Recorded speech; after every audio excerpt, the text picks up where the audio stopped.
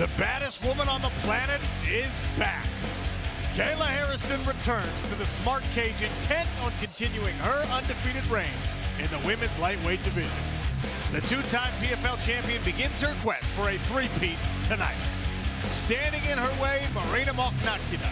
Does the seven-time Sambo world champion have what it takes to dethrone the most dominant fighter on the planet?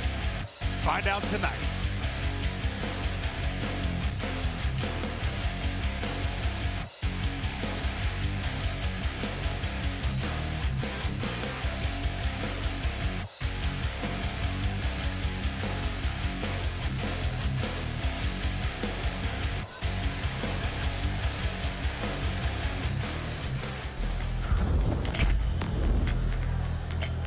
Coming up later tonight, Kayla Harrison, Marina Mokhnatkina. In our co-main, it'll be Ray Cooper III and Carlos Leal. Welterweights and women's lightweights take center stage here in Arlington, Texas for PFL 3. If you're not familiar with how the league works, our season format brought to you by Puncher's Chance Kentucky Bourbon. 10 fighters per weight class, 6 different weight classes. 2 regular season fights for each fighter. You get 3 points for a win, bonus points if you can finish. The top 4 fighters in each division make the playoffs. At the end of those playoffs is a $1 million championship fight.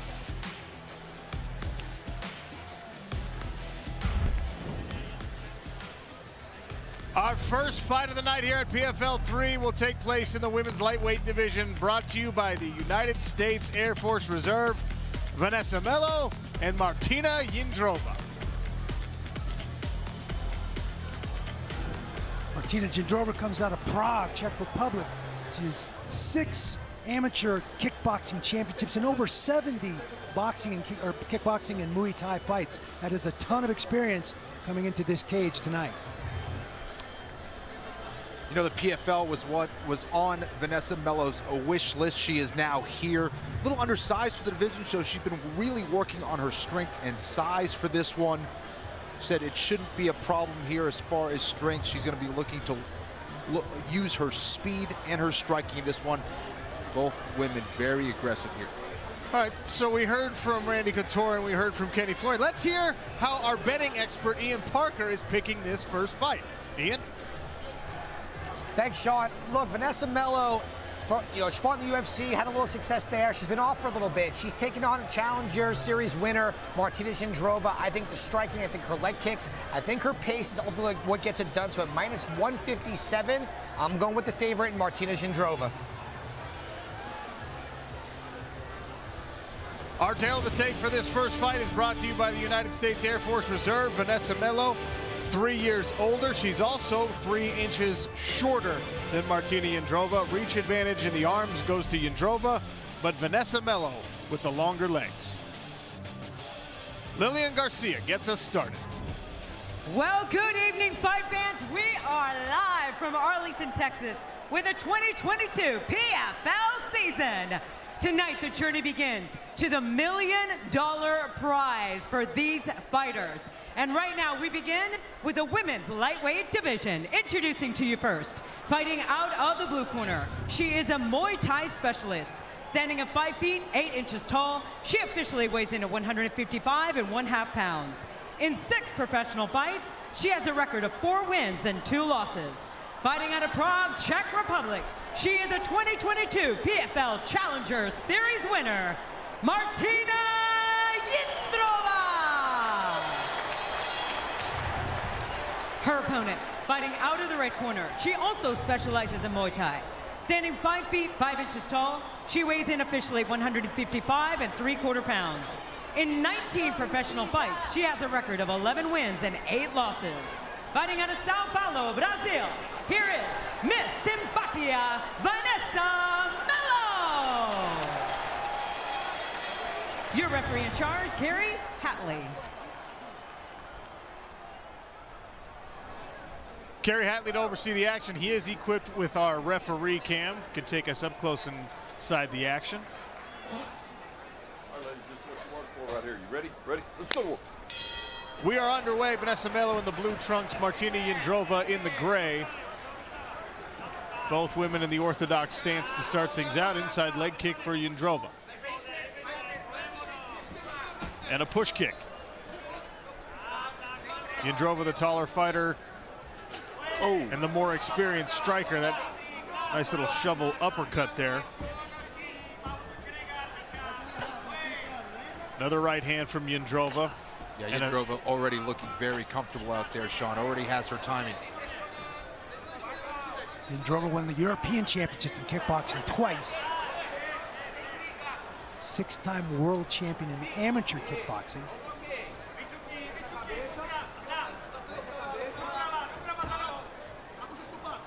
This is the first fight of our women's lightweight regular season.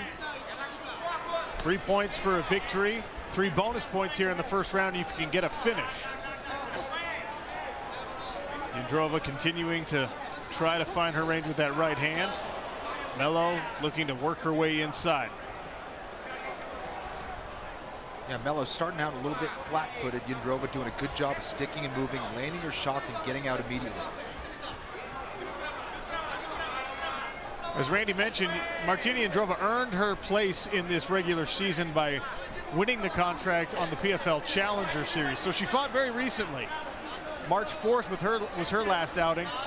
Vanessa Melo last fought and won in the UFC January 2021. Yeah, and Jindrova's opponent in the Challenger Series, another Brazilian, was very, very good. That was a tremendous fight. Yeah, back and forth affair.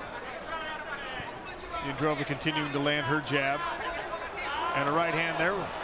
Melo snuck a left hook up over the guard.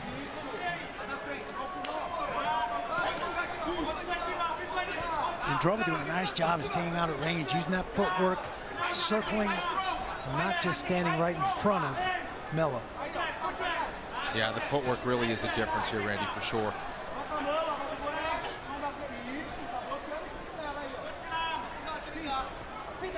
Melo, very durable, though. Very patient. She's been hit hard a couple times, hasn't let it affect her motion or movement. Jindrova goes back to work on the lead leg of Vanessa Melo. Ooh. Nice combination, finishing with the left for Jindrova. That one stumbled the Brazilian just a little bit. That right hand was right on the mark.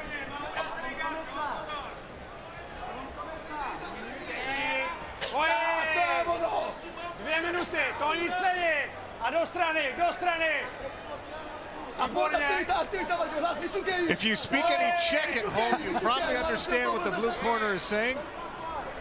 If not, our apologies for not having a translator.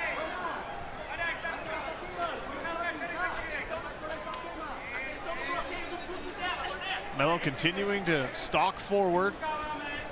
Jindrova content to circle around the outside of this smart cage. Coming up on 90 seconds remaining here in the first round.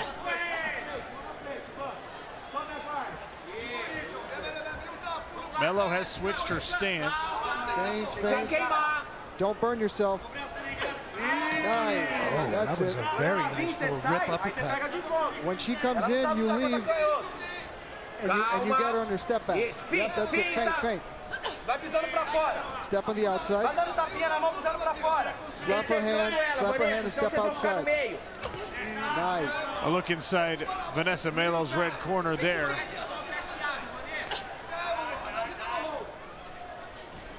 Not only is Jindrova throwing a lot in this round, she's landing with some serious efficiency.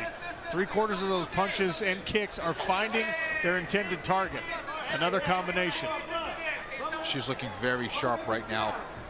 Also shifting her stances a little bit as she enters to confuse things a little bit there for Melo.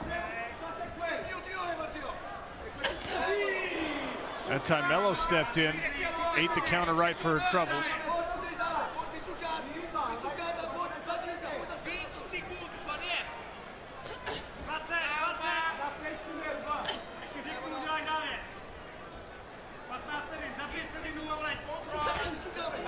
Another good right hand from Martina Jindrova. Randy, she's landed it a bunch.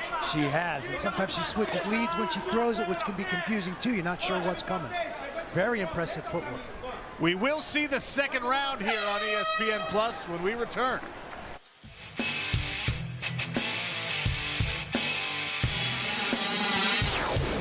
Manny Rodriguez here. A little recap from round one. Martina Jindrova, Vanessa Melo. Jindrova, you saw her. She started out taking control of the center, finding a range. She took her time, started, throwing that jab, finding out what the distance is. Then she found her rhythm, and you saw her a little bit more active. She was landing good combinations in this first round, and I have her up 1-0. There she is. You can see her in her corner. She's ready to go.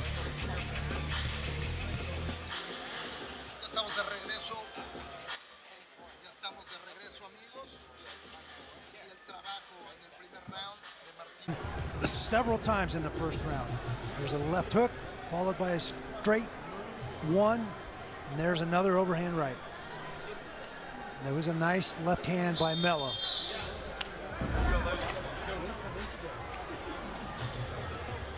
Sean O'Connell and Kenny Florian and Randy Couture here in the Esports Arena in Arlington, Texas. The first fight of our women's lightweight regular season inside the smart cage. That is Martina Jindrova. That right there, Vanessa Melo. Potentially still 5 points in the regular season standings on the line. Melo coming out in the southpaw stance again. Little stumble there from Martina Jindrova. Fighter performance rating favors Jindrova. No surprise there in round number one. The Czech fighter threw and landed more strikes. She gets right back to work with the combinations. Almost looked like Melo stepped on Jindrova's foot when she went to move back. It caused her to stumble. That could be a common thing with opposite stance if you get that open stance there. Shot to the body by Melo. Nice counter hook there by Melo, who's having more success in this southpaw stance. That's been her best counter strike from Melo. That right hook, as Jindrova pulls her head back but doesn't bring her feet with her, so she's getting caught sometimes with that right hook. I think Jindrova thinks she's tall enough to get her head out of the way, and right. A couple times it didn't work. Melo's starting to find her timing now. In and out goes Martina Jindrova, putting that Muay Thai and kickboxing experience on display here. Landed almost 50 strikes so far in the early goings of the second round. A little blood from the nose of Melo now.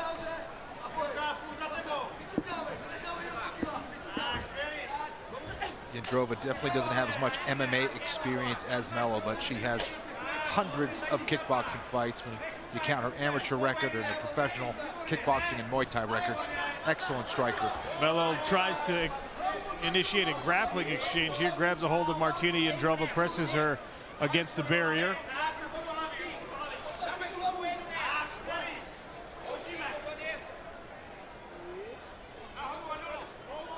Let's check in on the duck cam. Ian Parker, how you feeling about your pick? Feeling pretty good right now. Jindrova looked great in the first round. I was really loving that left lead kick into the cross hook combo for her. It was really successful. Randy mentioned she's doing a great job staying out of the range of Melo's hook while landing that cross. I think Jindrova, her size, her athleticism seems to be a real big factor here. She's looking great so far, and I'm pretty happy with this bet. Vanessa Melo trying to grab hold of a single leg here. Jindrova negating that with her own underhook. Halfway through round number two.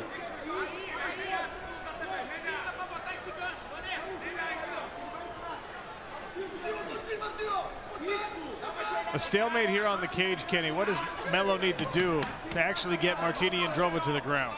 Well, she was in pretty deep on that single. I'm not sure she had good connection with her shoulder on the hips of Jindrova. Wasn't able to pull her off the cage where she had some space to kind of use her legs to get that motion to finish that single leg. Jindrova back out of distance. The hook lands.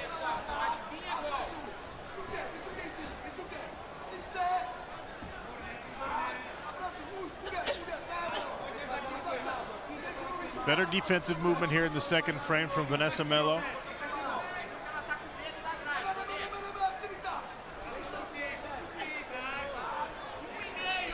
There's Julia Budd looking on from backstage. She'll be fighting later on. Part of this 155-pound women's lightweight division.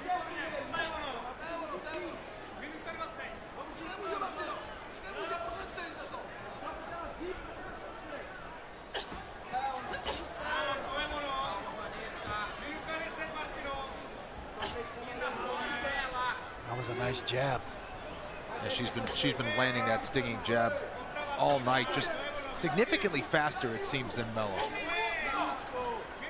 Jindrova getting away with throwing the lead in naked kicks, one shot at a time, because of that reach advantage and her experience in measuring distance.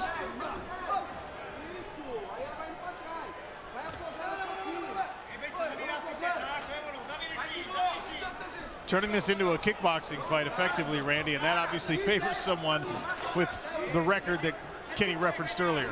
Absolutely, Jindrova definitely in her wheelhouse with 70 kickboxing matches, Muay Thai matches.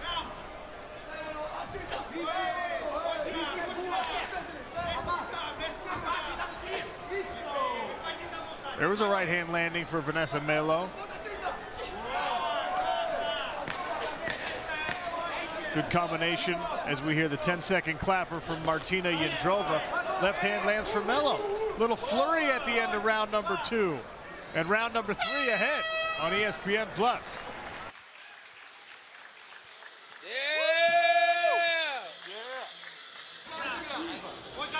Here we are with highlights from round 2.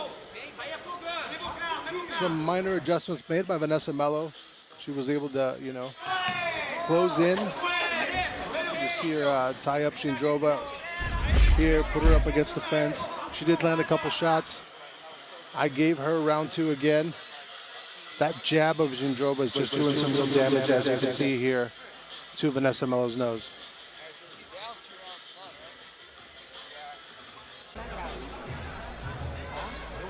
We continue to see some beautiful striking on display from Martina Jindrova. There's a beautiful inside kick. 1-2 combination. There it is again, inside. Just sharp combination after combination there from Jindrova. Beautiful flick jab, immediately gets out of range. Just taking advantage of the lack of footwork there from the Brazilian Vanessa Melo. Third and final round here in this regular season lightweight fight. Martina Jindrova in the gray trunks, Vanessa Melo out of Brazil in the blue. And a right hand from Jindrova stops the forward motion of Melo.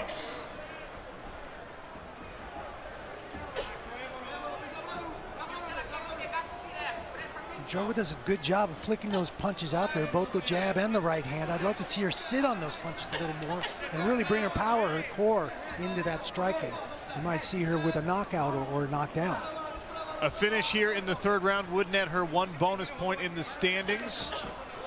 3 points for a victory, bonus points for a finish.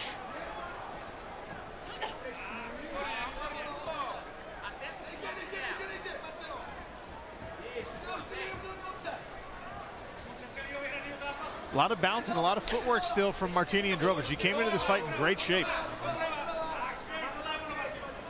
Yeah, that's where that quick turnaround really can be advantageous.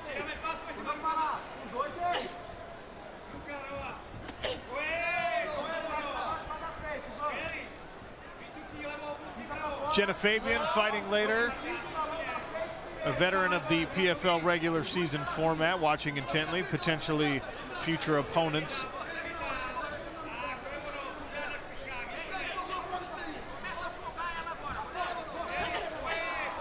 Nice combination there, a little exchange from both fighters.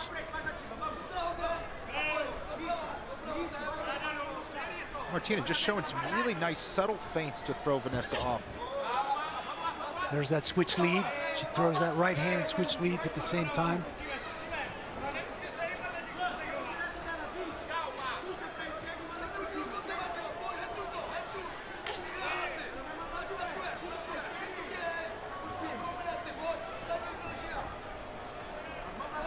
Three minutes remaining here in this fight.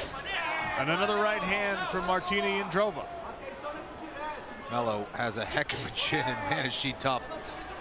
She just keeps plodding forward. Yeah, never changes her facial expressions either, just keeps coming forward. Having a hard time figuring out this distance and mounting any real offense. Martina Jindrova has settled into a nice rhythm.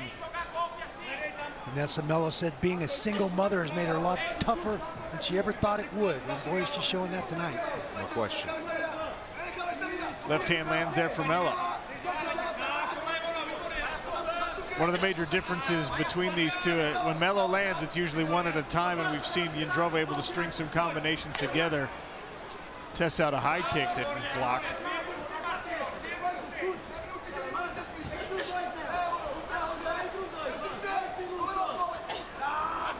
Good counter left from Jindrova on that one. Urgency from the corner of Vanessa Melo, calling for more action, understanding where this fight is likely at.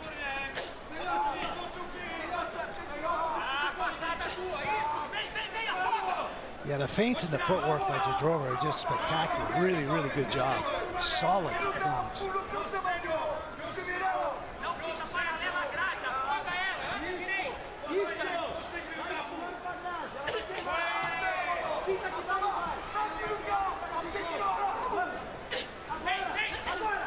Melo doing a little bit better of a job of cutting off those exits, but Jindrova still that excellent lateral movement, very sharp, getting in, getting out.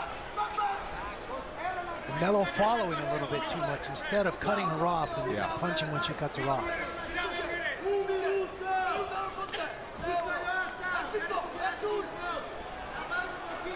Back to the southpaw stance goes Vanessa Melo. Jindrova content to circle around the outside, counter strike. Good combination on the backward motion there from Jindrova.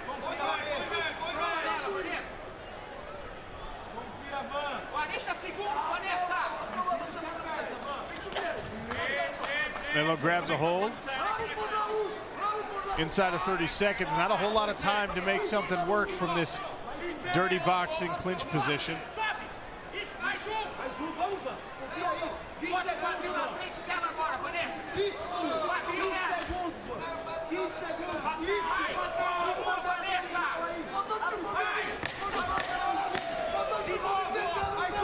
Ten-second warning. Vanessa Melo continues to grip the body of Martina Jindrova. Search with a couple of knees. And the fight will come to a close there. Impressive performance from Martina Jindrova. Newcomer to the PFL. Earned her contract only weeks ago on the PFL Challenger Series.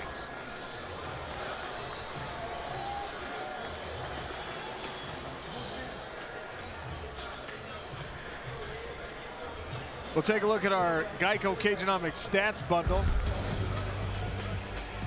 You can see the tallies, the strikes were landing. Martina Jindrova just shy of that century mark, Kenny Florian. She only landed 98. Well, they were all sharp blows, I'll tell you that. She was doing a great job of setting everything up with feints, her footwork, going forward, going backwards. I was very impressed. And the inside kick of Jindrova followed by the left hook.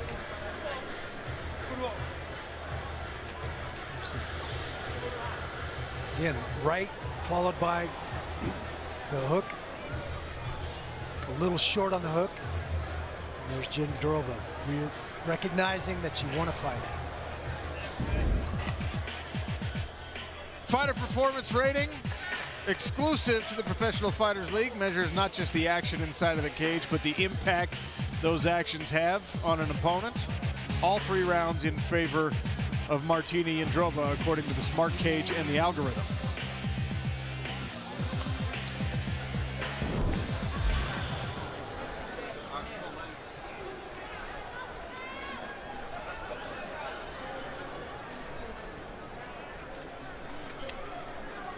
All right, who won this fight?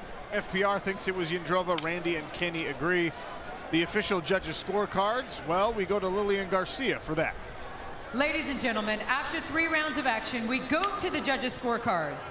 All 3 judges scored the bout 30-27. For your winner by unanimous decision, earning 3 points in the women's lightweight division, Martina Jindrova!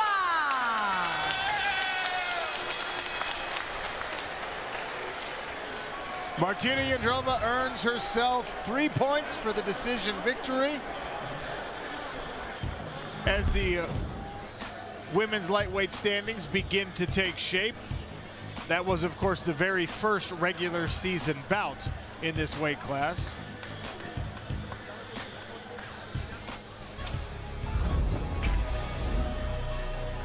All right, there's Abigail Montes still to come. That's AJ McKee for the uneducated out there.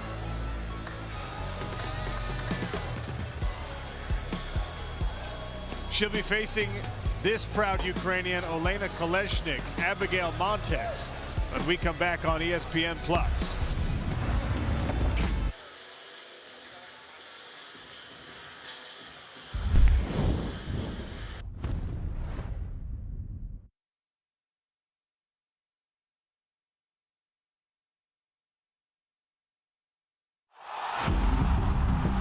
I'm taking deep breaths. I'm trying to stay calm, cool, and collected, and I'm reminding myself that this is my day, this is my purpose. I'm not afraid to win. Kayla Harrison, Olympic champion. Kayla Harrison, PFL champion. I'm the best, I'm the best. This is my day, this is my purpose. I'm not afraid to win. 3 hard rounds to win, 5 hard minutes, 1 minute at a time, 1 exchange at a time, 1 breath at a time. This is my day, this is my purpose. I'm not afraid to win. Kayla Harrison, the right hand coming down like a piston, and that's enough! My goal is to continue to better myself, to be the best inside the cage, outside the cage that I can be. I'm fighting for my legacy. Kayla Harrison, armbar submission! I think people underestimate how grueling a season can be. Most champions don't fight twice a year. I'm fighting 4 times in less than 6 months, and that's intense. You don't get a title shot based on being a star or not being a star. You don't get a title shot based on if you're a fan favorite or not a fan favorite. You have to go out there and you have to do the work. You have to go out there and win a fight. Kayla Harrison secures back-to-back PFL championships. That's what I love about it. That's what keeps me humble, keeps me hungry. Last season is over. The slate is wiped clean, and I have to go out there and prove myself yet again. I take nothing away from these girls. I'm looking forward to having the opportunity to face off against each and every one of them, but whoever I fight is who I fight. I don't care if it's Julia Budd, Larissa Pacheco, Marina Mokhnatkina, King Kong, it doesn't matter.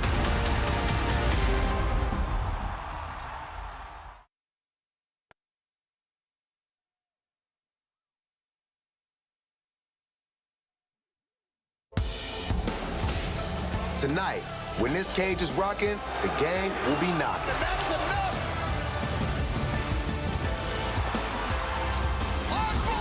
It's welterweights and women's lightweights, bringing the heat. The baddest woman on the planet steps center cage. 2-time champ Kayla Harrison puts her perfect record on the line. Kayla Harrison, back-to-back PFL championship. Plus, another double champ. Ray Brada Cooper hopes to unload a ton of Hawaiian hurt. Wow! Ray Cooper knocks out Magomed. And can you smell the redemption in the air? Top-ranked Rory MacDonald returns to the cage. There it is, and there's the tap. And Anthony Showtime Pettis can't wait to bring it. Oh, my goodness. This card is stacked and loaded. Wow, I have chills. The PFL starts right now.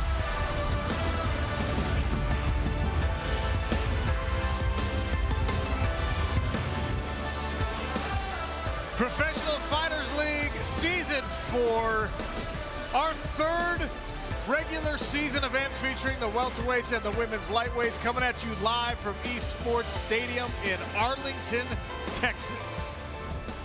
Sean O'Connell and the legendary Randy Couture, our MMA guru, Mr. Kenny Florian, and how about the return of Kayla Harrison in our main event tonight. Randy, baddest woman on the planet, still undefeated. Feels like nothing left to prove, at least for most of us, but that's not how Kayla sees it. Yeah, that's very true. What interested me about talking to Kayla is, Kayla, when is the last time you lost? And she spit it out exact. She said, February 7th, 2016, the Brazilian in Paris. I mean, she knew right up to the way, it's like it was still on her back. Now, a lot of fans are giving her a hard time, feeling like she's talking about legacy, but she's not left the PFL. She's doing exactly what she needs to do for her family, and I challenge Nunes or Cyborg, you know what, come see if you can get through a PFL season. Here's a gal that's very well-rounded, 2-time judoka gold medalist, takedowns are on point, ground and pound is amazing. She said she's been working diligently on her striking in the off-season, like she needs to be more well-rounded. She's as dangerous as they come. She's going to be a handful for anybody this season. A continually improving Kayla Harrison is a terrifying prospect for anyone in this women's lightweight division. But Marina Mokhnatkina said That's the fight I want. She comes in with big-time credentials. Will it be enough? Yeah, listen, we've seen so many great fighters come from combat sambo. She is a 7-time world champion in that sport, so she has the right background. It's a very similar sport. And when you look at her takedowns, we saw that on full display last season. She had excellent control. Anyone from a sambo background, you gotta watch out for their arm locks, but in particular, you gotta watch out for their leg lock game. And the thing about the leg lock game is you can string those submissions together one after another. I think she's gonna look for those or use her grappling to try to keep this fight on the feet and test the striking of Kayla Harrison. All right, a very interesting main event, but please, please, can we talk about the co-main event? Ray Cooper III, the hardest hitting welterweight on planet Earth. I will stand by that statement every single time. And Kenny, he's back. I expect violence.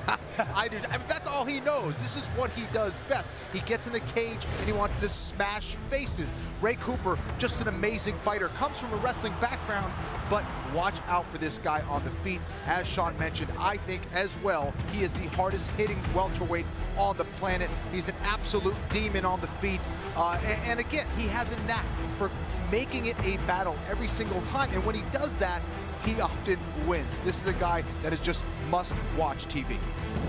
And by the way, if Ray Cooper doesn't fight angry enough already, he actually missed weight for this fight, which means he's down a point in the standings. He's pretty upset because he has to give up a percentage of his purse to his opponent, Carlos Leal. And this is a guy who just earned his place in the PFL. He actually fought twice on our Challenger Series, was victorious in both of those fights. He's an LFA champion. He's a rising prospect on a 10-fight win streak. But man, what a test for him tonight, Randy. Yeah, you want to talk about mirror styles. Ray Cooper, Carlos Leal, they have very, very similar styles. Both guys have tremendous power in both hands. Leal may not have the wrestling credentials that Ray has, but he comes to fight. He won one of his Challenger Series fights by knockout. He went the distance with the other one, so you know he's conditioned. He can go as long and as hard as he needs to go to get the job done. This is going to be fireworks. There is no way this fight goes the distance. Somebody is hitting the deck in this one tonight, no doubt about it. All right, so we have a stellar main event, an incredibly violent co-main event. That's enough. That should be enough for any fight fan out there. But take a look at the rest of the card. This right here is a veritable cornucopia of immeasurable combat riches. Look at that. Kayla Harrison, Ray Cooper III. Oh, and by the way, Anthony Pettis in a special lightweight feature. And Rory MacDonald, in case you were hoping you'd see more legends on the card tonight. Larissa Pacheco will open our main card on ESPN2 and ESPN+. She is gunning for a third straight season where she will fight Kayla Harrison. She wants another opportunity to pull off that upset. So far, she hasn't been able to do so, but she thinks this is the year. All right, let's talk about Anthony Pettis. He is the final fight of our lightweight regular season, at least the first half of the lightweight standings in the regular season. Last year, let's tell it like it is. He came to the PFL and he had a couple of unsuccessful outings. He was very frustrated by that. He went back to the drawing board. Yeah, that's right. And listen, he was humbled, and he told us that. And he's made a lot of changes because of that. That's what you want to hear. That's what you want to see. It seems like he's been putting a lot of work in the gym in preparation for this. He actually came up to us in the final last year and said, listen, I didn't know what I was getting into. This was the hardest thing that I've ever done in my mixed martial arts career. That says a lot. This is a former UFC lightweight champion. He wants to get back to that form and show that he's a completely different guy this time around. Well, and like I said, he's not the only legendary name on the card tonight, because Rory MacDonald, part of this welterweight division, obviously vying for a championship run of his own, and not a dissimilar story from what happened with Anthony Pettis.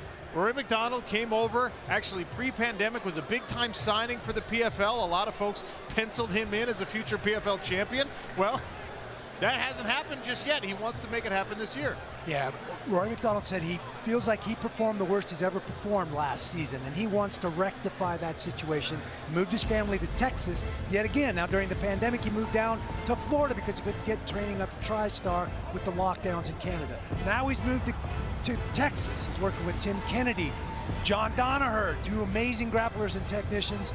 He said he's shoring up his grappling. He felt like that was the weakness that he had. That's what cost him in the Ray Cooper fight. He's well-rounded. His conditioning is great. He feels like this is the best he's ever been, and he thinks he's going to prove it this season. He's going to be on track. All right, those fights we just talked about will be part of our ESPN2 and ESPN main card. How about this, though? We've got a bunch more action still to come on our opening card exclusively right here on ESPN Plus. You can take a look at the odds. Up next will be Elena Kolesnyk. She's the underdog against Abigail Montes. Still to come, Joao Zeferino and Dilano Taylor in a featured welterweight bout. And Julia Budd makes her highly anticipated return to the PFL Smart Cage. This will be her first as a regular season fighter. There's Abigail Montes. She burst onto the PFL scene last year when she took out the highly vaunted boxing star crossover, Clarissa Shields. Elena Kolesnyk brings big-time power and a lot of hunger into the Smart Cage. Next.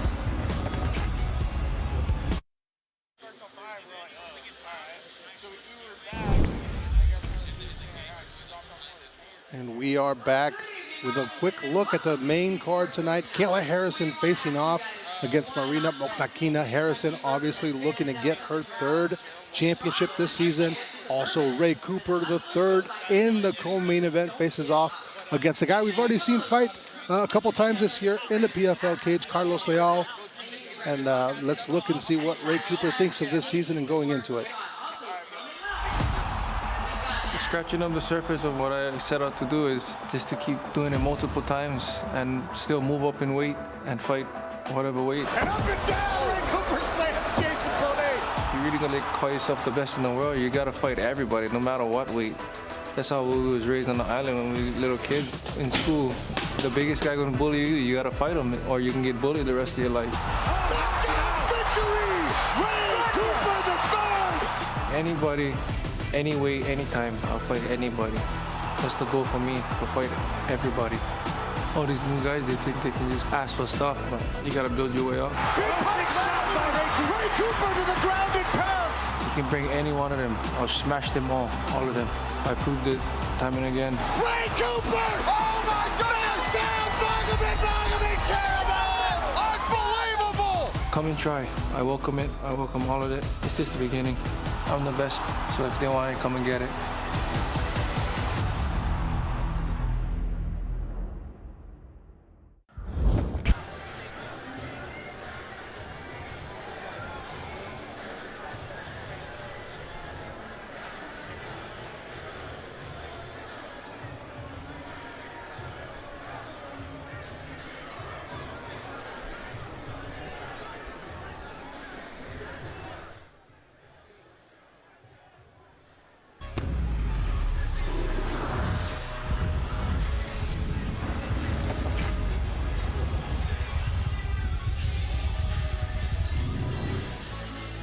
Welcome back, fight fans. That is beautiful downtown Dallas, Texas.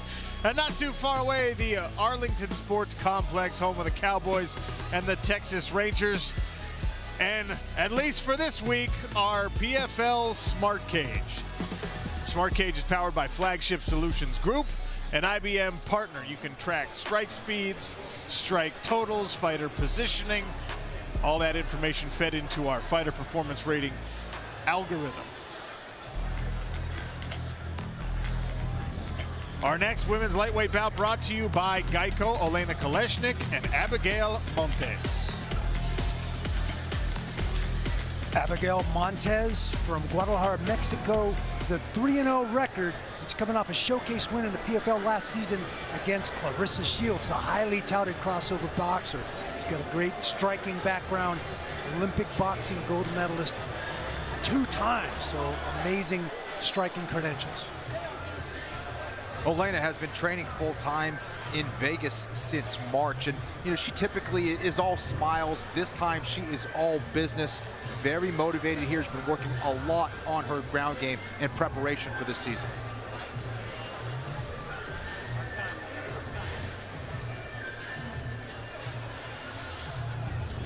Here's our Geico tail of the tape for this women's lightweight affair.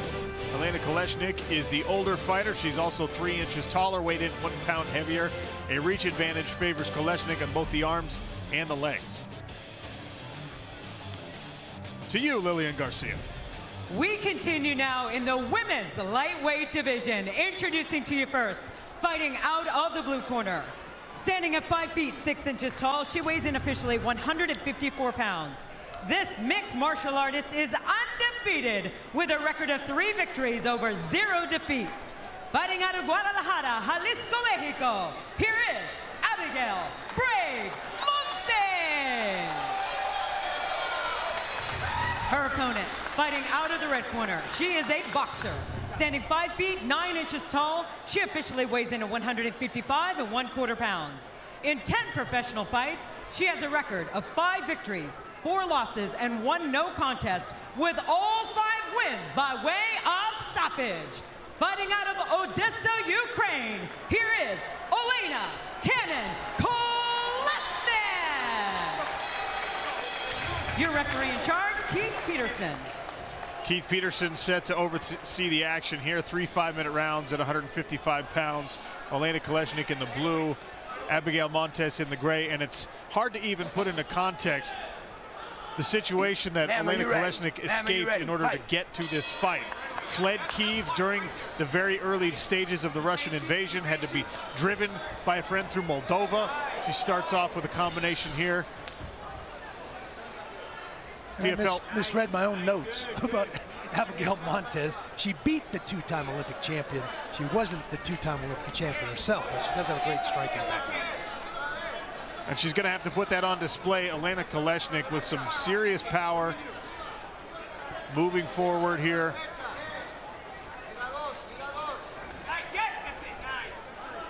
Good pressure, Kolesnyk. She's cutting her off well, keeping her right at the edge of the cage. Yeah, this is exactly what she wanted to do here against Montes.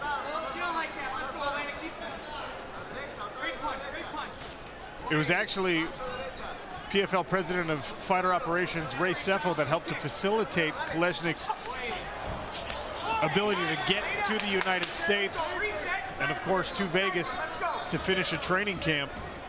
She was very emotional telling the story of how she got here. Very, very grateful to be here fighting inside a cage. Nice counter striking there from Olena Kolesnyk. Caught 2 right hands on the charging Montes, and this time Montes cracks with an overhand. Kolesnyk doing a good job of moving her head out of the way of some of those punches. We didn't see that from her last season. Yeah, Montes not really able to find her range at this point, and this is the fight that Kolesnyk really wanted. If you remember Olena Kolesnyk's fight with Larissa Pacheco last year, she was very aggressive. She was landing big-time combinations. And Randy, to your point, she charged right into a right hand that ended up putting her out. She wanted to work a lot more on the head movement. Nice combination. Montes swinging away as well.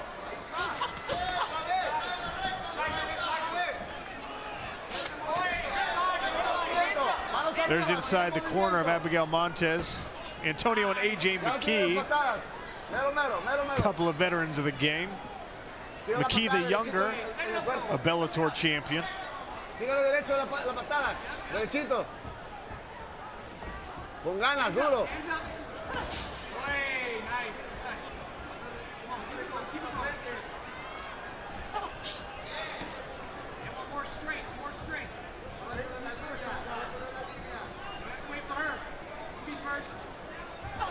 Interesting, we've seen Olena Kolesnyk be the aggressor in past fights, Kenny. She's counter-striking here. Yeah, I mean, she's waiting for Montes to throw because Montes isn't really looking at the target. She's kind of winging punches, throwing herself off balance a little bit. Kolesnyk going second, landing some good shots just like that right there. Beautiful left hand right down the pipe. And I'm just surprised that Montes hasn't taken more of the approach of a grappler here against Kolesnyk. That's how she was able to get the upset victory over Claressa Shields last year in the showcase bout. And that really elevated her place in the sport. People didn't necessarily know much about her previous to that match. Nice combination and flurry from both fighters as we approach 90 seconds remaining in this first round.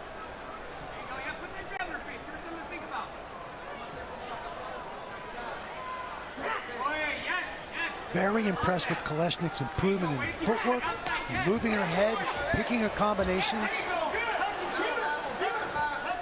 Landed 2 there and then grabbed a hold of Abigail Montes, forced her into the barrier. You can see the Cageonomics stats relatively even between these two women.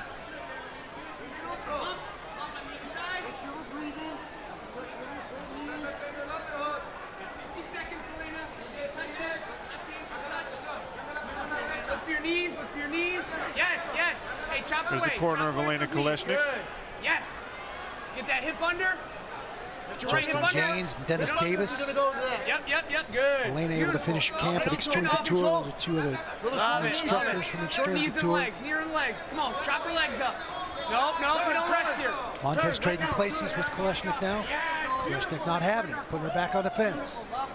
Yeah, she has that high underhook, doing a good job of getting head position. Nice exit there with that combination.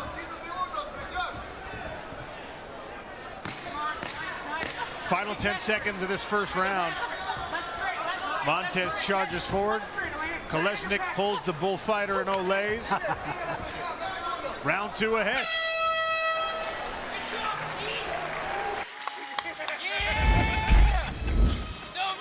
And here we are, highlights from round 1. Manny Rodriguez back. Elena Kolesnyk facing off against Abigail Montes. It was very back and forth. Montes a little bit tighter with her guard, a little bit tighter with her defense, better head movement, and probably a little bit more accuracy, but just not as active, not as aggressive as Elena Kolesnyk, who was really trying to take her head off in that first round. I think she needs to settle down a little bit and be a little more accurate with her shots.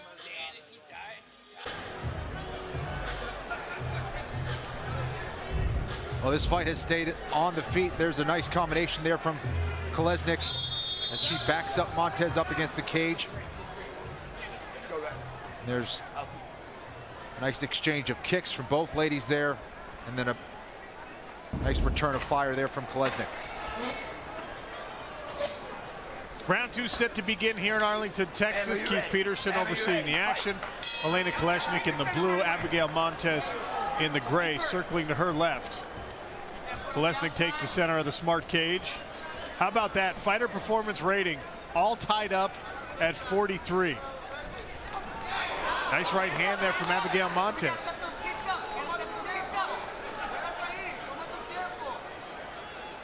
And you can see it has been tit for tat. 27 strikes landed so far by Kolesnyk, 29 by Montes. One could make the argument that Kolesnyk has landed the harder strikes in round 1. A little bit of blood from the nose of Abigail Montes in the corner between rounds. Also a small mouse under, I think it was her right eye.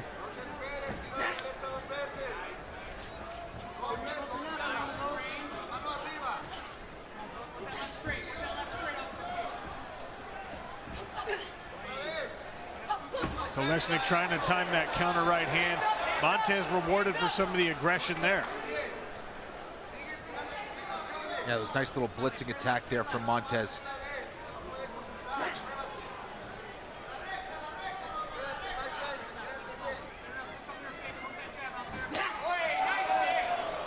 High kick glances off the guard of Abigail Montes.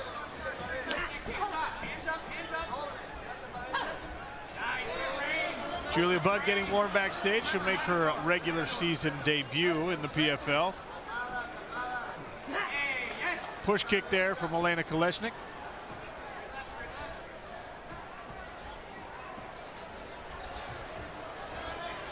Montes pushing forward now and trying to bring the fight to Kolesnyk.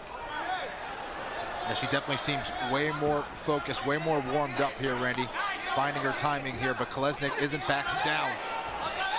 Kolesnyk trying to be the counter puncher. Nice combination right in front of the broadcast position. Here comes big shot by Montes. Yeah, she landed a beautiful right hand. Continues to do so. She's got Kolesnyk on the retreat. Nice movement outside the range there for Kolesnyk. Montes grabs a hold, presses her against the cage, and now gets into this single leg attempt. Thought we might see it earlier in the fight. Here she is engaging in some wrestling halfway through round 2. Kolesnyk with the overhook. doing some hand fighting, trying to pull Montes up, keep her up chest to chest, and off of her hips. Montes with the lock, the high single, trying to walk her hips in and get Kolesnyk off of her feet. Kolesnyk making that very, very difficult. There's a look inside Montes' corner, Antonio and AJ McKee. Not particularly vocal at this moment.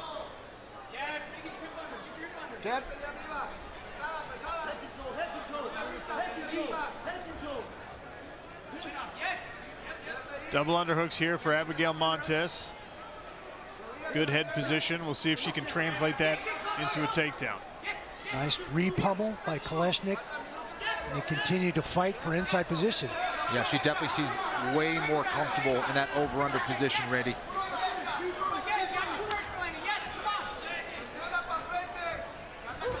Nice uppercut and a right hook to finish for Kolesnyk. Montes is happy to swing away as well. Montes just needs to be careful, not look straight down as she's throwing punches. That's where she can get caught with a knee or an uppercut. Another good stiff punches by Kolesnyk. Combination was the word I was looking for. Yeah, she's starting to throw the straight left hand as part of combinations, and it's landing consistently here in the late goings in round 2. Nice work turning out, taking the angle. I'll tell you what, significant improvement from Kolesnyk this season. Man, the head movement, the footwork. And somehow doing it at that little quaint gym that no one's ever heard of, Randy, down in Vegas. Oh, nice left hand and a right, comes right back. What a fight. Another combination and a big flurry here. Almost a clash of heads there. 10 seconds remain in the round. Oh, she thought it was the round. Elena Kolesnyk almost got caught off guard there. Mistook the clapper for a buzzer. Round 3 next.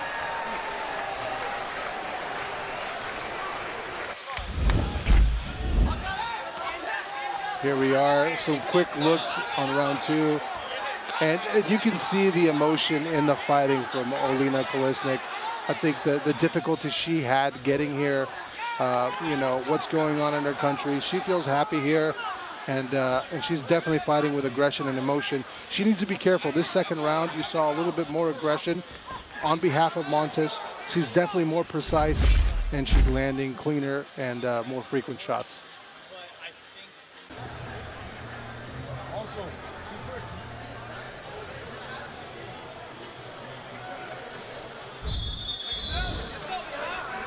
There's Montes setting up a nice straight right hand right on the button.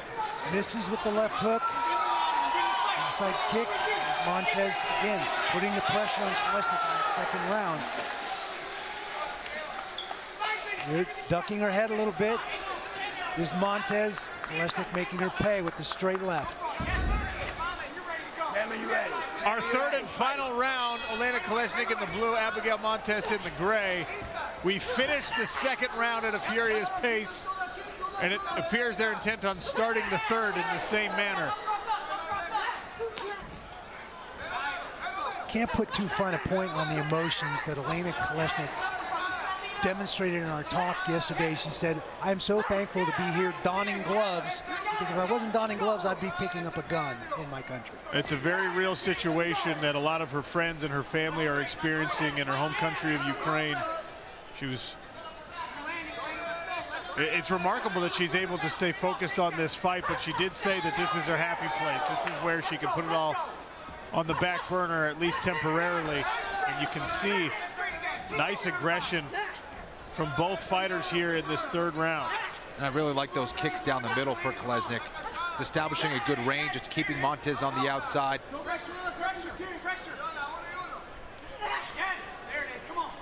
I'd be curious to know how this fight is being scored by the judges. A very close first round. Fighter performance rating actually had it completely tied up. A strong finish to round 2 for Kolesnyk, but some great moments for Abigail Montes in that frame. And you can see the Cageonomic stats are still incredibly close between as the spinning back fist. Hey, look, if you're going to get off balance out of the right, you might as well throw something spinning.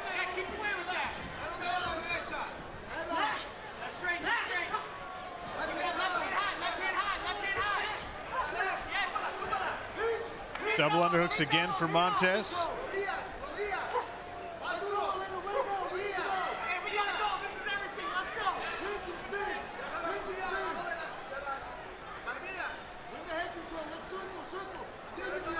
Montes in a great position here with these double underhooks. You see Kolesnyk trying to fight for that right underhook. She seems way more comfortable in these exchanges up against the cage. There's that underhook. I just like to see her throw more punches from there. She's able to flip the position here. Disengages. Another front kick. Inside Elena James in the red corner. Halfway. Straight punches. Keep those straights going. Keep those straights going. Hands first. Yes. Let's go. Let's go. Nice inside Nice kick by Elena. Kolesnyk. Let's go. Put Buckled that the straight leg at. of Montes. Hands up. Left hand high. She's gonna get desperate and look for the overhand right. Just like that. She's gonna get desperate. Keep that. Gotta keep that. Abigail Montes charging in, winging the big right hands. You heard the advice. Straight left lands for Elena Kolesnyk. These women are not afraid to bite down and throw. Yeah, Montes really starting to pressure now. Throwing some serious heat, just lacking some accuracy. And that Kolesnyk moving her head so much better this season. Tough fight to score. Both gals doing a great job.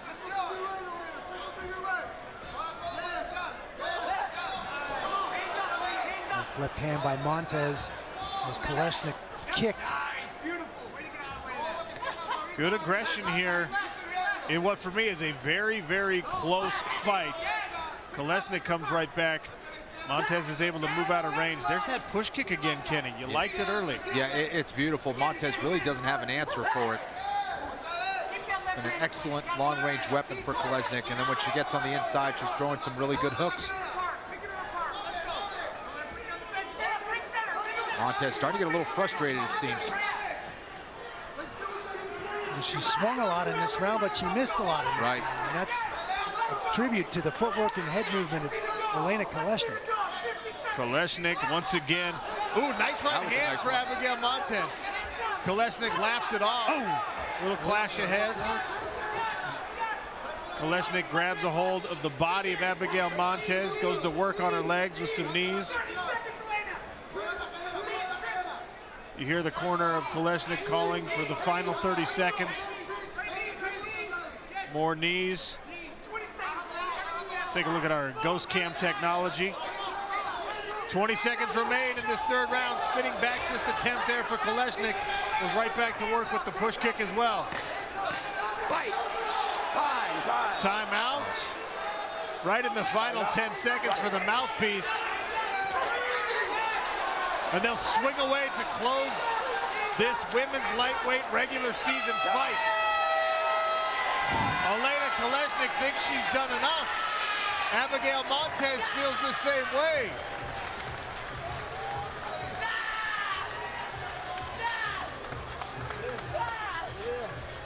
A very emotional Elena Kolesnyk.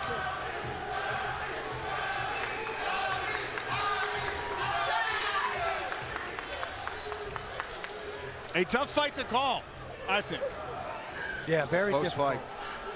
You know, was it the forward pressure in round 2 and round 3 of Montes that's going to sway the judges? Was it the counter punching of Kolesnyk in those rounds?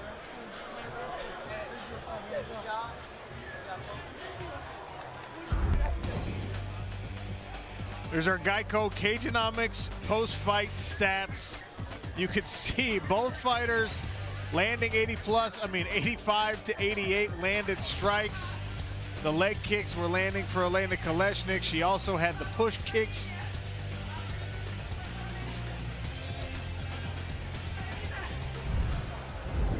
Well, this fight really stayed on the feet. Had some exchanges in the clinch, but this was pretty much the fight. Some good exchanges in the center of the smart cage here.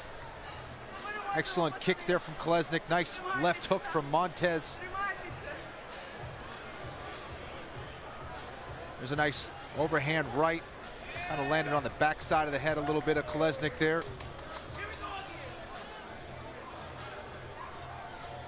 Montes landing that left hook. Kolesnyk's got to be careful. She doesn't get to stop the fight. You got to wait for the referee there. Nice combination there from Kolesnyk. Nice return there from Montes. Both women raising their hands, thinking they won the fight. It was certainly close. We'll see what fighter performance rating thought of this fight. Tied in round 1. The algorithm favored Abigail Montes by the narrowest of margins in round 2 and round 3.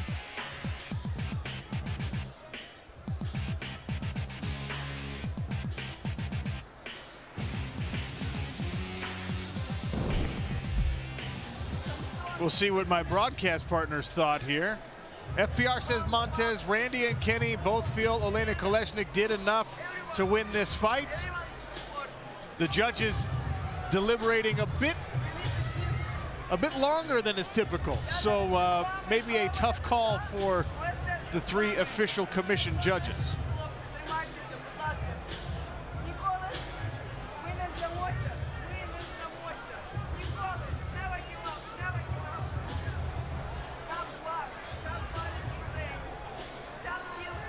Very emotional, Oleinik Kolesnyk calling for the end of the war in Ukraine.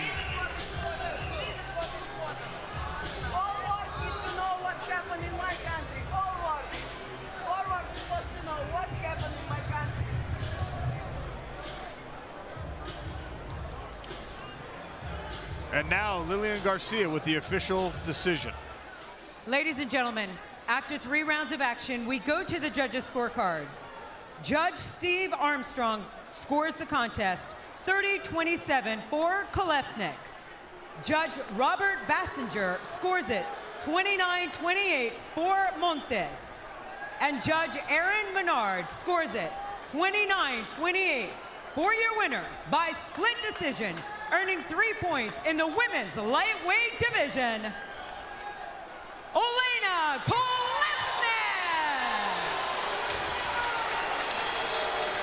Oleinik Kolesnyk very happy to hear her name called, not just because of the points, carrying an incredible emotional burden into this fight, and was able for 15 minutes to focus in and put on that performance. She earns herself a spot in the standings.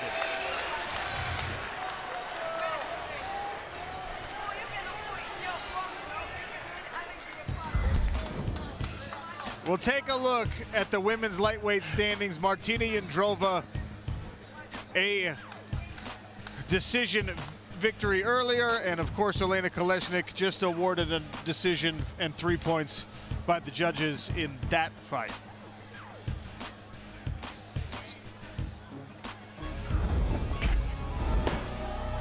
There's Joao Al-Silawi, a Jordanian, making his PFL regular season debut. Gleison Tibau, the veteran, taking on the newcomer when we return.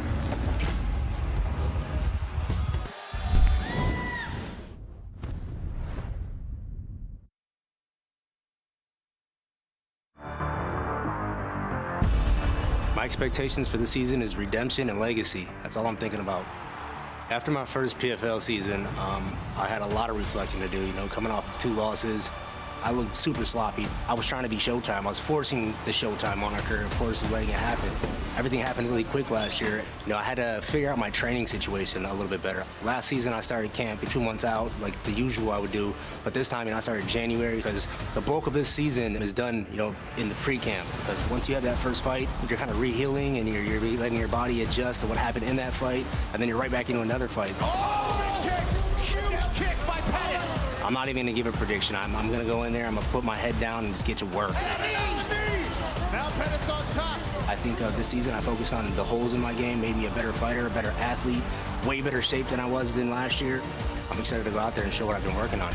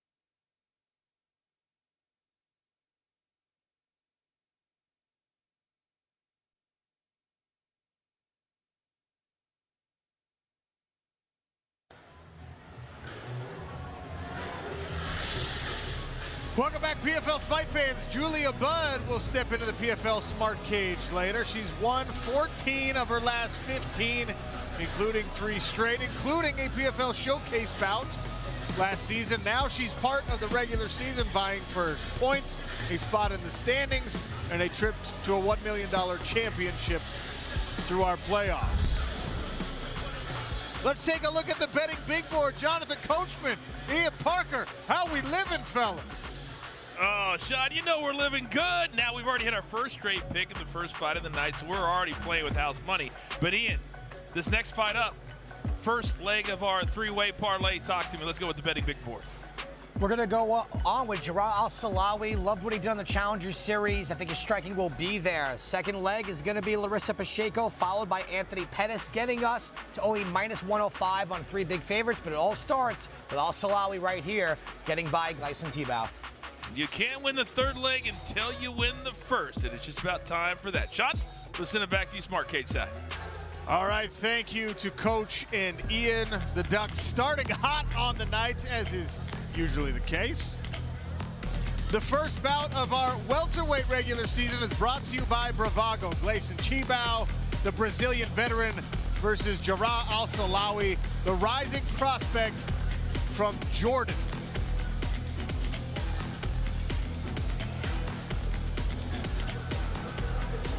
There's Joao Al-Silawi. We saw him impressive flying knee victory in the Challenger Series, where he earned a contract on a night full of good fights and finishes, Kenny. Yeah, it was tremendous knee knockout. And that's the way he fights. He loves to move forward, loves to look for the finish. I think he's going to try to do the same here against Tibau, but Tibau, tremendous takedown artist. Well, this is one of the really interesting things about Tibau, right? This is a guy who, if you're not significantly better than him, you just can't beat him. He's one of those guys who will just grind his way to victory. He's a hard man to beat. He's a nearly impossible man to finish, and he's incredibly experienced. Short, stocky, athletic, great in the clinch, good power in both hands. He's a well-rounded, experienced fighter. He is 38 years of age. I also am 38 years of age. I am not maintaining that kind of muscle mass. Bravago presents for you the tale of the tape in this one. As you can see, Tibau, the much older fighter. He is also 3 inches shorter than Joao Al-Silawi. Silawi with a reach advantage in both the arms and the legs. Lillian, let's go. And now, the journey officially begins in the welterweight division. Introducing to you first, fighting out of the blue corner, he is a kickboxer. Standing at 5 feet, 11 inches tall, he weighs in officially 170 pounds. In 20 professional fights, he has a record of 17 victories and 3 defeats, with 12 wins by way of stoppage. Fighting out of Amman, Jordan, he is a 2022 PFL Challenger Series winner. Here is the Jordanian Lion, Joao Al-Silawi. His opponent, fighting out of the red corner, he is a jiu-jitsu practitioner. Standing at 5 feet, 8 inches tall, he weighs in officially 169 1/2 pounds. in 52 professional fights, this veteran has an impressive record of 37 victories and 15 defeats, with 18 wins by way of stoppage. Fighting out of Rio Grande do Norte, Brazil, here is Gleison Tibau. Your referee in charge, Gary Copeland. Gary Copeland will oversee the action. You see the ref cam as part of those glasses. He'll be taking us inside the smart cage. Touch of the gloves. Gleison Tibau, the southpaw in the blue trunks. Joao Al-Silawi in an orthodox stance in the gray.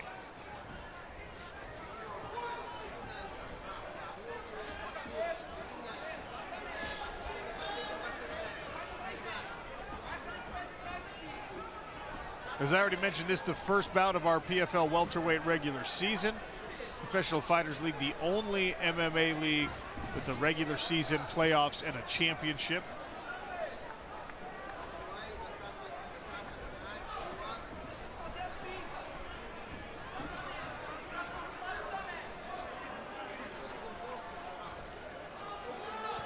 Al-Silawi really being very patient, trying to keep Tibau on the outside, using those long frames. Looks like he's trying to set up the big right kick upstairs.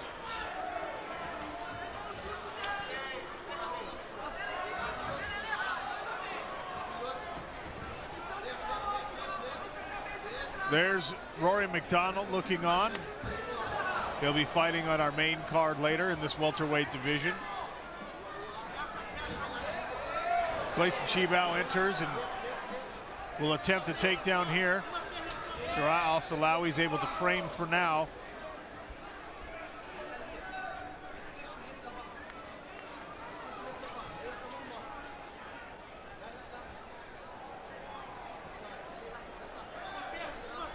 Tibau with the right underhook. Oh. Nice knee by Al-Silawi. Scooping uppercut there attempted by Al-Silawi. Joao Al-Silawi is the #1 prospect out of the Middle East, a scene that is really starting to produce some significant talent in the sport of mixed martial arts. Randy, he got into that sort of unfortunate space where he was a 2-division champion over in Brave. Nobody wanted to fight him. He's got a lot of experience, a good record, but it's hard to find fights when you get to that crazy dangerous level. People don't want to be the UFC veteran that lost to you or the PFL veteran that lost to you. So Challenger Series was the solution for Joao Al-Silawi, and here he is in the regular season. Al-Silawi really trying to set up that right hand, doing a good job of stopping the takedown attempts from Tibau so far, as that overhook and that frame underneath the neck of Tibau, driving that chin upward, getting rid of that head control of Tibau. Al-Silawi recognizing you go where your head goes. Yes. Bring that head up, pretty tough to get down on those hips and take you down. Very impressive here by Joao Al-Silawi to find ways to negate the absolute overpowering physicality of Gleison Tibau.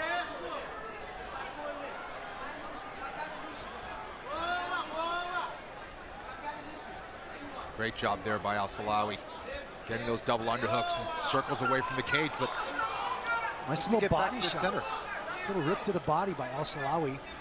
He's doing a great job of taking the opportunities on exits as they disengage to try and sneak significant strikes in. Leaping hook attempt there from Al-Silawi. Tibau, the veteran, ducks underneath.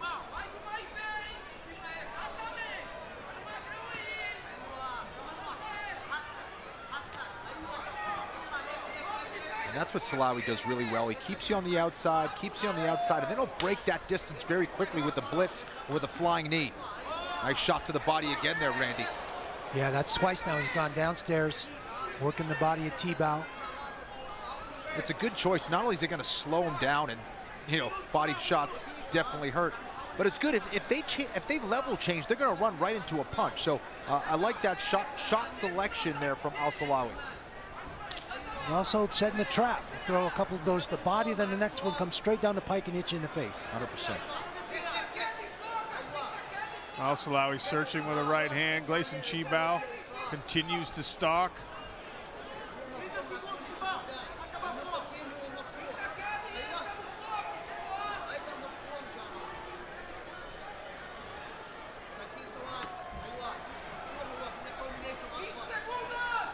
Not to belabor the point on Gleison Tibau's age, he is 38 years old. He made his professional MMA debut in 1999 as someone who was also 38 years old in 1999. Amazing. That means he made a professional debut as a freshman in high school, 15 or 16 years old. Unreal. Round 2 when we return. Only in Brazil.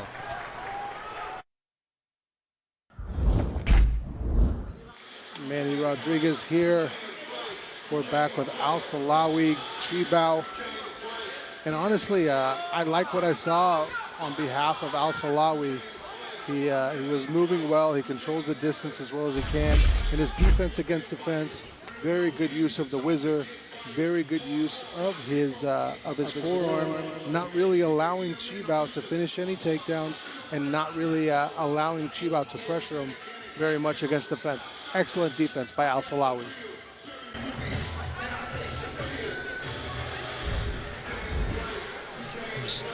Al-Silawi doing a nice job of framing the head, brings that knee up. There's that height and length advantage being taken advantage of. Tibau in on the takedown. Al-Silawi doing a great job of repummeling, trading places, and finding his way out of the clinch. There's a body shot by Al-Silawi. He landed a few of those in the first round. Round 2, ready blue? Round 2, ready red? Fight. Joao Al-Silawi showing off his own experience. 20 fights into his mixed martial arts career. Fighter performance rating actually favored Gleison Tibau in what was a chess match of a first round. Nice right hand there as Al-Silawi backs up. Tibau seems unfazed and continues to press forward.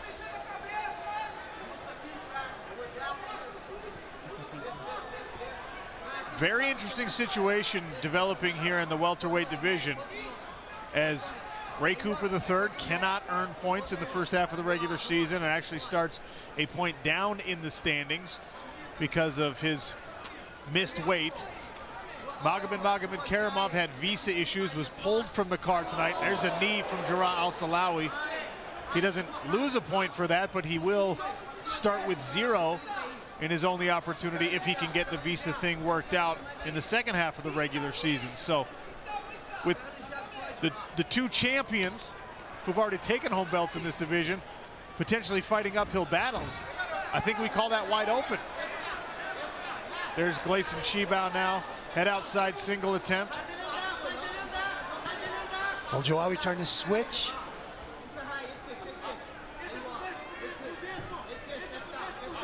Nice takedown defense. Yeah, this is definitely the best entry so far from Tibau. As he gets a lot closer, he's locked his hands. And deep. And he's able to get Joao Al-Silawi down to the seat of his shorts, at least for now. Al-Silawi posting on that left arm, ready to elevate himself. Easier said than done. Tibau doing a great job of hooking that leg. He's triangling his legs there. And Silawi can't get back to his feet. He's trying to escape that left leg, but cannot do it. Well, Silawi's using that whizzer, trying to hip over, but his bottom leg is trapped by Tibau. It's not allowing him to switch his hips and use that power to come up. Yeah, he's tying up that leg beautifully. He's angling his hips. He's relaxing his body into the floor, and now has much better position as he settles into more of a guard here on top. This is what Tibau does best right here. Excellent control, good head position here. Doing it up against the cage here as Silawi tries not to concede.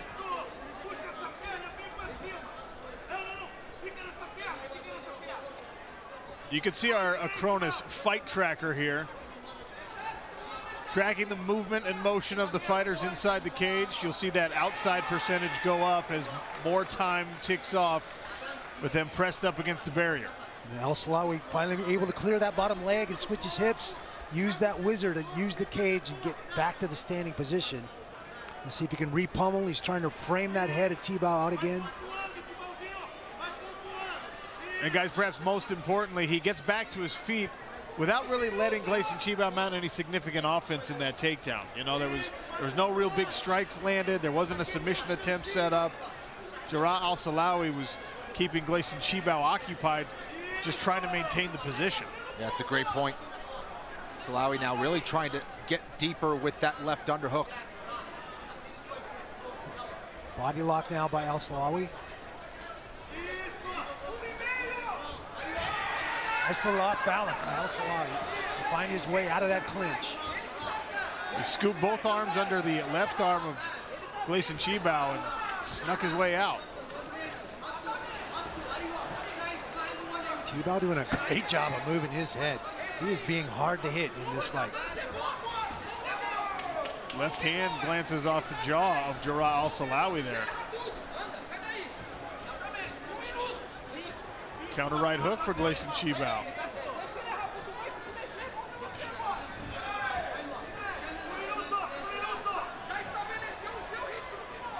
Tibau still has a bunch of tricks up his sleeve as a true veteran, has more experience than anyone in the PFL.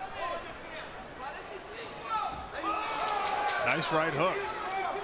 Gleison Tibau, as we said, you can't really put the guy away very easily. And he hangs around, and the longer he hangs around, the more likely he is to pull some trick out.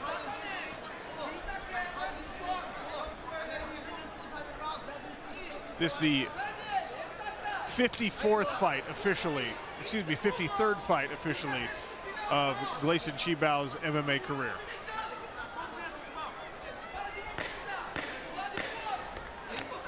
Oh, another right hook from Tibau to counter the knee. He shoves Joao Al-Silawi to the ground. Al-Silawi right back up. Tibau grabs a hold to end round number 2. Another very interesting round at welterweight. Round 3 next. We are back in between rounds. More of the same in round 2. Gleison Tibau was a little bit more aggressive. Being the veteran, you see him here pressuring against the fence, working towards this double leg takedown. He's able to get him on his hip, but he wasn't able to control him. Very good use defensively of the fence and of the wizard by Al-Silawi. The second Gleison Tibau kind of let go of his leg, he was able to get back up and get back to the fight that he's looking for. He's trying to maintain space, land quick shots, and I have him up 2 rounds.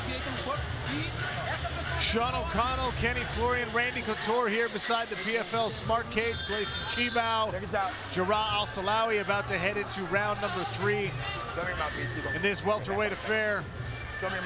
3 points for a win, bonus points for a finish, which means one of these men still could grab 4 points in the welterweight standings.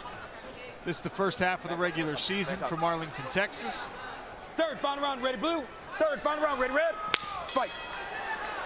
I have this 1 round apiece. Now, I disagreed with the algorithm in the first round. I thought that Al-Silawi won the first round. I thought Tibau with the takedown and the couple of left hooks that he landed in the second round clearly outwon the second round. So I'm with you on that, Randy. FPR agrees with both of you on the second round, at least.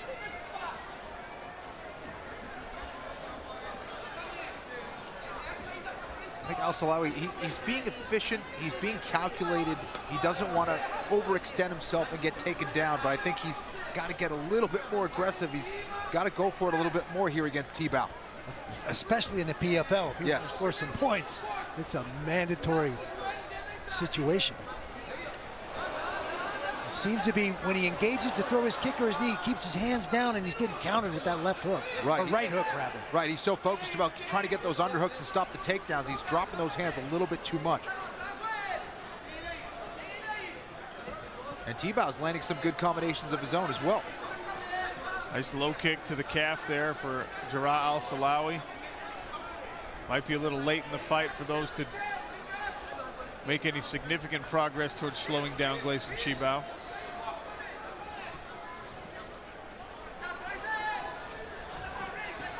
Got a stumble there from Al-Silawi.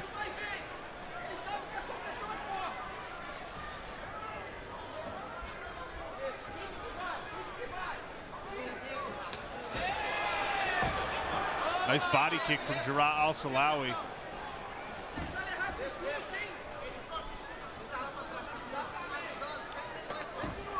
Knee attempt again from Joao Al-Silawi. He's tried several times to land that. That's how he got a contract in the PFL.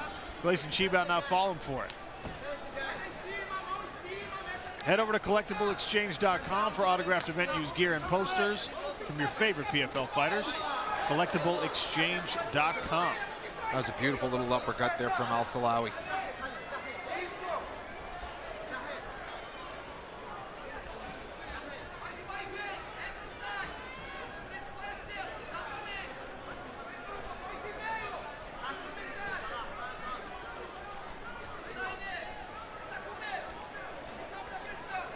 Always changing leads.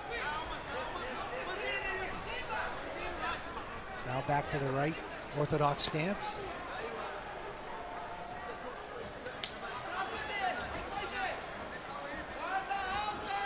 Right hand. Tibau in on a takedown attempt. 2 minutes to work from this position.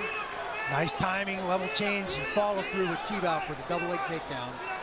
Yeah, it sure was. Let's see if he gets busy now when he gets this top position. He's just kind of trying to hold on. Al-Silawi he has one butterfly hook, now trying to get back to his feet. Tibau trying to pass. He gets halfway through the guard of Joao Al-Silawi. Figure fours his own legs to control that bottom leg for Joao. We saw in his first takedown attempt, Tibau doing the same thing. There's a look through the ref cam. Gary Copeland overseeing the action.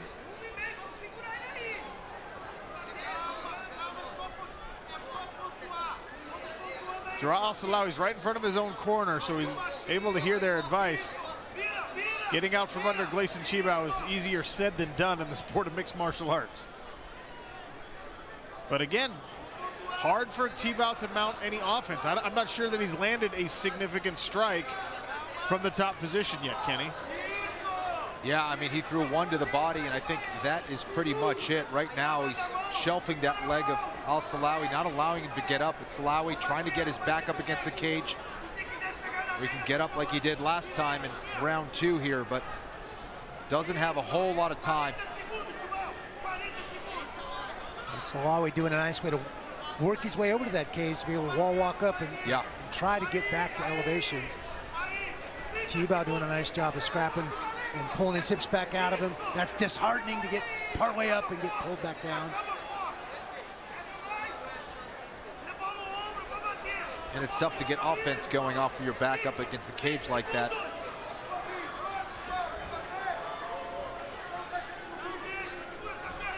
Gleison Tibau, despite the fact that he's 38 years of age, one of the most significant wins of his entire career came last year in the PFL when he beat Rory MacDonald. Some people didn't like that decision. Obviously, Gleison Tibau did, and he'll finish this fight on top. 3 rounds in the books at welterweight. Gleison Tibau thinks he's done enough to earn himself a 3-point decision victory.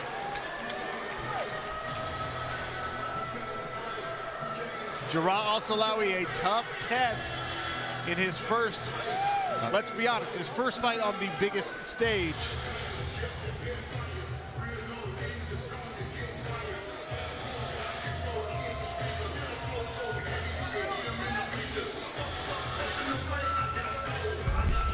Take a look at our Geico Cageonomics post-fight stats. Another razor-thin striking margin here. Joao Al-Silawi, according to the Smart Cage, landed twice more than Gleison Tibau did, but the 2 takedowns, how significant were those in the judge's eye?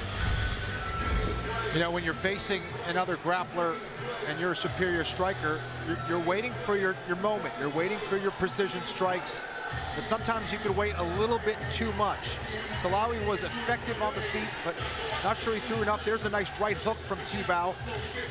Tibau able to set up that beautiful double leg takedown there, right in the center of the Smart Cage there. Got excellent control. Wasn't very busy with his ground and pound, though.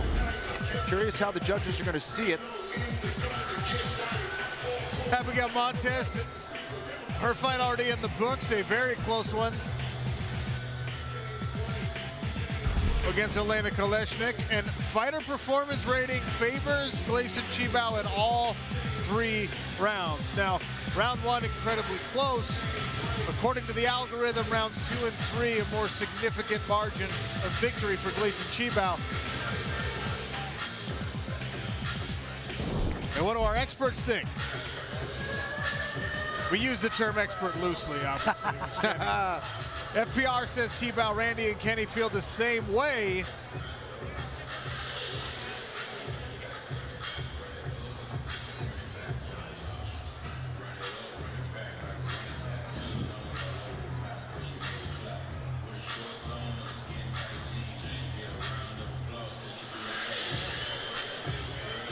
We will wait for the judges once again to take their time in deliberating. Either this is another very, very close fight to score, Kenny, or these judges are just a little slow. Math can be hard sometimes, Sean. Math can be hard.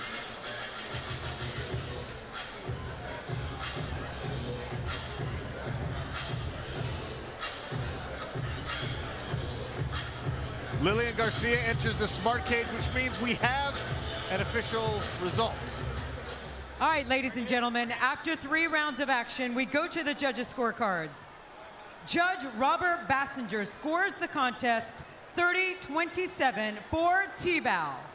Judge Steve Armstrong scores it 29-28 for Al-Silawi. And Judge Aaron Menard scores it 29-28 for your winner by split decision, earning 3 points in the welterweight division, Joao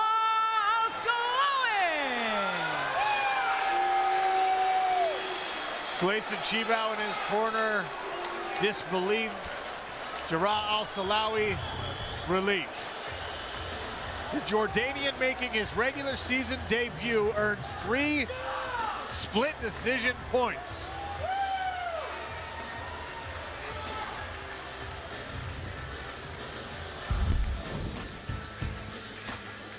There's our welterweight standings after 1 bout at 170 pounds. Joao Al-Silawi improves to 1-0 in the PFL. Gleison Tibau will look for points in his next outing. Joao gets 3 for that decision.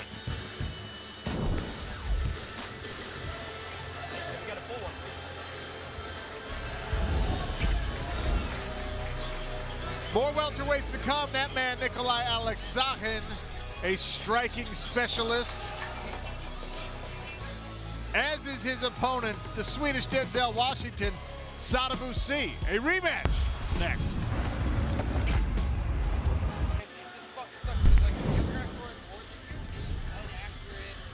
And here we are. Don't forget, later on tonight, Rory MacDonald, the Red King, faces off a gritty veteran in Brett Cooper. You know, Rory is one of those guys, he's seen it all, done it all in the sport. Well, now he has, because he himself will tell you that the PFL season isn't what he expected. He's a guy that has all the physical attributes, all the technical attributes to be a champion. He's been a champion in the past. Let's see what he learned in that first season fighting for us here in the PFL. Fighting my first season in PFL, I was very disappointed. You know, I felt like I won my fight with Gleison, but I didn't get the decision. And then obviously I was super disappointed with my performance against Ray. Felt like I didn't compete to the level that I am able to. It was a huge disappointment. I was hoping that I would get him for the first fight, so I'm just going to be itching for that fight. I hope at some point this season we meet up. I'm hungry and got back on my horse, and I'm ready to go after this championship this year. Put the past behind me, but learn from my mistakes. Underneath the chin, this is going to be it, guys. The Red King first round submission. I never heard of Brett before I got matched up with him. He's a super experienced guy. He looks like he's tough, gritty, and he comes to fight. I think my advantage over Brett is pretty much everywhere. I'm confident in the striking, wrestling, and in jiu-jitsu. Very slick. So wherever this fight takes place, I feel like I could win it. I think I'm going to finish him in the first round.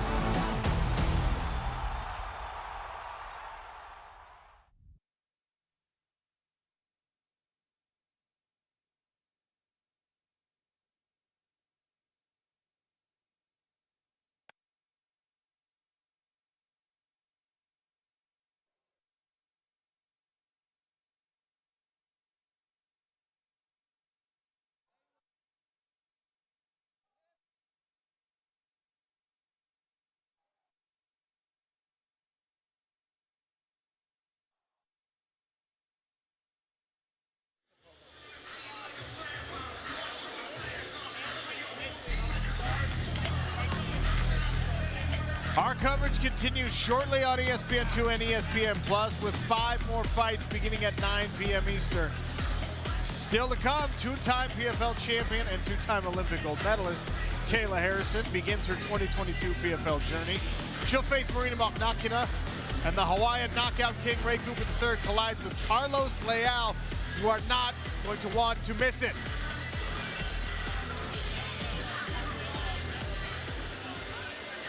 In case you're new to the league, here's your Puncher's Chance format explainer. Puncher's Chance Kentucky Bourbon tells you that 10 fighters populate each division. There are 6 different divisions.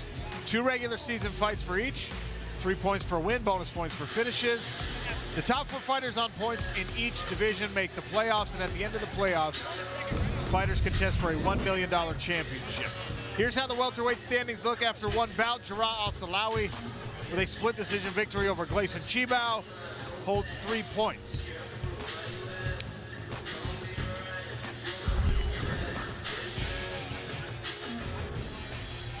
This welterweight affair brought to you by Puncher's Chance Kentucky Bourbon. Sada Busi and Nikolai Aleksakhin step into the smart cage for the 2nd time against one another. Nikolai Aleksakhin already in the cage. Kenny, they call him Muscle and Fitness. I wonder why. I have the exact same nickname. That's so weird. I did not. Yeah, I mean, look at the guy. He's very well built. You know, feels great this year. Had a great camp. A couple things are different, but overall, he said he's going to have the kind of same game plan here against Sada Busi. He is a tremendous striker, very explosive. This should be fun. Sada Busi says this is the best he's ever felt. He feels like this is his time to shine. He feels like he needs to put pressure on Aleksakhin, which is interesting as long as he is. And hopefully he's going to be able to do that from across the cage.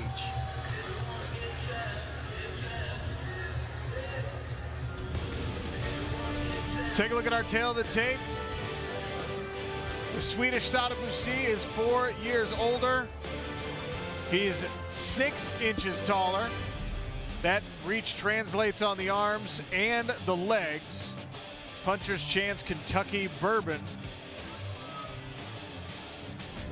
Lillian Garcia, let's go. Well, welcome back to the Smart Cage and to the PFL regular season. We continue now in the welterweight division. Introducing to you first, fighting out of the blue corner, he is a striker. Standing at 5 feet 9 inches tall, he officially weighs in at 170 1/4 pounds.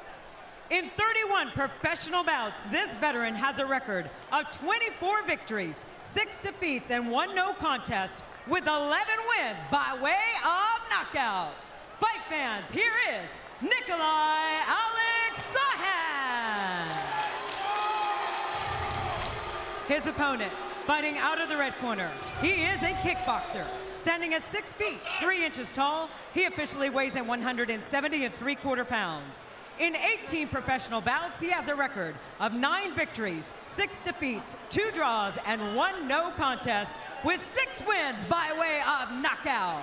Fighting out of Stockholm, Sweden, here is the Swedish Denzel Sotobusi. Your referee in charge, Kerry Hatley. Kerry Hatley equipped with the ref cam to oversee the action. 3 5-minute rounds at 170 pounds. This a rematch. The first affair between these two unfortunately ended with an eye poke. Nikolai Aleksakhin was able to recover from the injury resulting from that eye poke. Excited to see this again. 2 very polished strikers. See in the blue trunks, Aleksakhin in the gray. Both in the orthodox stance.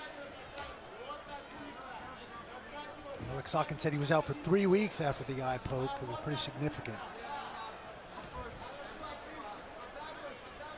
You can see the speed at Nikolai Aleksakhin bouncing in and out. Sotobu is a counter striker.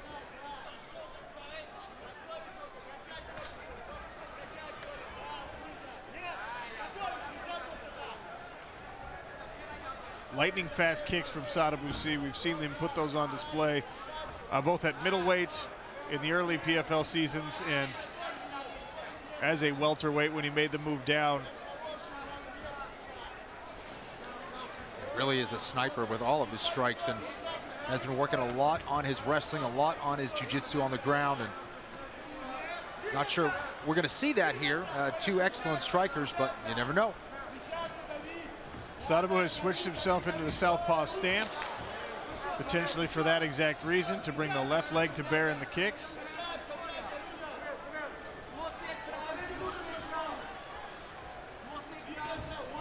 Oh, another eye poke. The first was a punch that landed.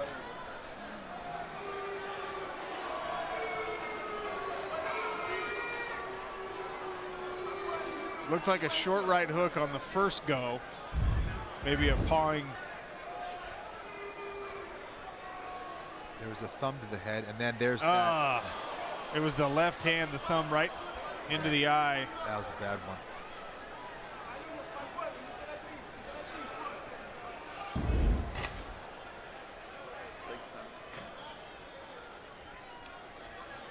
And again, it's a tough one when, you know, when you're doing some hard sparring, you have your big gloves and you frame out with your hand open in the boxing glove. And obviously when you have the little gloves and you're used to doing that, the fingers are going to find themselves in the eye. So unfortunate there, accidental.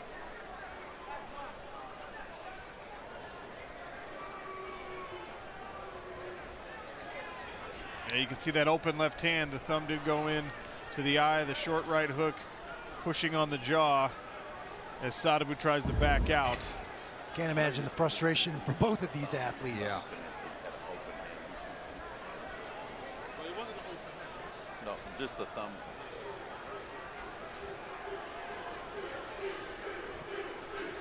Aleksakhin will take his time, as is his right. After being poked in the eye, you want to make sure the vision's clear.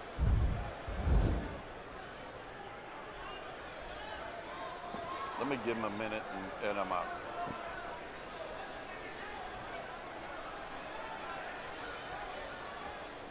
See the corner for Aleksakhin, not happy about that. Good, good. All right, here we go. Looks like he's ready to go. All right, let's keep it Thank close. goodness. All right, here we go, gentlemen. Ready, let's go to work. A touch of the gloves, right back to it. Sadibou behind two jabs.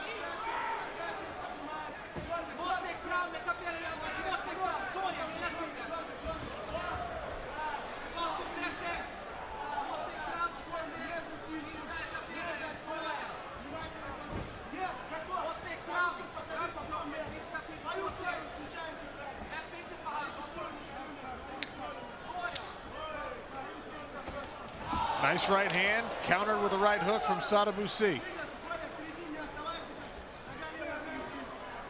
No easy task trying to get on the inside of Sadibou.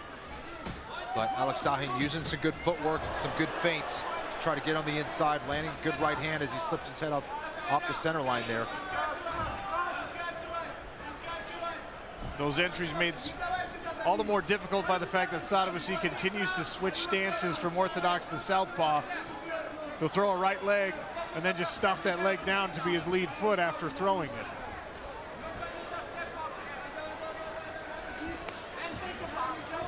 And he switches again on the kick. Surprised that Sadibou's not using more kicks here in this fight against Aleksakhin. He's thrown a front kick a few times, but that's about it. He hasn't really landed any round kicks. He tried one and Aleksakhin caught it and started to run him back toward the cage. So I think Sadibou, there's a low kick from Aleksakhin.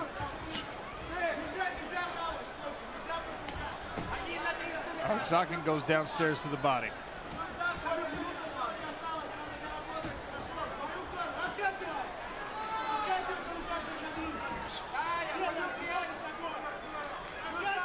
Jab from C.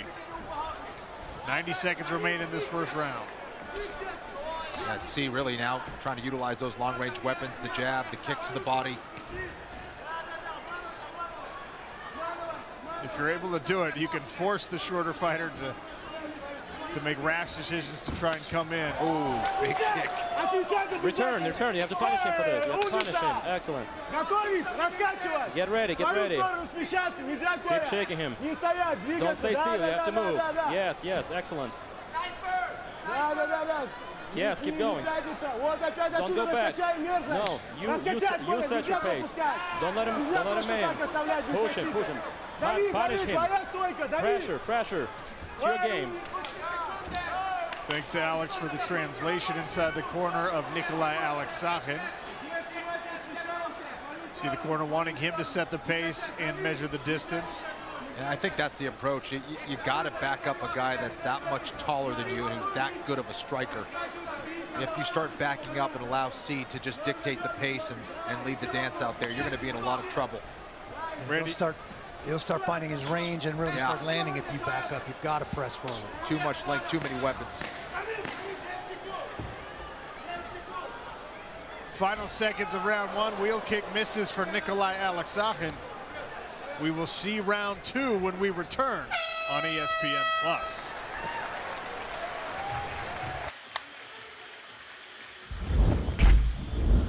Here we are, round one. Nikolai Aleksakhin gets an eye poke by Sadibou C. Oh man, it's such a bummer. I mean, it's just the style of defense that C uses, you know, pushing off the forehead, trying to make space. And I mean, in the first round, you saw a little bit more active, a little bit more precise Nikolai Aleksakhin. C found a rhythm. He's just so long, so rangy.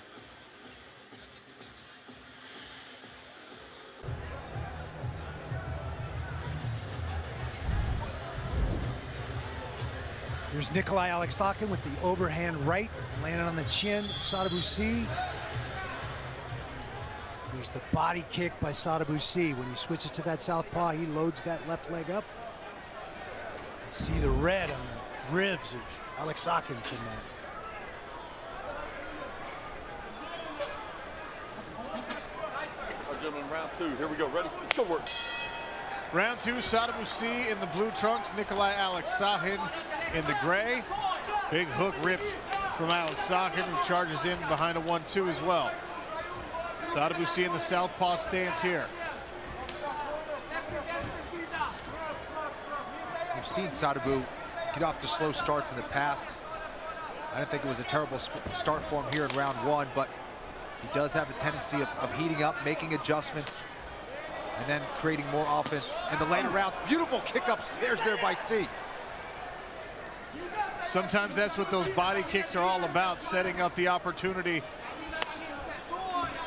to score a knockout. Nikolai Aleksakhin, an experienced striker, though, going to be hard to trick him into dropping his hands.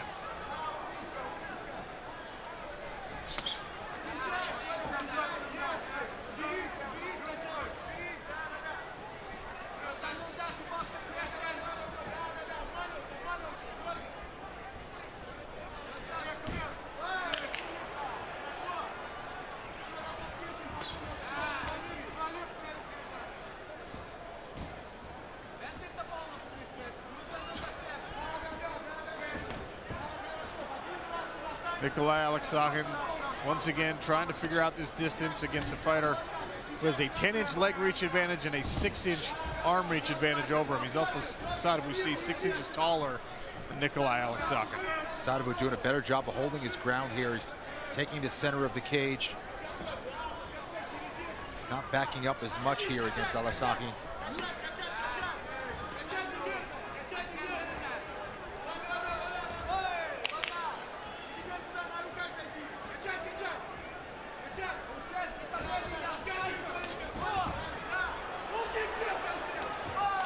Nice spinning back kick there from Nikolai Aleksakhin. The second time he's done that in this round. That one landed. That one was really nice. Beautiful way of cutting off that exit. Sadibou C, incredibly precise striker, but a lot of times he's throwing one at a time. One kick, one punch. Combinations coming back his way from Nikolai Aleksakhin for the most part.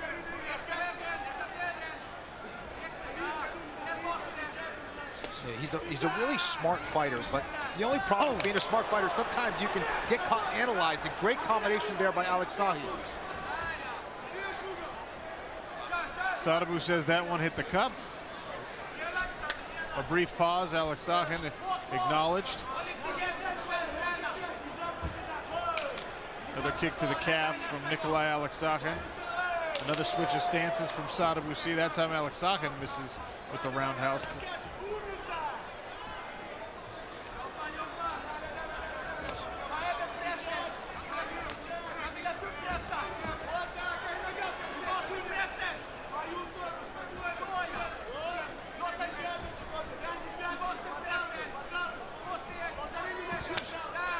Another body kick from Sadabusi. There's Joao Zeferino, one of the most exciting fighters in this welterweight division, back and healthy.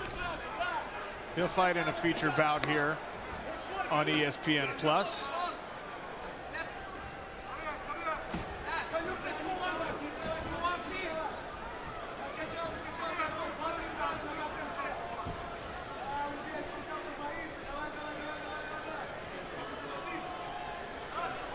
Looks like maybe another eye poke question there. Sadabusi rips to the body after they decide to restart. Spinning back kick misses that time for Nikolai Aleksakhin. Yeah, that was a nasty body kick there by Sadabusi. I think Sadabusi's fingers went right across Aleksakhin's forehead. And he was like, come on, hey. He was kind of chastising him. He almost poked me in the eyes again. Right. Odd that he's not chastising him for any of the punches to the right? Trading high kick attempts here, neither lands. Another body kick, partially caught by Aleksakhin. Tries to come in behind the right hand, now grabs a hold of Sadabusi in the final seconds of this second round. Yeah, looks like he just missed with that right hook.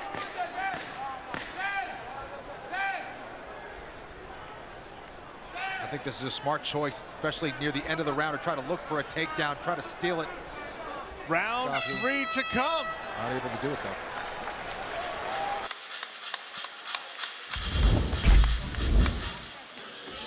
Quick look at round 2. Sadabusi, Nikolai Aleksakhin. Aleksakhin a little bit more fluid, but we did see Sadabusi a little bit more comfortable, definitely more active in the second round. There was a little low blow there, but no one was affected. Little eye poke, and no one was affected.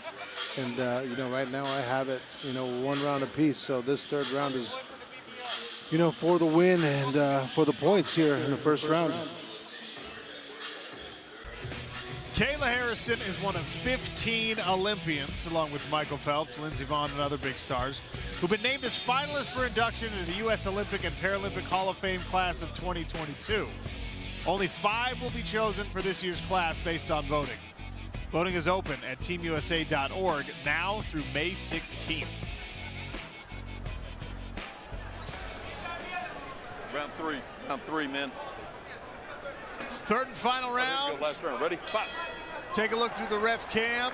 Welterweight affair, Sadabusi, Nikolai Aleksakhin making it into the third round. You can see fighter performance rating, another tie. I think we've had 0 times. I don't think it's ever happened. It's happened twice. And it happened twice tonight. Oh, nice right hand. Good combination there. And a high kick attempted by Sadabusi. Tough to know how this fight is being scored, and I think both corners told their fighter to go out and get this third round. Yeah, it's certainly been close.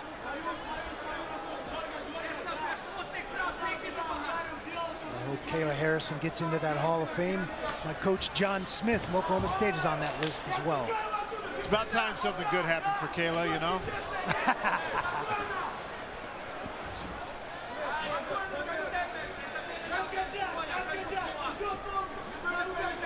Sadabusi goes with the jab to the body there. Aleksakhin throws the high kick.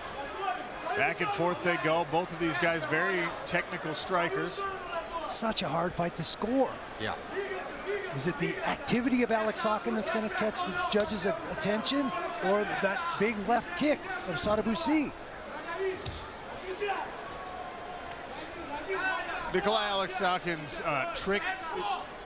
kick speed being tracked at 56 miles an hour inside of the smart cage as Sadabusi rips another left leg to the body. Goodness gracious. And Randy, when you talk about those razor-thin margins, you can see the redness on Nikolai Aleksakhin. There's visible damage on his leg, on his body. No blood on the face of Sada Boussi. You never know what little things might sway judges. Sadibou using the body lock, like Aleksakhin was trying to use a Metzger and then switch to the body lock. Now Sadibou pressuring.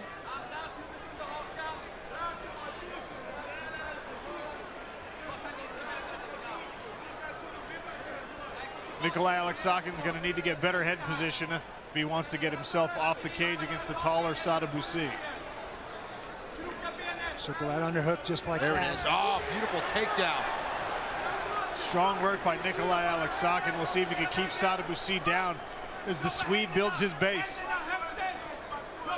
A nice get up there by Sada Boussi. Nice hand control and hand fighting by Sadibou as well.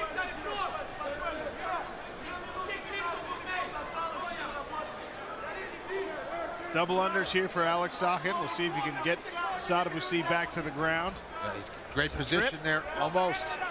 Tries a trip, Sadibou floats his hips outside.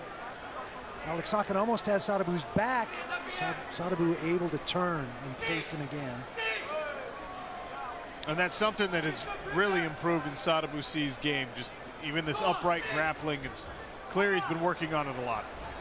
You mentioned he's been working on shoring up some of the holes that he's evaluated that he had in previous seasons, and his grappling and wrestling was one of those things. And look, now Sada Boussi going to work. Started with a tight waist here, and he's trying to force Nikolai Aleksakhin to the mat. As if we needed to confuse the judges anymore.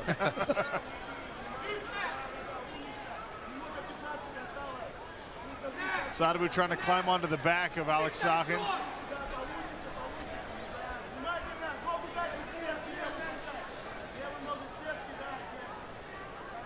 Nikolai is able to negate that for now.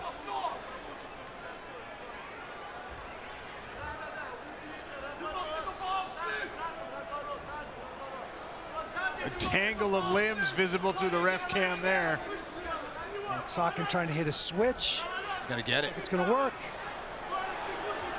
Nice job pulling the hips out of Sada Boussi, securing a good solid top position.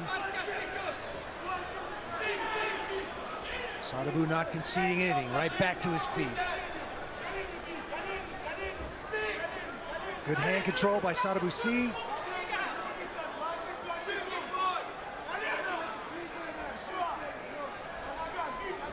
If you can take a look at the bottom of your screen in the Cageonomics fight stats, I'm not sure, it's 3 fights in a row now. I'm not sure we've had this thin of margins in the entire history of the Smart Cage, but here we are for the 3rd time tonight.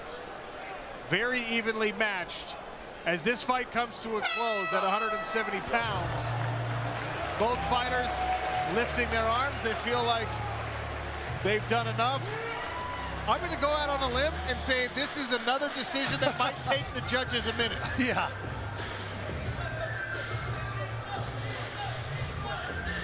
Thank you. Very interesting fight as we take a look at the Geico Cageonomics stats bundle. Nikolai Aleksakhin outlanded Sada Boussi, threw more strikes, a takedown apiece.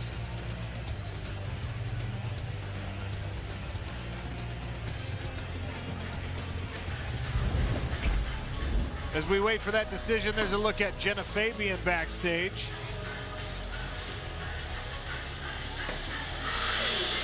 She'll take on that woman, Julia Budd.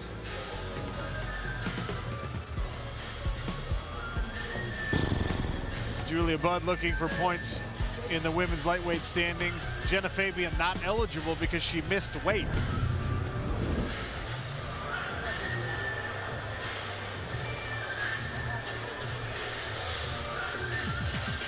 Nikolai Aleksakhin didn't want to put a shirt on. I wonder why. I wouldn't either if I had those abs.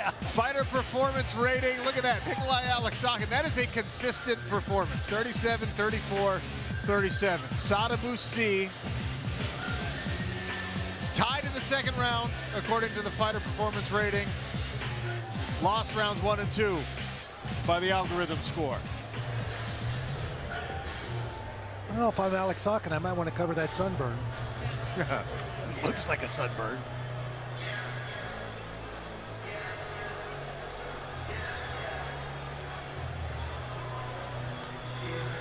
We'll let the judges do their work.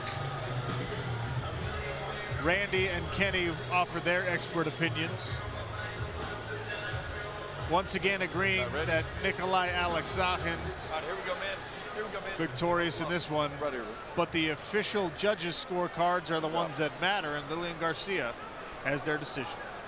Ladies and gentlemen, after 3 rounds of action, we go to the judges' scorecards. Judge Steve Armstrong scores the contest 29-28 for C. Judge Robert Bassinger scores it 30-27 for Aleksakhin.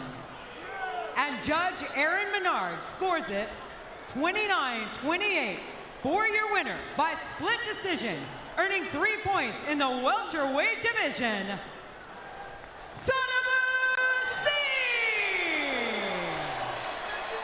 So the official commission judges deviate from the decision of our experts in the fighter performance rating. Sadibou C, 3 points in the welterweight standings.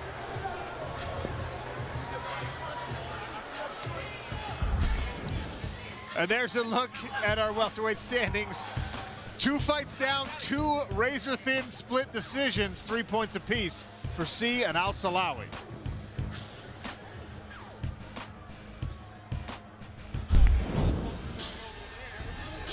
And don't forget, later on tonight, Larissa Pacheco faces off against Zamzagul Fayzallanova. And we know Larissa Pacheco very well. She had some issues last season. She had difficulty making weight. That put her out of the playoffs and ultimately out of the finals. But she has faced the 2-time champ, Kayla Harrison, twice. She took her to a decision. And she says she's completely refocused herself and ready for this season's fights. She looks in very good form. She looks a little bit leaner. I think she's going to be cutting a little bit less weight. Most likely a lesson learned last week. But she doesn't have an easy fight ahead of her.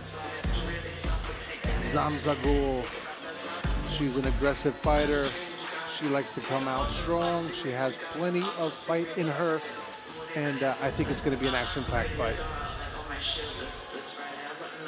Here's the tail of the tape. You can see Zamzagul has a little bit of a reach advantage with the legs. She's going to need them. She's got to keep Larissa Pacheco away from her tie-ups, from her clinches here tonight. As I make that walk, it's just like, I'm ready. It's my time. Let's go get this. I have this like voice in my mind. It's just telling me, you know, I'm hungry. I'm ready. Let's go. Usually I say a prayer, you know, God, thank God, thank my team and my training, and then it's just like, let's do this. It's time to go.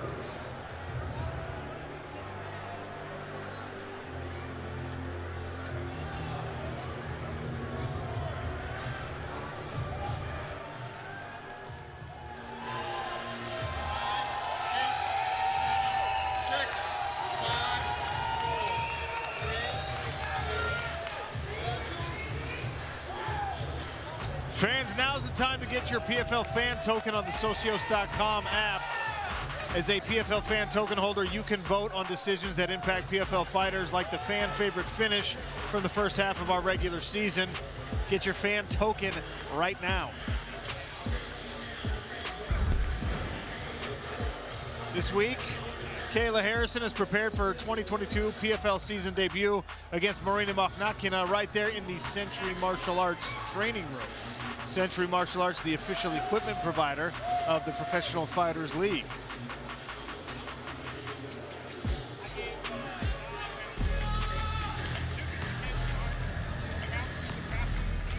Back to the women's lightweight division we go. Genah Fabian and Julia Budd, brought to you by the United States Marine Corps.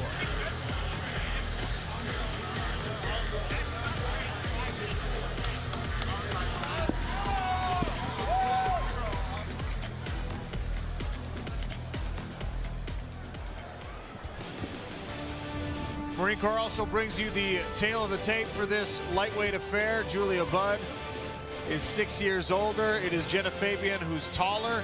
Genah missed weight. She has a 4-inch reach advantage on the arms. Lillian Garcia, to you. Over 20 nations are represented here in the 2022 PFL season. And now this fight is in the women's welterweight division. Introducing to you first, fighting out of the blue corner. She stands at 5 feet 8 inches tall, weighs in officially 154.5 pounds. In 19 professional fights, this mixed martial artist has a record of 16 victories and 3 defeats. Fighting out of Port Moody, British Columbia, Canada, here is Julia the Jewel Budd. Her opponent, fighting out of the red corner. She is a Muay Thai specialist. Standing at 6 feet even, she weighs in officially 160.75 pounds. In 6 professional fights, she has a record of 4 victories and 2 defeats, with 3 wins by way of knockout. Fighting out of Auckland, New Zealand, here is Genah Fabian. Your referee in charge, Keith Peterson.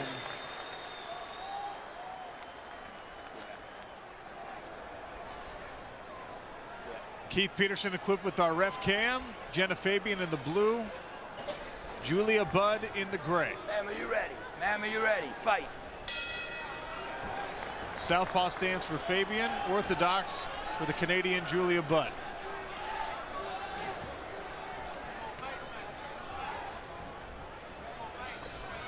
Fabian with a world championship in kickboxing with an amazing head kick.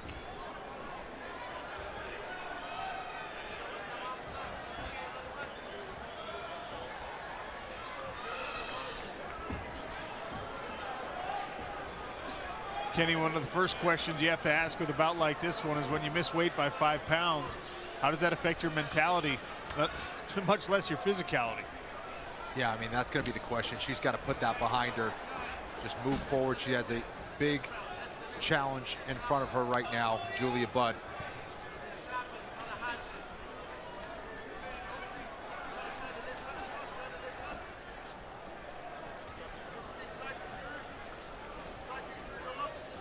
You wonder if this fight starts going to the 2nd and 3rd round, how the conditioning is going to be for Genah Fabian.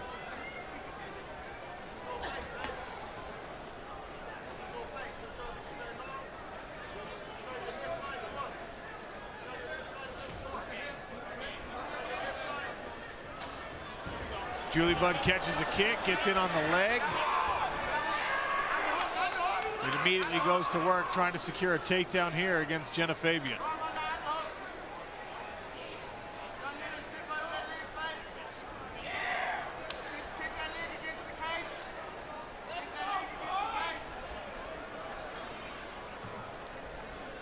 Julia in on that single pretty deep, but Genah doing a good job of keeping that split stance. She seems pretty based here so far. Not unlike Sada Boussi, who we saw in the last bout, Genah Fabian came in as a bona fide striking specialist, has spent a lot of time and a lot of effort trying to round out her skill set, eliminate the holes in the wrestling and grappling.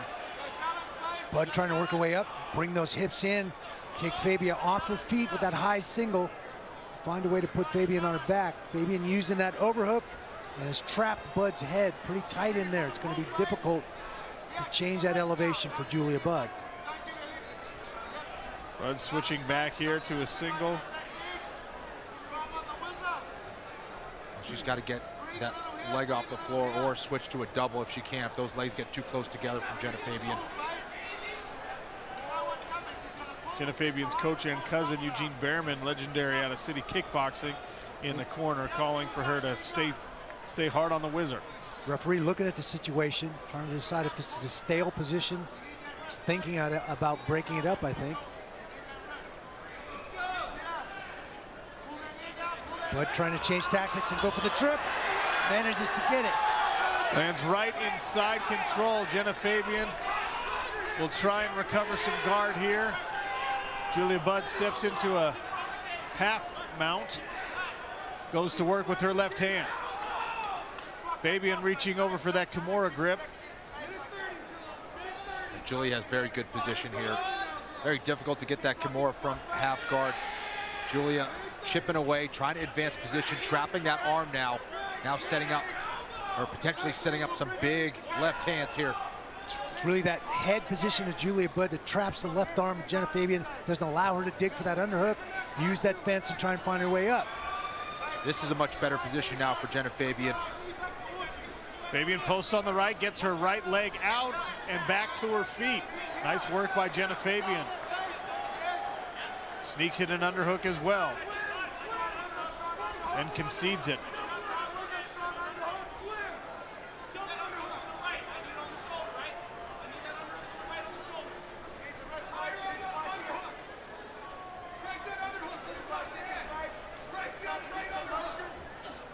Nice knee to the body there from Julia Budd.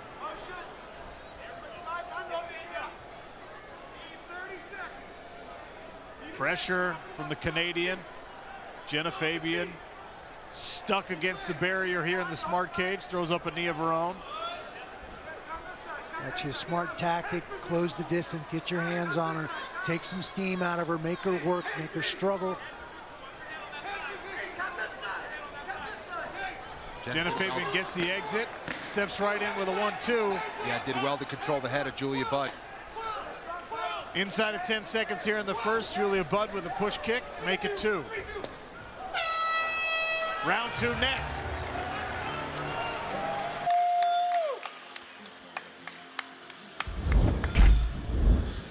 And here we are, highlights round 1, Genah Fabian, Julia Budd.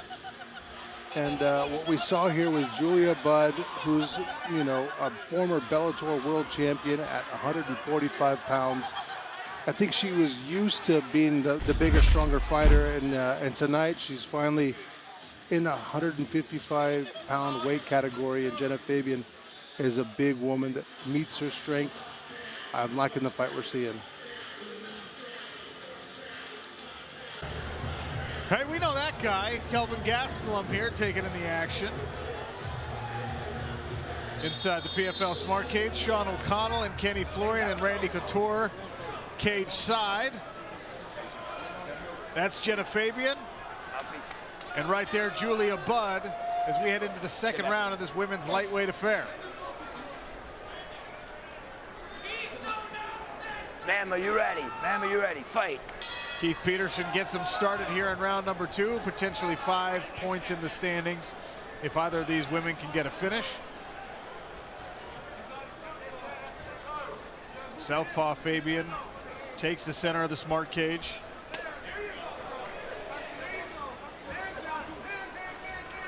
Nice left hand there from Genah Fabian. Comes all the way in and grabs a hold of Julia Budd. I'm a little surprised she followed all the way through to the clinch. I would have thought she'd stopped at proper distance and kept letting her hands go there, but she's got good position here. Budd trying to whiz her over. And now Fabian disengages, thinks a little bit better of the grappling exchange with Julia Budd. And for Julia, who wants to initiate and look for this takedown, I think it's a little bit of a tactical error to kind of wait for Genah Fabian to come forward. I think she needs to press the action, move forward, set up those takedowns with her strikes as she backs up Genah. Having an experienced striker with those long limbs, I think she's got to be careful there. Absolutely agree. You don't want to stand out of range with a gal like that. Yeah. High kick attempt there again for Genah Fabian.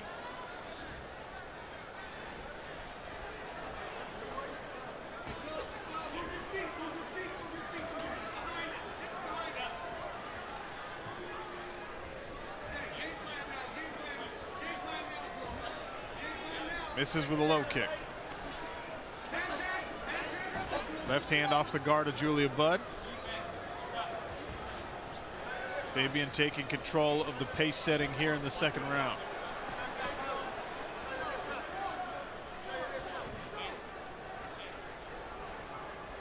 Looks like Julia's really trying to set up that reactive takedown. But Genah not throwing herself off balance. She's chipping away.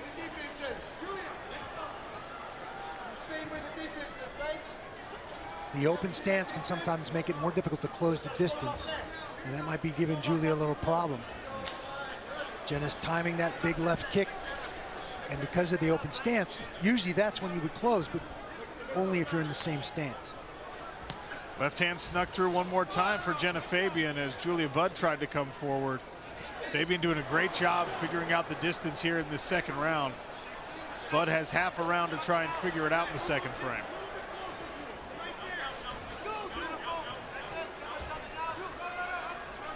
More feints from Genah Fabian, trying to keep Julia Budd off balance. There's Larissa Pacheco getting ready backstage as Genah Fabian uncorks another combination. She's back Julia Budd all the way up against the cage, then retreats to the center again.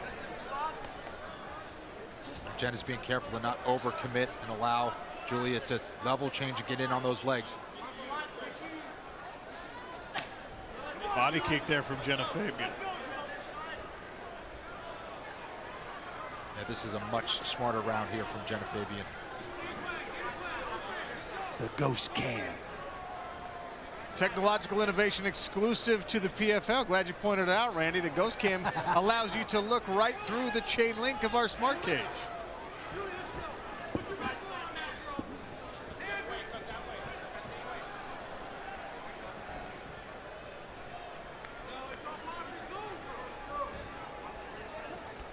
Tactical back and forth here in the striking exchanges. Genah Fabian stepping in behind a combination and then right back out to her distance as we approach 1 minute in the second round.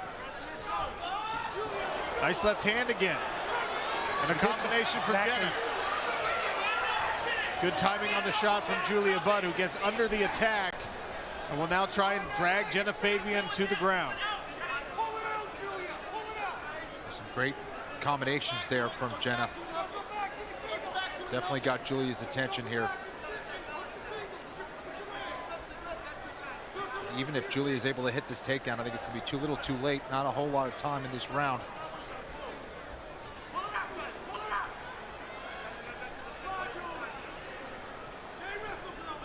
"20 seconds left. Budd still in on the high single. Genah still able to keep her legs apart in a solid base with that overhook, trapping the head of Budd. Nice sprawl. Round 3 when we return, and they exit on a flurry.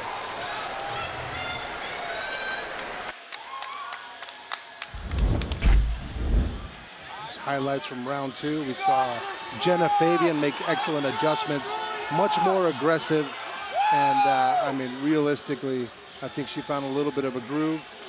She landed some big shots against Julia Budd with some good exchanges. Julia Budd, once again, after this exchange, shoots a double, but better defense on behalf of Genah Fabian here against the fence. Excellent job, and I give Genah round 2. Third round ahead in this women's lightweight affair. Julia Budd getting worked on in the corner. Here's Julia Budd in the first round. Nice right hand straight down the pipe. There's the trip, securing the takedown. Nice second effort by Julia Budd, securing top position. Round 2, Fabian coming back. Nice combinations, staying out at that long range, finding the holes in the guard of Julia Budd. Genah Fabian with some great combinations in the second round. Excellent work in the second round for Genah Fabian.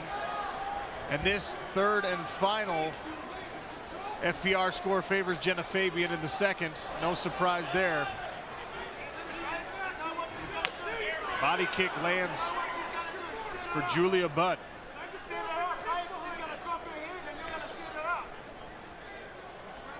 Kenny, what does Julia Budd need to do to get inside this striking range that Genah Fabian has done such a great job of establishing? She needs to initiate. She needs to back up the longer, more experienced striker. She can't wait for Genah Fabian to come forward and just hit a reactive takedown. Genah expects that. She knows she's not going to throw herself off balance. Julia Budd needs to back up Genah Fabian.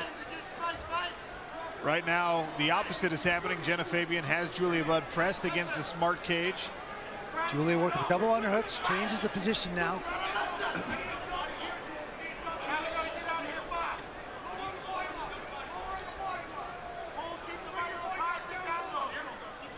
Knees up the middle from Julia Budd. Landing on the body of Genah Fabian. Good head position here by Budd as well. And a foot stomp for good measure.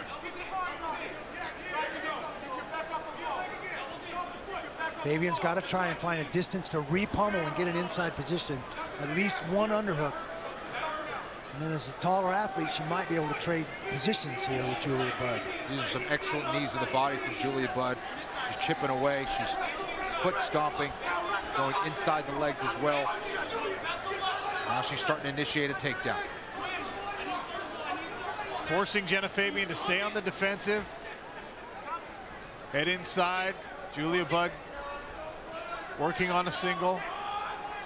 Fabian's done a good job of negating this position through the course of this fight. Budd's got her hands locked now.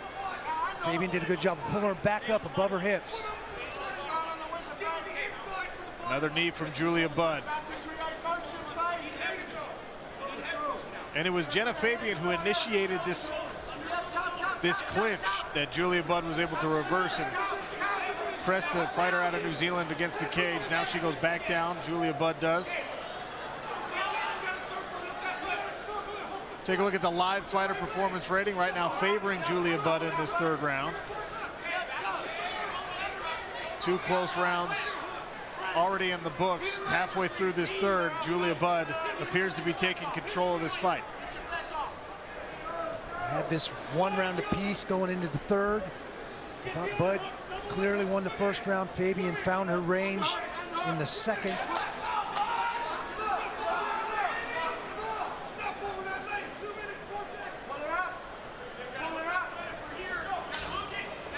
Now Budd is able to change directions, but Genah Fabian sprawls out, goes to work with her left hand, punching away at Julia Budd.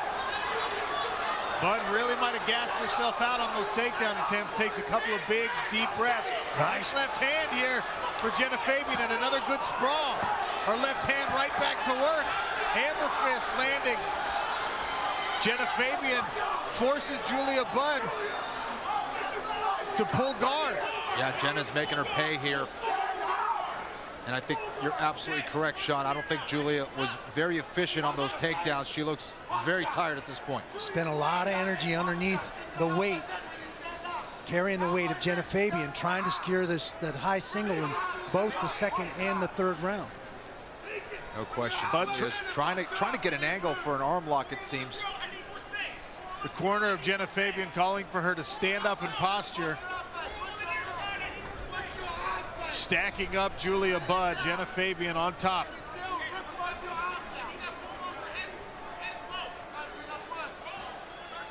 Genah needs to make sure she lines herself back up.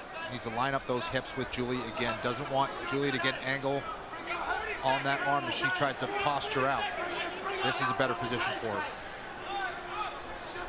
Yeah, the fence was kind of preventing Fabian from coming around and capturing Budd's hips. Yeah. Keep her from coming to that arm bar. Budd looking just to lock down the head of Genah Fabian, and now overhooks her arms. Fabian punches to the ear. Inside of 20 seconds remaining in this fight. Julia Budd trying to get another angle here. Fabian able to stack her way out of some trouble. As the round comes to a close, Genah Fabian will finish this fight on top. 3 rounds in the books. Genah Fabian and Julia Budd go the distance.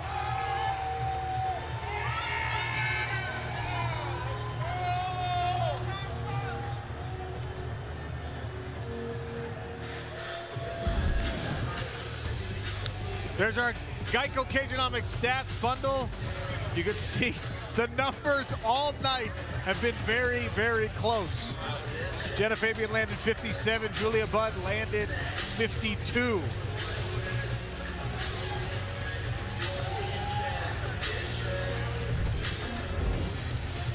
There's a nice combination, long range sniping by Genah Fabian, trying to push Julia Budd back to the fence. There's a nice left hand right on the button. Here from the sprawl position, stuffing the takedown, using the hammer fist to work on Julia Budd. Julia Budd pulling guard.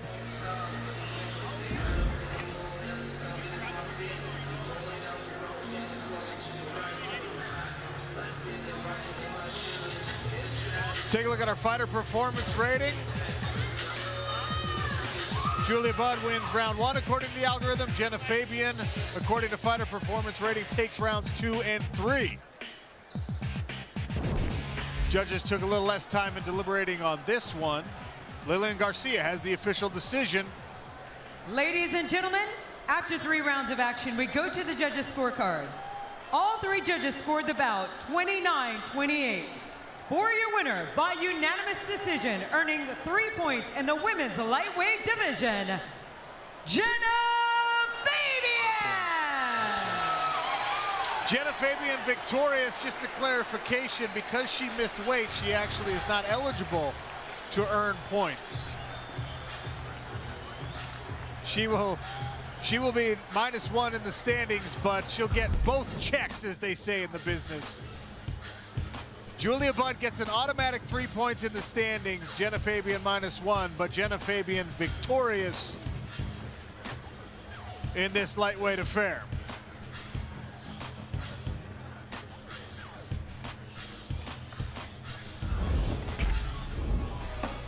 Joao Zeferino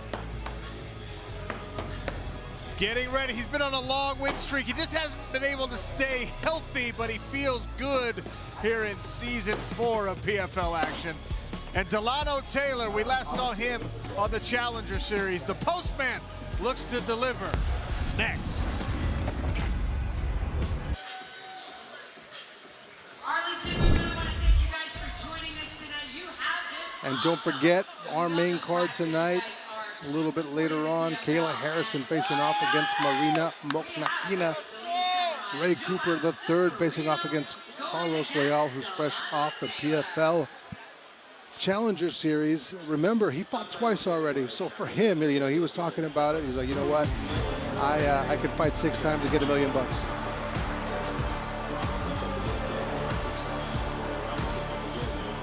Here's a look at Kayla Harrison's dominance in the PFL cage. 2 championships already won, 2 seasons where she's been just a dominant force, winning $2 million.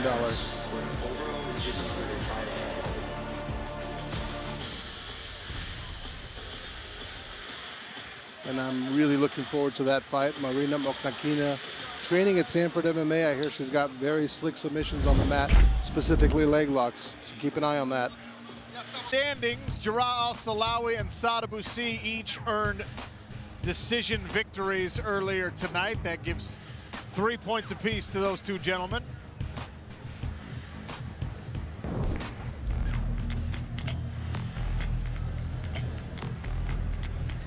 This fight brought to you by Socios.com. Dilano Taylor and Joao Zeferino squaring off in a feature bout here on ESPN+.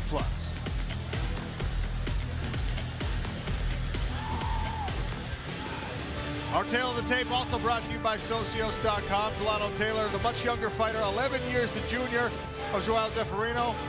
He's also 6 inches taller. Both men weighed in at the welterweight limit. Reach favors Taylor on the arms and Zeferino on the legs. To you, Lillian Garcia. In the PFL, every fight counts, and this fight is in the welterweight division. Introducing to you first, fighting out of the blue corner. He specializes in jiu-jitsu. Standing at 5'9", he officially weighs in at 170 3/4 pounds. In 35 professional bouts, this veteran has a record of 26 victories and 9 defeats, with 17 wins by submission. Fighting out of Florianópolis, Brazil, here is the Brazilian samurai, Joao Zeferino. His opponent, fighting out of the red corner.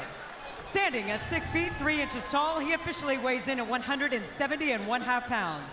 This mixed martial artist has a professional record of 8 victories against only 1 defeat. Fighting out of Miami, Florida, by way of Jamaica, here is a 2022 PFL Challenger Series winner, Dilano, the Postman Taylor. Your referee in charge, Gary Copeland.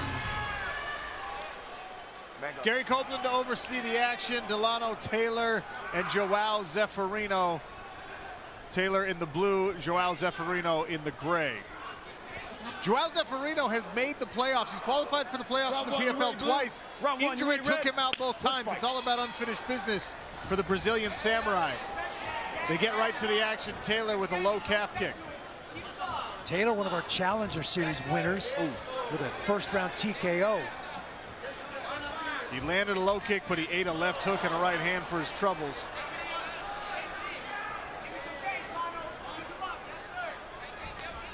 Oh, boy.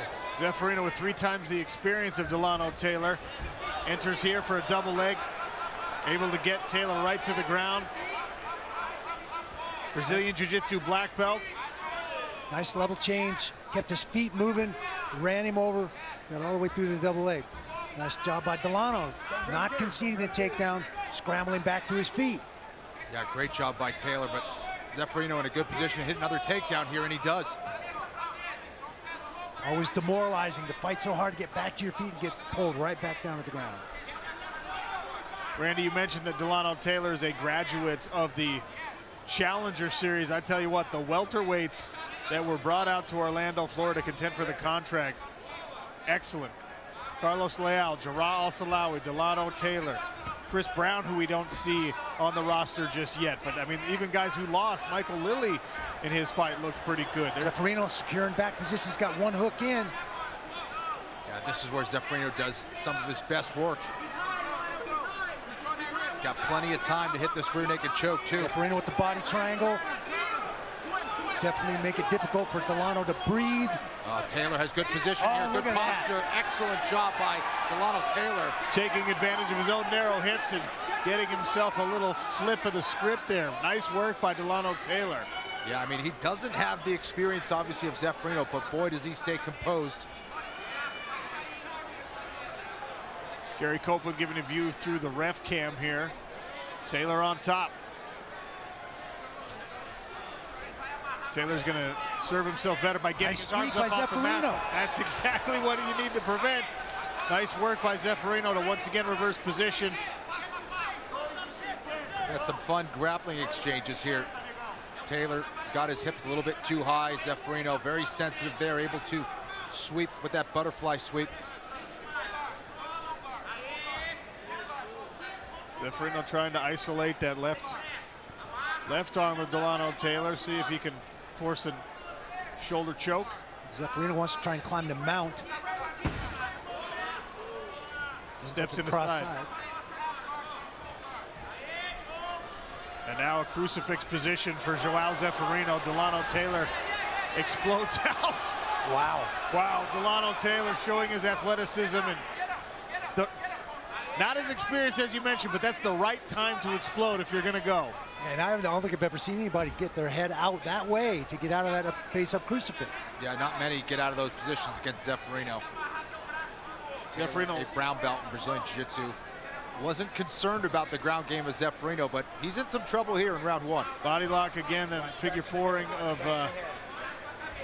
Joao Zeferino's legs. He goes to work with his left hand, trying to loosen up the guard. Here comes the left hand sneaking around, trying to grab that rear naked choke. Oh, and here's an armbar attempt from Joao Zeferino. He's got that right arm isolated. Can Dilano Taylor. Dilano trying to get his head out and come back through the legs. Oh, he's got it extended. Oh, nice job. Excellent defense by Dilano Taylor. Showing that his own jiu-jitsu skills are something to be reckoned with. Beautiful escape there by Taylor, my goodness. That was very, very slick. He was in big trouble. Sure was. Great work by Dilano Taylor. Back to a standing position. And that can be demoralizing to someone who's been on offense. He's like, what do I need to do to finish this guy? I had his back a couple times, had him in an arm lock, rear naked choke. Nothing's working right now.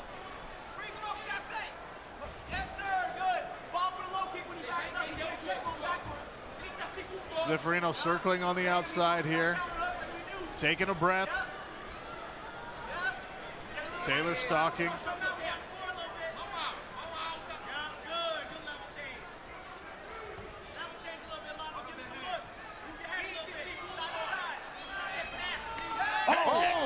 for Dilano Taylor. Zeferino shrugs it off, and here come the hammer fists. What a finish to the round here for Taylor, my goodness. Round 2 when we return on ESPN+.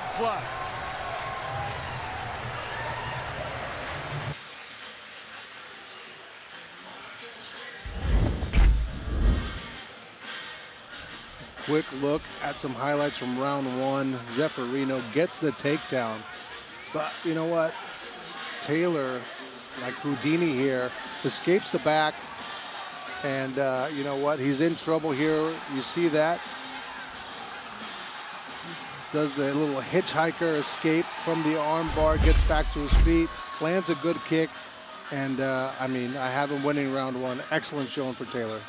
Now, Joao Zeferino, a submission specialist, had Taylor in some serious trouble. Actually, it's like a triangle arm lock combination here. And you see Taylor looked like he was going for that hitchhiker escape. Instead, corkscrews his arm in tight to his body. Was gonna go the long way, then corkscrews his arm in tight and escapes. Beautiful stuff. And then how about this?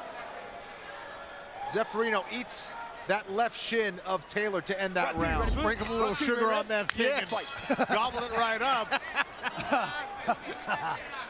Dilano Taylor in the blue, Joao Zeferino in the gray.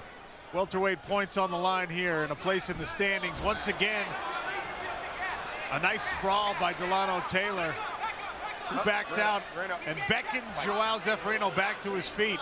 Dilano Taylor really accounting well for himself here. Nice right hand there from Joao. Yeah, Taylor's got to watch out for that overhand right. His hands are dropping a little bit. Seems like he's more focused on that level change from Zeferino. He's got to respect his striking as well.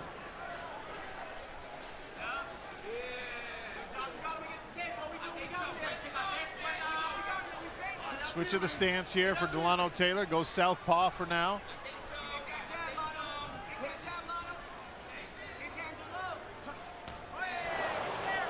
Switch kick attempted.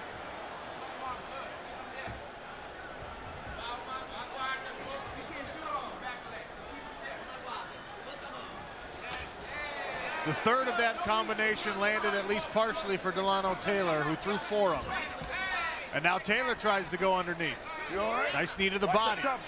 Shrugs Joao Zeferino off. Watch that groin, Red.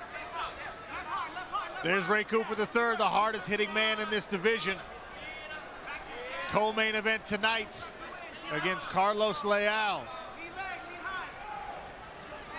And Rory MacDonald still to come on our main card on ESPN2. Simulcast right here on ESPN+. Taylor starting to really settle into a rhythm here against Zeferino.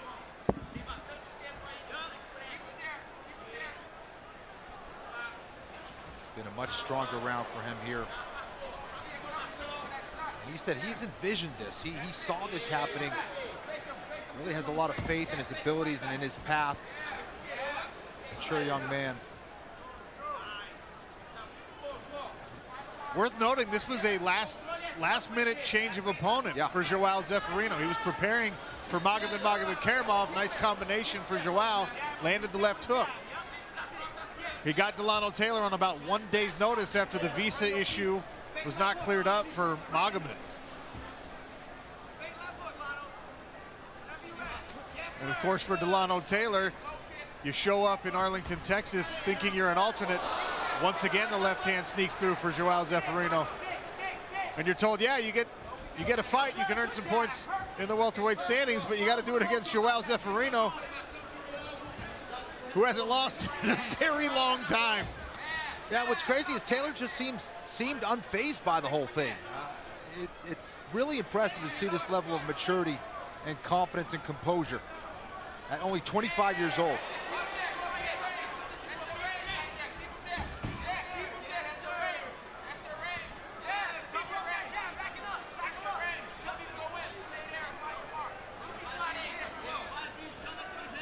Taylor moving forward.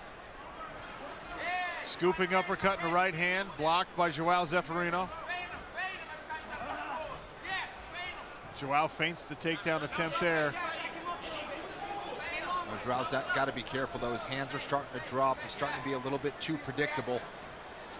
Needs to go back to feinting his way in, being a little bit more offensive on his feet. Dilano Taylor pumps out the jab and follows it with a right hand. Good head movement that time by Joao Zeferino.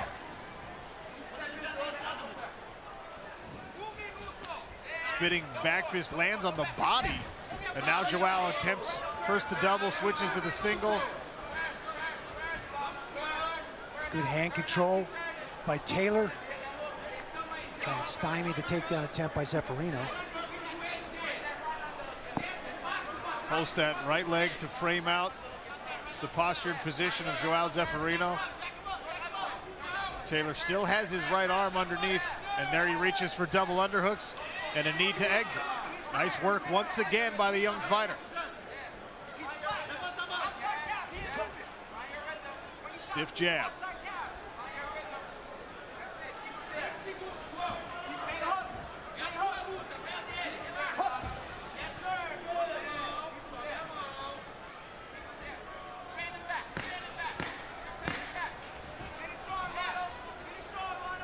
Inside of 10 seconds here in the second round. We'll see a third frame when we return on ESPN+.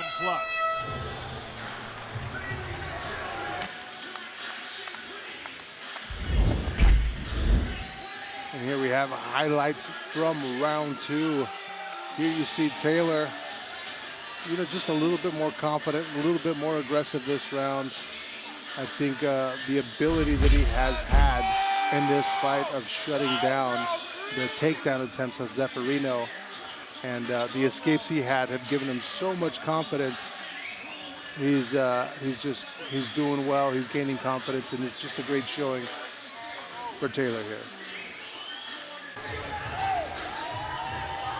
Festivities continuing in our Bud Light Celly section. The people having a good time. A very interesting fight taking place in the welterweight division inside our smart cage. Joao Zeferino and Dilano Taylor. There's Zeferino right there in the gray trunks. The Brazilian samurai. Third final round, ready blue. Third final round, ready red. Fight. Dilano Taylor in the blue. Third round underway. Potentially a round apiece going in here. FPR actually favored Zeferino in that one. Not sure I would agree with that. Taylor pumps out his jab. I don't disagree with the FPR often, but there's a couple times tonight that I have disagreed. Joao Zeferino level change again. Good sprawl by Dilano Taylor. He says stand up. Right back to it. Nice jab from Dilano Taylor. Once again, Zeferino searching for that takedown. Pressing, and he's got the body lock. A little high. Looks like Taylor has that left underhook. Got his hips back. See if he can circle away from the cage here. He's using that right overhook to block the knees, or try to block the knees of Zeferino. Zeferino still managing to slip one through there. Don't grab it. Don't grab a cage. Dilano Taylor reverses position against the barrier. Goes to work with his own knees. Shoulder punch.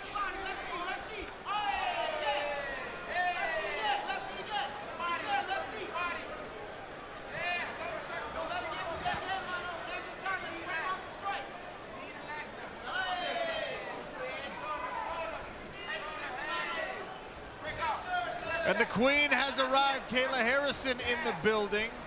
Backstage, one half of our main event tonight when she faces Marina Mokhnatkina in a women's lightweight affair.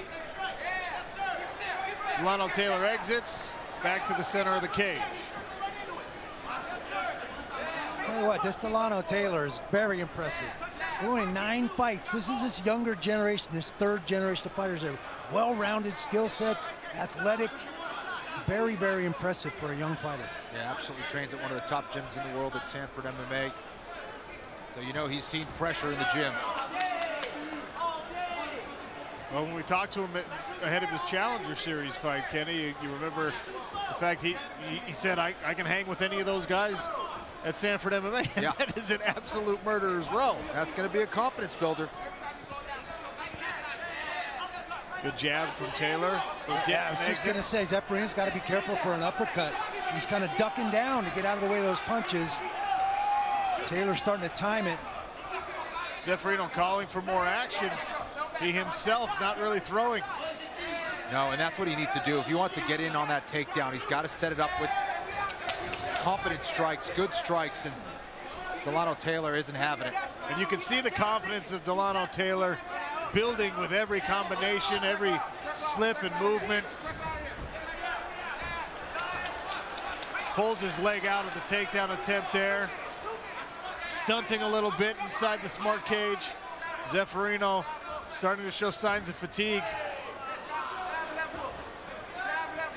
Landed the jab in the right hand though. Good level change, but negated by Dilano Taylor. Quick sprawl.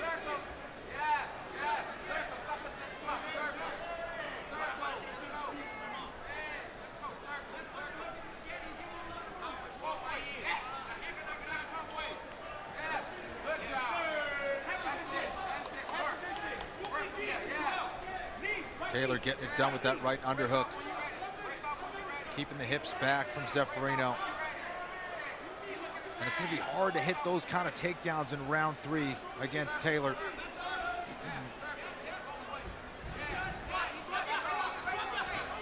One minute left in this fight. Body loss get a lot more difficult when you're that sweaty. Yeah. Good right hand on the counter from Joao Zeferino. Dilano Taylor needs to stay disciplined here in the closing minute of this fight, looking to the monitor to see what time is left. There's a hook from Joao. Joao's got his hands locked. No elbows. Takedown successful there. Joao Zeferino into the guard of Dilano Taylor. And an interesting third round because Taylor was great defensively, right? Yes. Measuring, but defense is its own reward. Exactly. You have to have defense. Otherwise, you're getting taken down, you're getting scored, you're getting beat. But you also have to engage in some offense. Certainly in the judges' eyes, defense isn't enough. You've got to score offense. Zeferino with a flurry here, trying to steal and secure a third round. Dilano Taylor throws from his back. Hey, remember, no elbows. Joao Zeferino. All right. Hands in the air. Was it enough?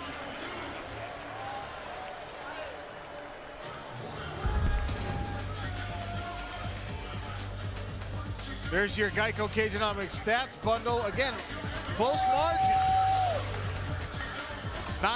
A 9-strike disparity in the strikes landed. Joao Zeferino, of course, with the takedowns. Dilano Taylor, very impressive with some of his movement and some of his defense. But was he scoring offensively at the right time in this fight?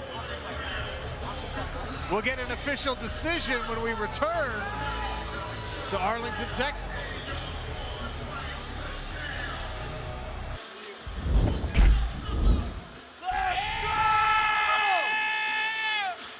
And don't forget, a little bit later on tonight, Ray Cooper III is back. He's facing one of the PFL Challenger Series alum, a guy we saw fight twice already in that Challenger Series, Carlos Leal. Not an easy fight.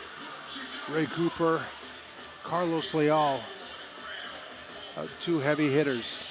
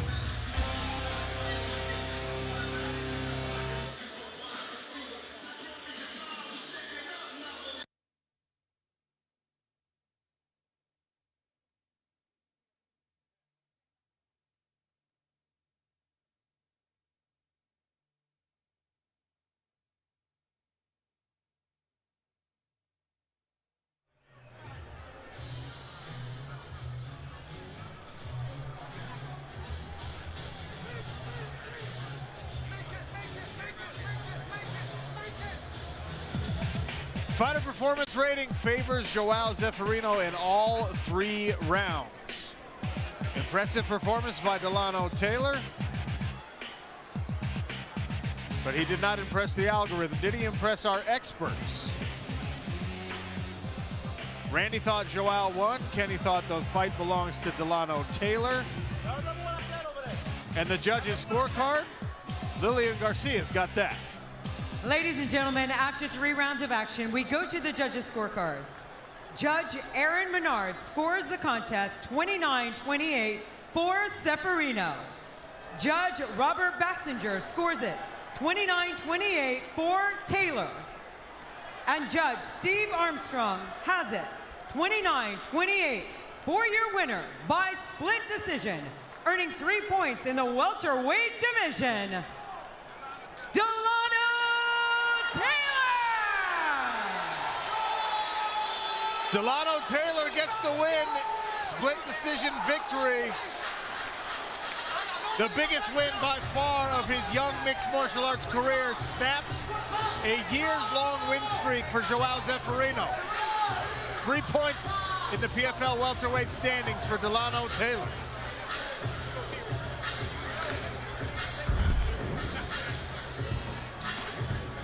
There's a look at our welterweight standings. Dilano Taylor, Jarrah Al-Silawi, and Sadabusi so far have secured decision victories for themselves. 3 points apiece.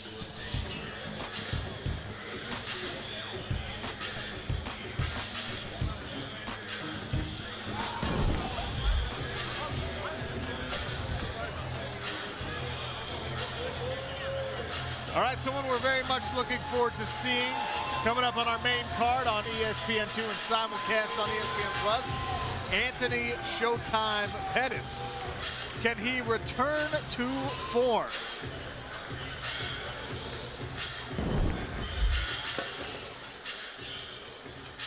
All right, Sean O'Connell and Randy Couture and Kenny Florian beside the PFL Smart Cage. Look, there's a lot to talk about on this upcoming card, but I want to sneak in the Anthony Pettis lightweight feature. This is a fight where Anthony Pettis comes in with a great weight cut, in incredible shape. What do we expect results-wise? Well, he was really upset about last season. He worked really hard over the last year to make sure he shored up those weaknesses, is mentally and physically ready for this. Can Myles Price stop the forward momentum that Anthony is trying to build? It's a tall order. He's a guy that hasn't fought in 3 years, and he's got great striking, so anything can happen. But I think Anthony Pettis came to us in the finals and said he front-loaded his camp. He figured out how to figure out this season out, and he did that wrong last season, and he wanted to make that right this season. I think we're going to see an amazing Anthony Pettis this time. It's an incredibly stacked main card still to come. Don't go anywhere. We're having fun in Arlington, Texas. Here's our PFL 3 main card. Live fights tonight starting at 9 Eastern on ESPN2 and ESPN Plus. Big time action coming up in just a couple of minutes, and you can see the odds there. Some unmanageable numbers, but we'll have betting experts to guide you through that process as well. All right, Sean O'Connell and Randy Couture and Kenny Florian. Let's talk about that main event. Kayla Harrison back inside the Smart Cage. Randy, what do we expect from the returning champion? Well, she says she's been working diligently on improving her striking. Could she get any more dangerous? Holy cow, I'm sure glad she's back in the PFL, though. And Marina Mokhnatkina brings some serious credentials into the cage. Are those credentials enough to make her a real test for Kayla Harris? Well, I think Marina's going to try to test that striking that Kayla's been working on, going to try to use her grappling skills to keep this one on the feet. Again, this is a 6-time world champion in combat sambo. And like Randy said, if Kayla wasn't dangerous enough, she comes to this season equipped with new focus and a new mantra. Scariest woman on the planet, and she prepares herself to be exactly that. I'm taking deep breaths. I'm trying to stay calm, cool, and collected, and I'm reminding myself that this is my day, this is my purpose. I'm not afraid to win. Kayla Harrison, Olympic champion. Kayla Harrison, PFL champion. I'm the best, I'm the best. This is my day, this is my purpose. I'm not afraid to win. 3 hard rounds to win. 5 hard minutes, 1 minute at a time, 1 exchange at a time, 1 breath at a time. This is my day, this is my purpose. I'm not afraid to win. Kayla Harrison, the right hand coming down like a piston, and that's enough. my goal is to continue to better myself, to be the best inside the cage, outside the cage that I can be. I'm fighting for my legacy. Kayla Harrison, armbar submission. I think people underestimate how grueling a season can be. Most champions don't fight twice a year. I'm fighting 4 times in less than 6 months, and that's intense. You don't get a title shot based on being a star or not being a star. You don't get a title shot based on if you're a fan favorite or not a fan favorite. You have to go out there and you have to do the work. You have to go out there and win a fight. Kayla Harrison secures back-to-back PFL championships. That's what I love about it. That's what keeps me humble, keeps me hungry. Last season is over. The slate is wiped clean, and I have to go out there and prove myself yet again. I take nothing away from these girls. I'm looking forward to having the opportunity to face off against each and every one of them, but whoever I fight is who I fight. I don't care if it's Julia Budd, Larissa Pacheco, Marina Mokhnatkina, King Kong. It doesn't matter. That Kayla Harrison King Kong matchup not yet in the works, at least as far as we know. Look, let's talk about what her offseason was like. One of the hottest free agents in all of the sport of mixed martial arts. Everybody coming after Kayla Harrison. Of course, she re-signs with the PFL to chase a 3rd straight championship. Is this a return to her happy place? Is this where we get the real Kayla again, Kenny? Well, I think this is the time where everything is kind of settled down now. You know, there was a lot of chaos. I'm sure things were very hectic during that time period. Now she gets to kind of focus on just training and just herself and what's ahead of her here in the PFL. Randy, you went through some of that same kind of stuff, right? Contract discussions and negotiations and the business side of the fight game. Did it make you better, or was it a distraction? Well, it can be a distraction for sure. It can be very frustrating as well, and I think we're seeing a little of that frustration with Kayla. She's like, no more noise. I'm tired of it. You know what? I throw the gauntlet down to Nunes. I throw the gauntlet down to Cyborg. You think you can go through a PFL season? Get your butt over here. Let's see you face Kayla Harrison. I would love to see any of those fights, and I would be really excited to see Marina Mokhnatkina, because we've seen this before in the PFL. You build a star in a league like this by beating somebody like Kayla Harrison. And Marina Mokhnatkina, you already talked about those combat sambo credentials. She says, I've got better hands than Kayla does. I've got better striking than Kayla Harrison does. Well, you can't talk about it. You got to be about it. You got to prove it in a fight like this one. Yeah, and you know, she does have a very good grappling background, but again, I think she's going to try to use that grappling background to try to keep this fight on the feet. We saw some of her grappling last year in the PFL. She had some excellent takedowns, some very good control. The other thing you got to watch out for with these sambo specialists are the leg locks, and if you're not used to defending a leg lock game, you can be caught. And you can string along submission after submission there. So I think that's where Kayla really has to be careful against Marina. And Randy, worth noting that Marina wanted this fight. She said, no, throw me right in the first bout of the regular season. When I'm looking for points, a place in the standings, throw me Kayla Harrison. I want to prove myself right now. I think that's the attitude of a 6-time combat sambo champion. And Kayla did mention she recognizes the threat of the leg locks, just like you said, Kenny, and she spent some time with some very good leg lock specialists. So we'll see if she has the answer to that. That is tonight's main event, coming up later on ESPN2 and simulcast on ESPN+. All right, a look at our Bud Light move of the night. Not often that the move of the night is a defensive move, but look at that. The corkscrew to get out of the armbar. Dilano Taylor on his way to a split decision victory over Joao Zeferino, puts his jiu-jitsu brown belt up against the jiu-jitsu black belt and gets himself out. Action continues on ESPN Plus and ESPN2 next.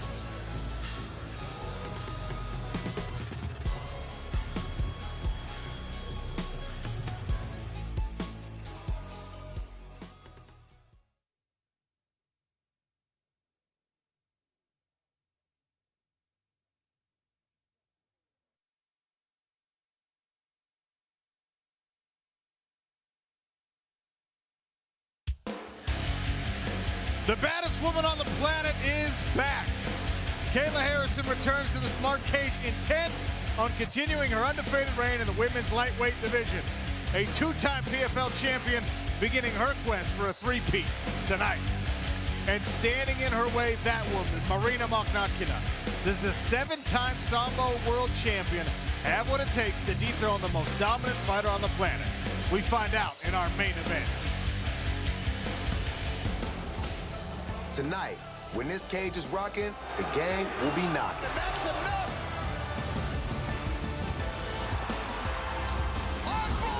It's welterweights and women's lightweights, bringing the heat. The baddest woman on the planet steps center cage. 2-time champ Kayla Harrison puts her perfect record on the line. Kayla Harrison, back-to-back PFL championship. Plus, another double champ. Ray Brada Cooper hopes to unload a ton of Hawaiian hurt. Ray Cooper knocks out Magomed. And can you smell the redemption in the air? Top-ranked Rory MacDonald returns to the cage. There it is, and there's the tap. And Anthony Showtime Pettis can't wait to bring it. Oh, my goodness. This card is stacked and loaded. Wow, I have chills. The PFL starts right now.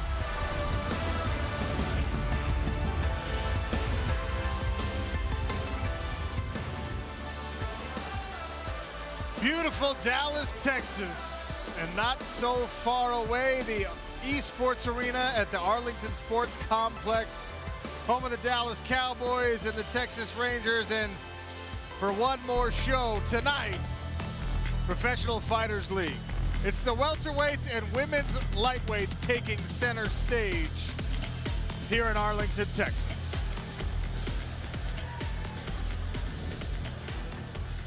Sean O'Connell here and Randy Couture right there. Kenny Florian.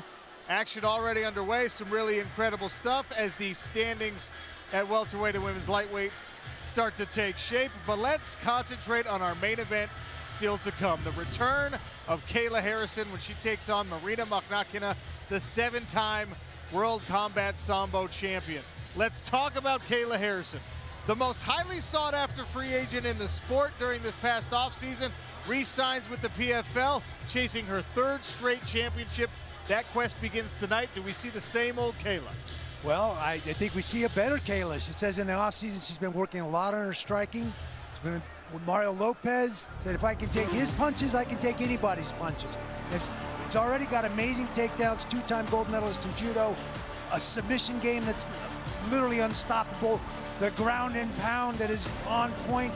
And now if you add significant stand-up improvement to it, Kayla Harrison, you've got big problems for anybody in the world in women's athletics.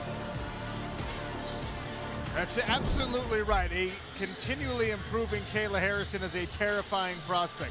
But Marina Mokhnatkina wanted this. She asked for this fight. She's had one PFL bout. It was a showcase. She was successful in that bout. She says, I'm ready to dethrone the queen. Can she do it?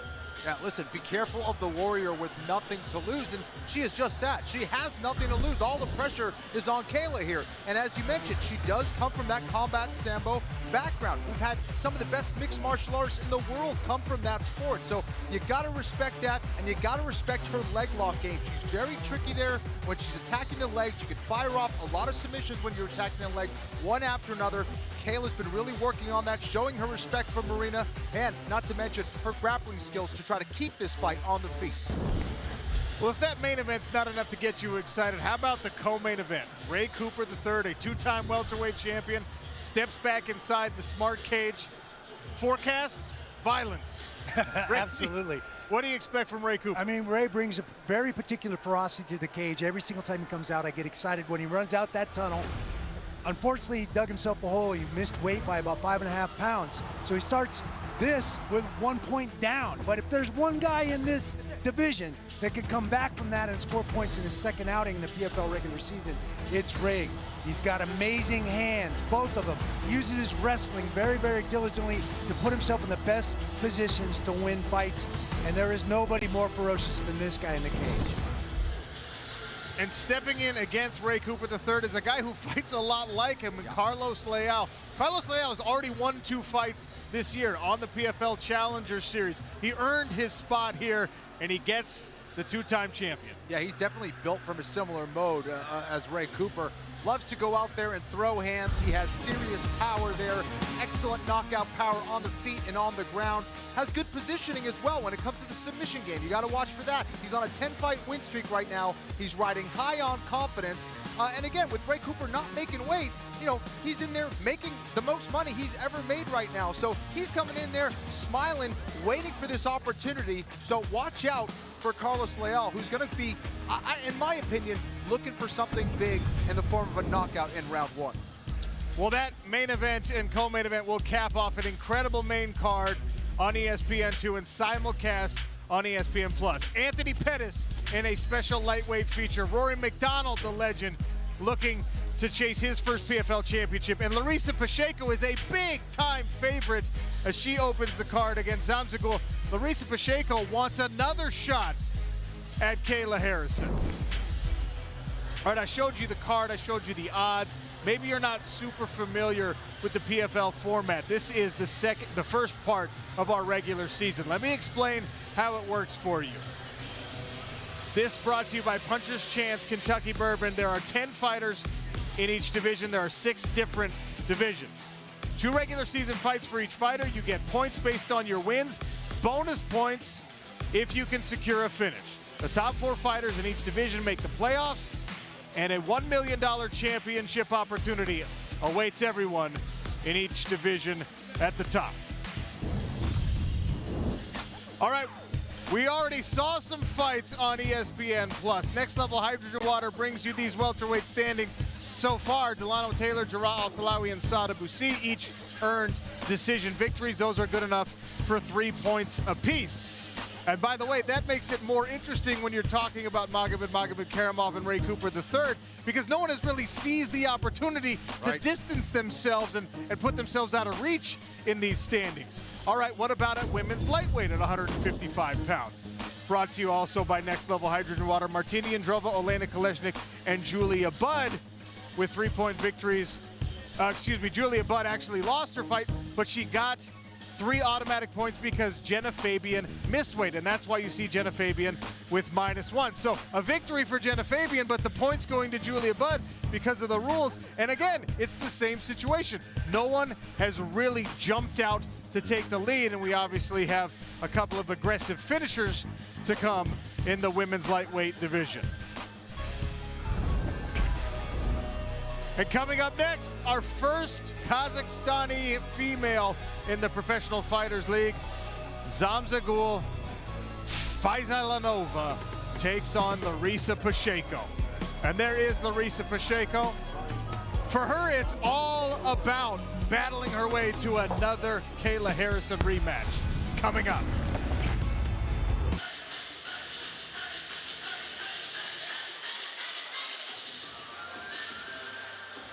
Here we have a quick look at the Dallas area. We are here in Arlington, Texas at the Esports Arena.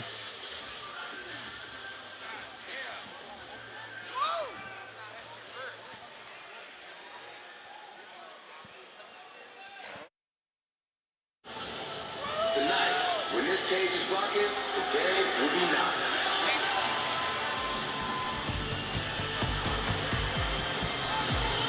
Welterweights and women's lightweights, bringing the heat. The baddest woman on the planet steps in the cage. Prizes and opportunity is earned. This is my house, baby. Dominate the season. And that's enough. And head to the playoffs. Oh, unbelievable! For a chance to win the world title and $1 million bag. Oh! Who's next? I'm the best. This season is undeniable. One by one, they're all gonna fall.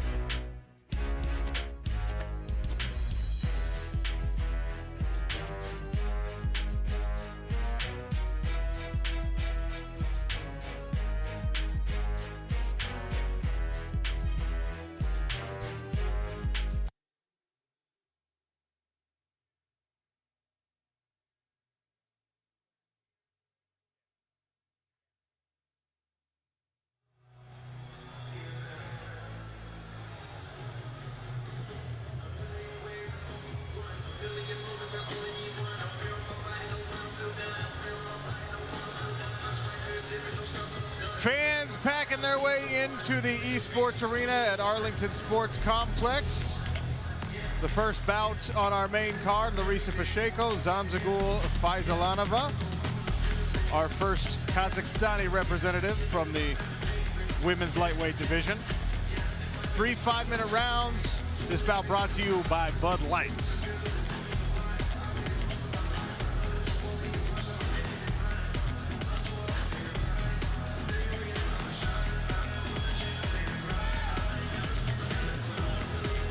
Zamzagul inside the cage.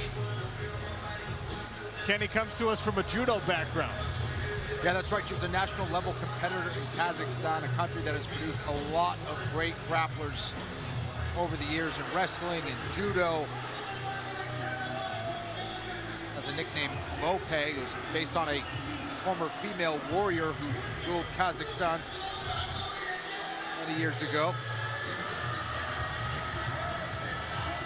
Larissa Pacheco, the only one to take Kayla Harrison the distance so far. I'm not sure if I'm more impressed with all the new ink or the new fitness level of Larissa Pacheco. We've seen her every single season get a little more fit, a little more prepared. She wants another shot at Kayla Harrison.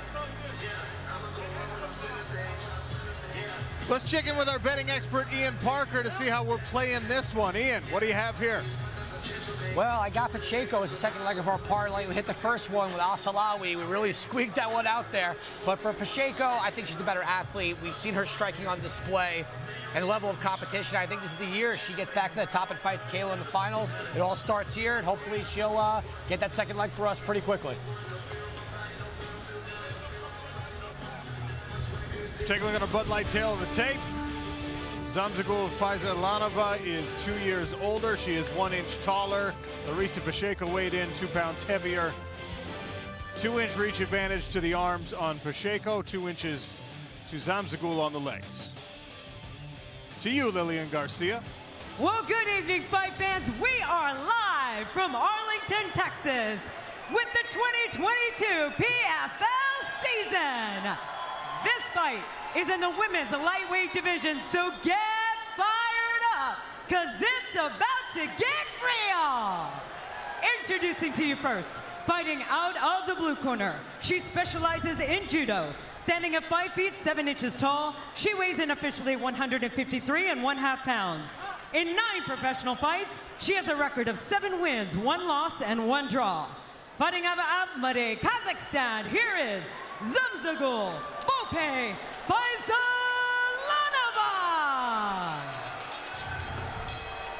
Her opponent, fighting out of the red corner. She specializes in jiu-jitsu. Standing at 5 feet 6 inches tall, she weighs in officially 155.5 pounds. In 19 professional fights, she has a record of 15 wins and 4 losses, with 14 victories by way of stoppage.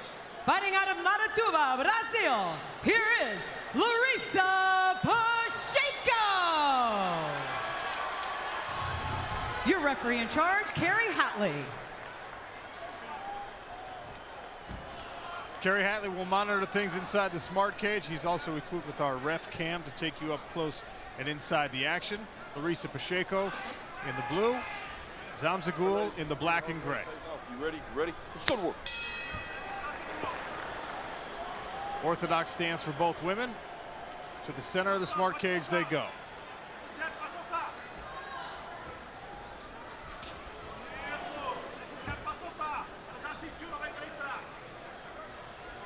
Randy, you made the point about Larissa getting more fit every season, and because we've seen so much of her, it's easy to remember. That was a big right hand. Huge right hand and a left through. Zamzagul is already in trouble. Larissa Pacheco unloading big-time power shots.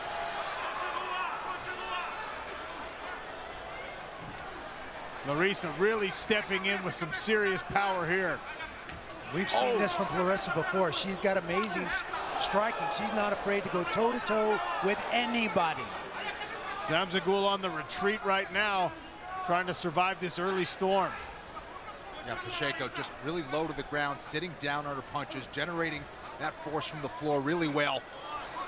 Kayla Harrison watching intently. Spinning attack misses there for Zamzagul. Pacheco continues to come forward.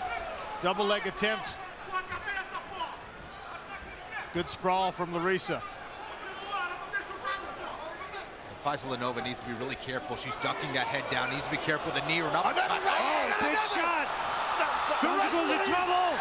Waves it off Larissa Pacheco with a big TKO and 6 points in the lightweight standings.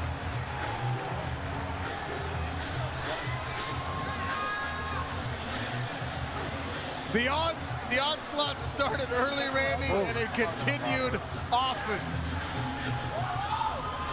Combinations were sharp. She sat on every punch. She made every single one of them count. The point I was going to make, Kenny, before that story started was you were rudely interrupted by her knockout. We've seen a lot of Larissa, right? She's got a lot of experience. That's her 20th MMA fight. It's easy to forget she's only 27 years old. Right. I mean, she's already great. Absolutely. I mean, she looks great in her evolution here.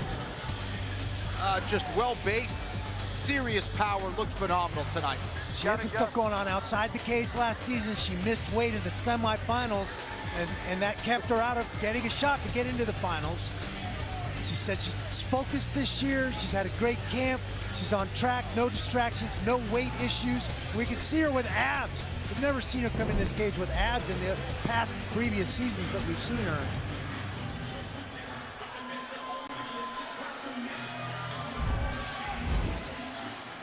Well, here it is.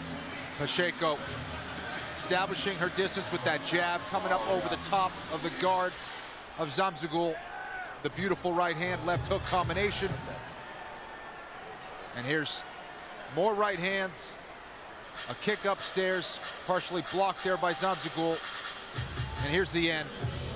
Blitzing flurry here. Just heavy shots, that right hand. Wow, just a hammer of a shot. Wow. Excellent accuracy. Right up and over the top of the guard. And she hurt her early and just never allowed her in this fight. Here we go, girl.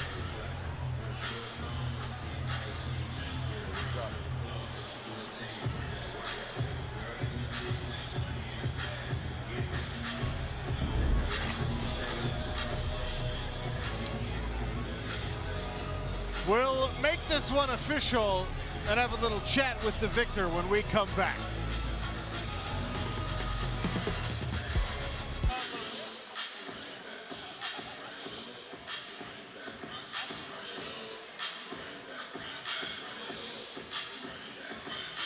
We're going to take a quick look at a very quick fight. First finish of the night. Larissa Pacheco showing how she made it to the finals.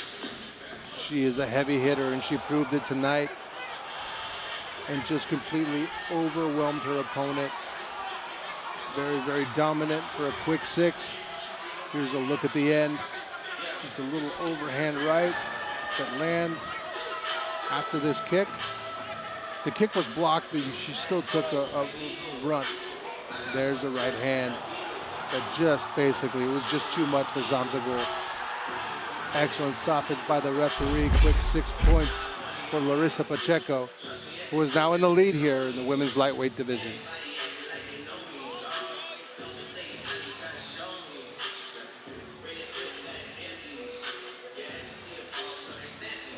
I mean, what else can I say? First finish of the night. It's been an action-packed night.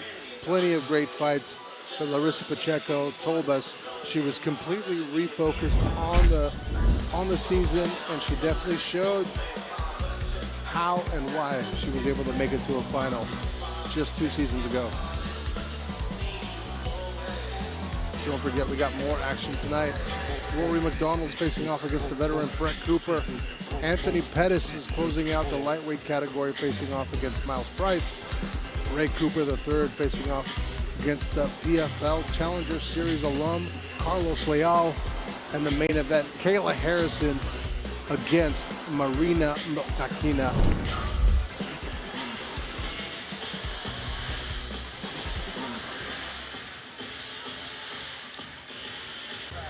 Welcome back to Arlington, Texas. There's only one way to earn a perfect 100 on the fighter performance rating. You got to get a finish inside of the round, and Larissa Pacheco got it done early in the first round against Zamzagul Fayzallanova. Lillian Garcia makes this one official.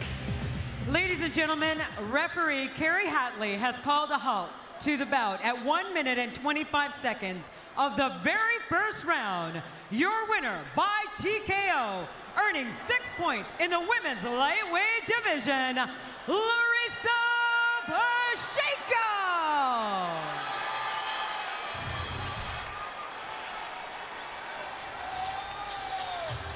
All right, let's take a look at the lightweight women's standings. Larissa Pacheco at the top with 6 points, getting the finish in round one. Everyone else with 3 points. And Sean is in the smart cage with our winner, Larissa Pacheco.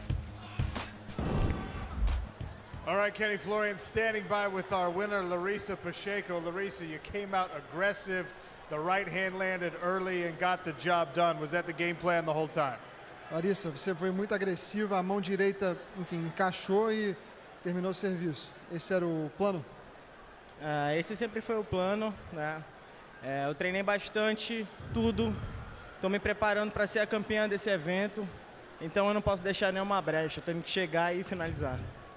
This has always been the plan. I prepared an awful lot, and I got to show out. I prepared to become the champion of the show. So you start season 4 with 6 points, and for now, top of the table in the lightweight standings. What do you want to see next? Começou agora com 6 pontos aí, por hora, número 1 aí da chave feminina. O que você espera para a próxima?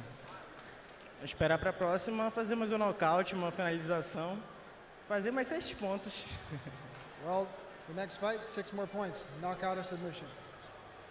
A quick 6 for Larissa Pacheco.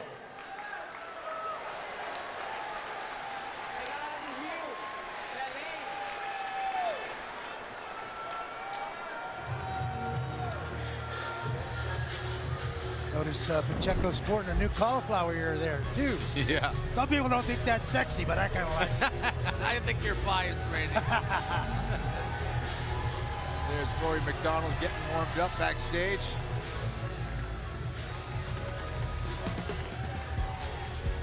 The Red King in the house.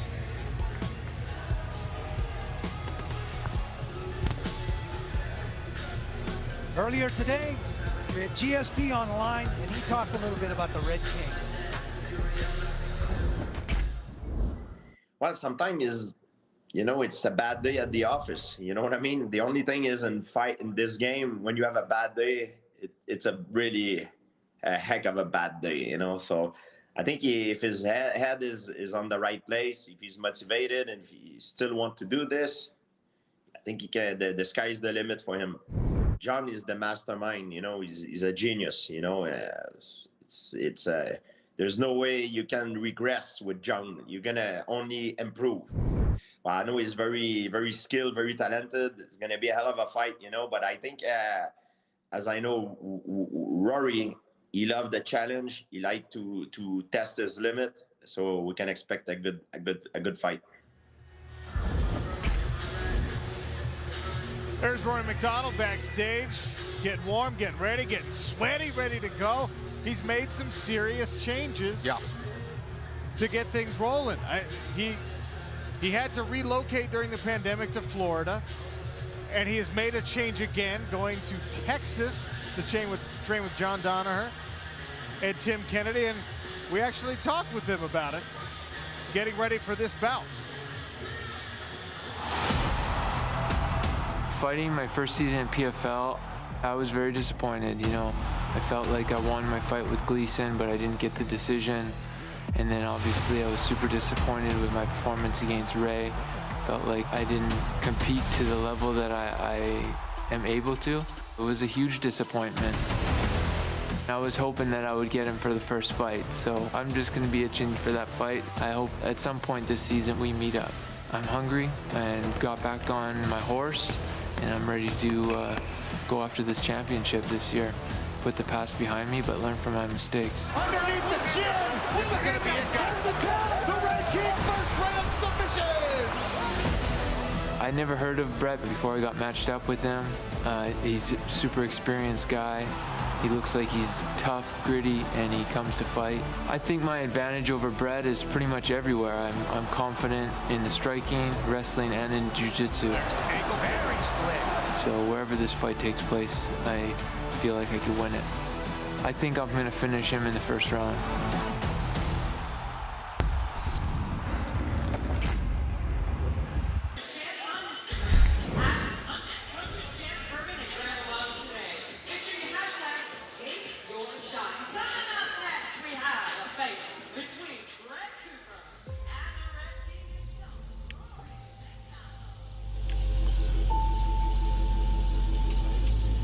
Kayla Harrison, the biggest free agent. Let me say something about Kayla Harrison. We've been talking about this. Just sign a contract. The sky is falling and don't like it. Think about how this began. I have a lot of people who think they know what Kayla Harrison should do, who've never even met me. The last 6 months have been chaos. Everyone had an opinion on where I should go, why I should go, what weight I should fight, how I should do my hair when I fight, and ultimately, I have to do what's best for me and my family. Kayla Harrison has officially re-signed with the PFL. The uncertainty's done. The contract is signed. I'm back with the PFL. It's go time. I've been a trapped animal in this media circus for 6 months. Now they're about to unleash the beast. Kayla Harrison, quick 6. Last year was about dominating. There it is, and there's the tap. This year, it's about my legacy. One of the best fighters on the planet. I've been doing 2-a-day since I was 12 years old. I was born for this. Oh, big toss. I was given my story for a reason, and I'm gonna use it to change the world. There's only 2 things that matter in my life. That's my family and my legacy. I will go down as the greatest fighter of all time. Back to back, PFL championship. No more noise.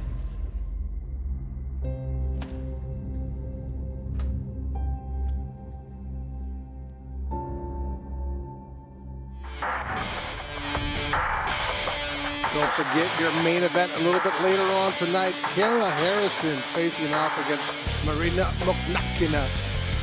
Harrison has been dominant in the 2 seasons we have seen her.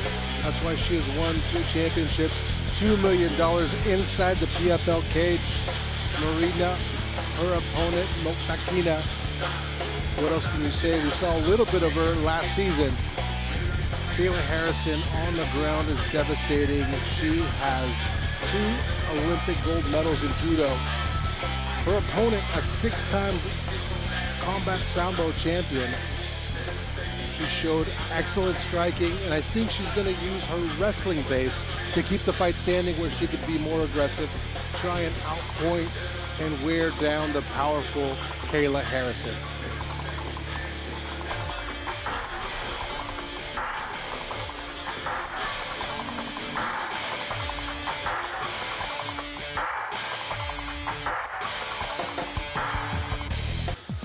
Welcome back, PFL fight fans. There's Kayla Harrison inside the Air Force Reserve prep point. She's one half of our main event still to come on ESPN and ESPN+.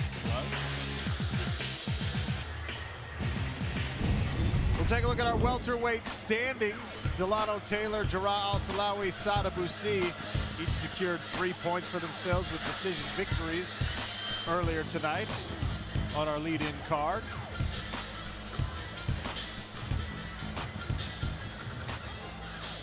Why am I showing you the welterweight standings? Well, because we have a welterweight fight in front of us. Brought to you by the United States Marine Corps. The Red King, the legend himself, Rory MacDonald, takes on a tough veteran in the American, Brett Cooper. All right, fight fans, help me welcome the next fighters to the cage. First, Brett Cooper.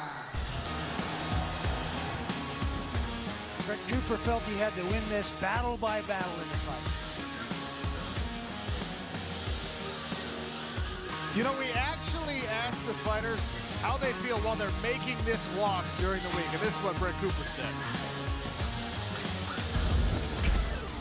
I think it's actually quite scary and nerve-wracking, but I feel like that fear and kind of butterflies that accumulate that time kind of gets you ready for it.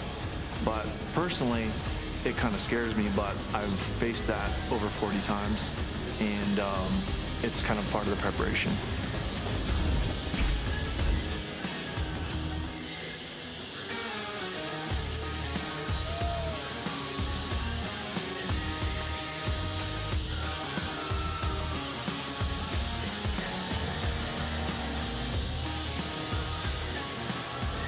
We'd like to welcome all of you on ESPN2 who were watching college softball. Brett Cooper is in the smart cage, getting ready for a welterweight bout here in the Professional Fighters League.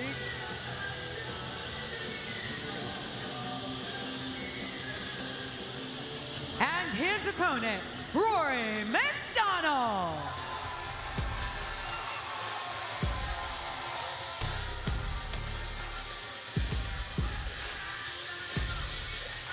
And how does a longtime veteran and legend like Rory MacDonald feel making the walk to the cage? Well, every time's different, to be honest. I'm hoping that I'm just in the moment and hungry, ready to fight, looking forward to getting in the mix. But, you know, that changes every time I make that walk.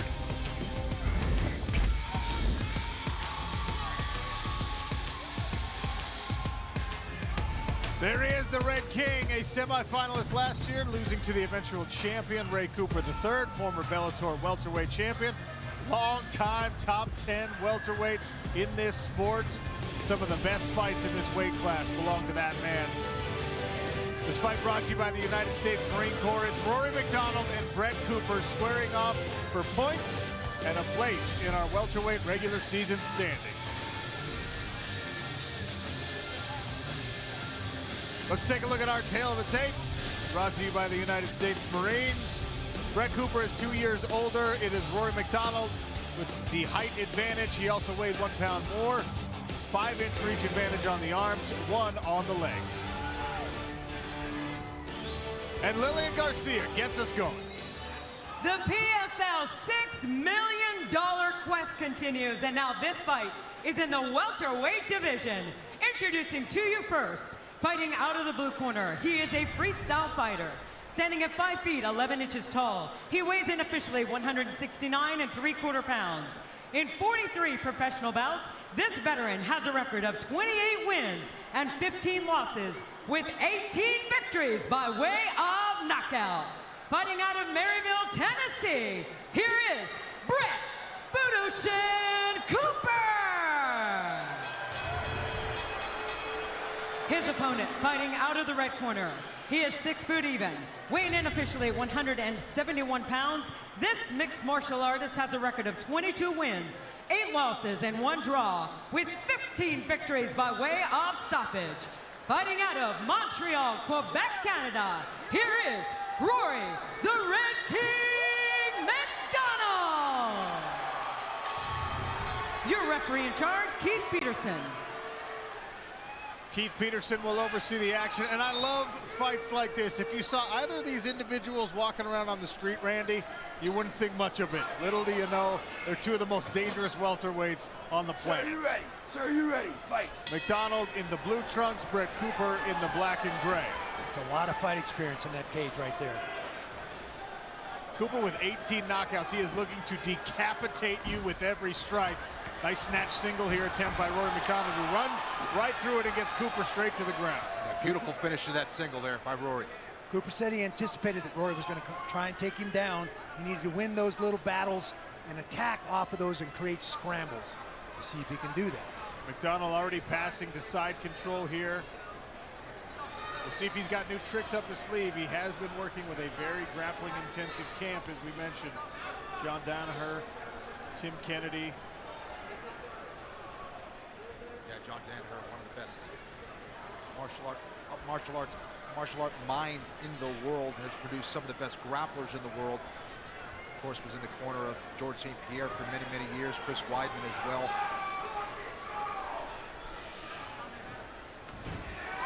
Big knee to the backside. Rory MacDonald punishing Brett Cooper here. He's got him turned. 2 nice left hands and a hammer fist. Big power on that left hook. Yeah, this is excellent positioning and ground and pound from Rory right now.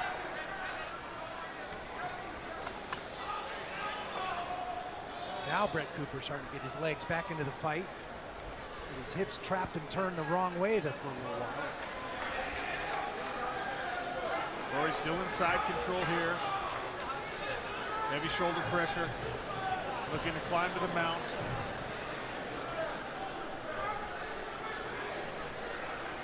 Passes that knee successfully to at least the 3/4. And all the way to the full mount. Long time to have Rory MacDonald on top of you. Yeah, not a good position for Brett Cooper here. Watch for Rory to start to posture up, land big shots. And Cooper's got to watch out for the arm lock as well. He tries to turn to his back. Oh no, right back to ground and pound goes Rory MacDonald. Big left hands coming down and Brett Cooper rolling. Just covering up is not often considered intelligent defense. Gives up his back now. Rory threatening with the choke. He's got it under the chin.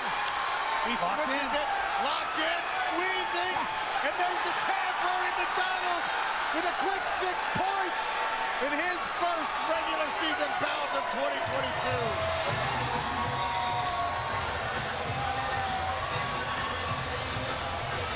Flawless performance there from Rory MacDonald. Methodical, just one little bit at a time, moved to better and better and better position until it was over. Absolutely.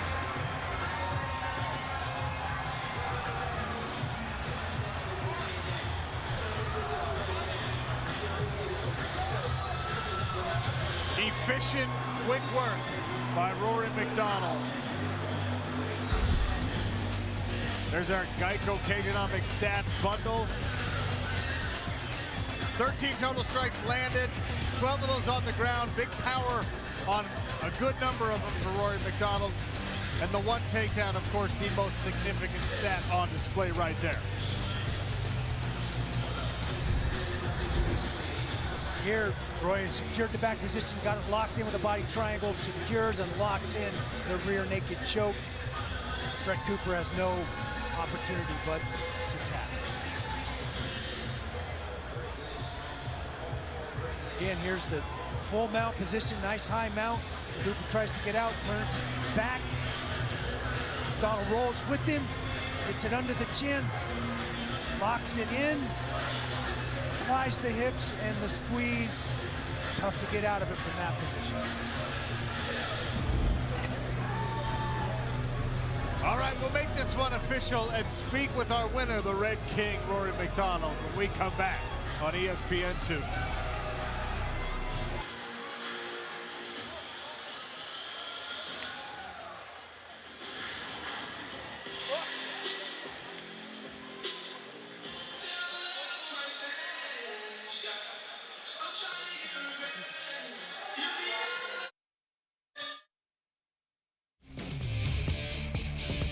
Another look at this first round submission finish.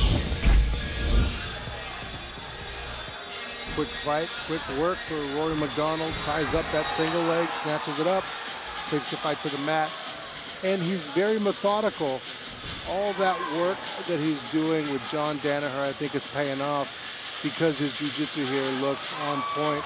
And it's very, very slow, methodical control. The transitions from half guard to side mount, from side mount to mount to back mount.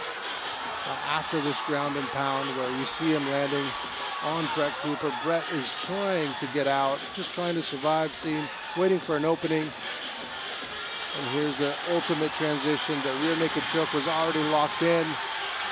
And here is a look at the finish. A quick 6 for Rory MacDonald. And you look there, like Brett was pretty close to going out. Obviously, you see the effectiveness of that choke.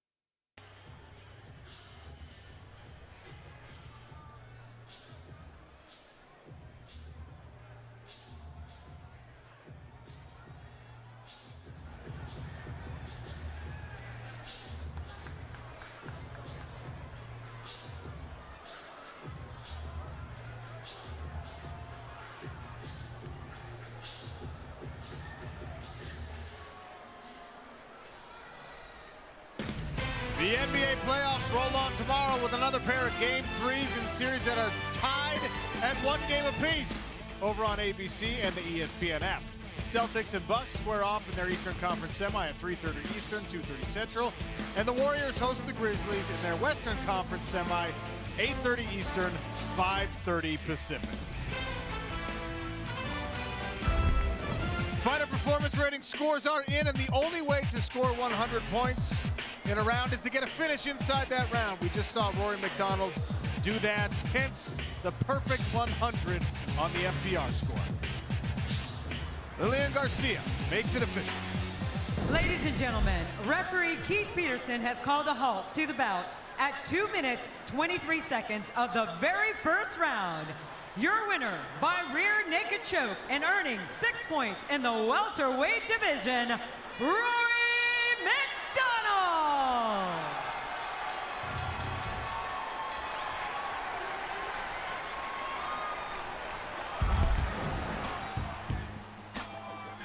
There are the welterweight standings. You see Rory MacDonald there leading the pack with 6 points. Dilano Taylor with 3, Al-Silawi with 3, and Sadabusi with 3 as well. And Sean O'Connell in the cage with Rory MacDonald. Sean? All right, thank you, Kenny. Here I am with our winner by submission, Rory MacDonald. Clean, efficient performance. I know you made some serious changes to get ready for this fight. Did we see the results in here tonight? Yeah, I thought I had a pretty flawless victory. I did what I came to do. I wanted to go out there, dominate, and show my potential. You can take a look at the replays here. It really was pretty clean, snatch single, and that was the beginning of the end for Brett. Yeah, once I established top control, I felt really confident. Just tried to play pretty conservative for the first round, see how he felt, and just waited for my opportunities to move forward and take the submission. 6 points for the first round finish. That puts you at the top of the table for now. Is this the statement you wanted to make for this 4th season? Yeah, pretty much. Congratulations, Rory MacDonald, victorious by submission in the very first round. And you can see the squeeze on that rear naked choke, eliciting the tap. And you know what? If I'm not mistaken, Parker actually predicted that this fight would not go the distance. Jonathan Coachman and Ian Parker, how are the bets going so far? Well, Sean, I'm a pretty good listener. I heard you say perfect 100. I heard Rory say flawless. I could have swore they're talking about my main man, Ian Parker, because I'm looking at my notes. Jindrova, cash. Al-Silawi, first leg, cash. Pacheco, second leg, cash. MacDonald, inside the distance, cash. You also said under 2.5 rounds. That would cash, and it did. So, Ian, I hate to take all your shine here, but we got to look forward to your final leg of the parlay. What do you think for this next fight? It's showtime. Anthony Pettis, he's going to be the guy to bring us home. Look, 0-2 last season. He fought the 2 top guys in the division, in Clay Collard and Haush Manfio. He's back. He looks great. Mentally, he says he's there. And I believe him. I think he gets it done over Myles Price, who has not fought in 3 years. So if any time to show that Anthony Pettis is back, now is it. The door is open for him to get 6 points and take the top of the leaderboard. I think it's showtime. What a great time to take 3 big-time favorites, take them all the way down, and we're going to get -105 if Anthony Pettis cashes it right here. So, Ian, sit back. I'm going to sit back. Sean, you don't get to sit back. You got to call it. Back to you. I'm going to sit back and enjoy some more action. That's what I wanted to see. Rory MacDonald, efficient, looking really good. 6 points, top of the table for now at welterweight. And how about this? Up next is a feature lightweight affair. There's Myles Price, the Irish PFL newcomer. He gave us his thoughts about facing a legendary name like Anthony Showtime Pettis. So coming back after a long layoff facing an opponent like Anthony Pettis. He is a big name. He has a lot of experience. So once you get through that and you're settled a little bit with your emotions and your feelings and you internalize, I'm able to just go, well, what matters is what I do. And if I focus on applying my psychological systems and my self-regulation to the upcoming event, then that's what matters. That's what I can do. I got to focus on what I can do. And I have a habit of rising to occasions, so I'm going to rise to this occasion. There's his opponent, Anthony Showtime Pettis. This is his second season in the PFL, and he'll tell you the first one didn't go the way that he wanted it to. For him, this is the redemption tour. My expectations for the season is redemption and legacy. That's all I'm thinking about. After my first PFL season, I had a lot of reflecting to do, coming off of 2 losses. I looked super sloppy. I was trying to be Showtime. I was forcing the Showtime moniker, of course, and letting it happen. Everything happened really quick last year. I had to figure out my training situation a little bit better. Last season, I started camp 2 months out, like the usual I would do. But this time, I started in January because the bulk of this season is done, in the pre-camp. Because once you have that first fight, you're kind of re-healing and you're letting your body adjust to what happened in that fight, and then you're right back into another fight. Huge kick by Pettis.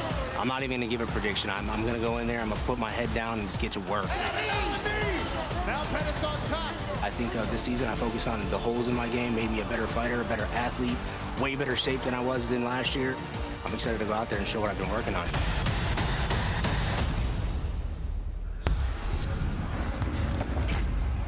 My weaknesses that I showed last year, I can fix those holes. I'm gonna be confident. I already envision my body. No matter where you are, the official app of the Professional Fighters League has got you covered. Download the PFL Live app for exclusive access to highlights, results, schedules, and standings. Get news on all your favorite fighters competing during the regular season, playoffs, and championship. Hang out with your favorite friends in the cage to play games, earn points, and climb the leaderboard for a chance to win PFL event tickets, fan gear, autographed memorabilia, and all-access fan experiences. Available now on Apple and Android devices.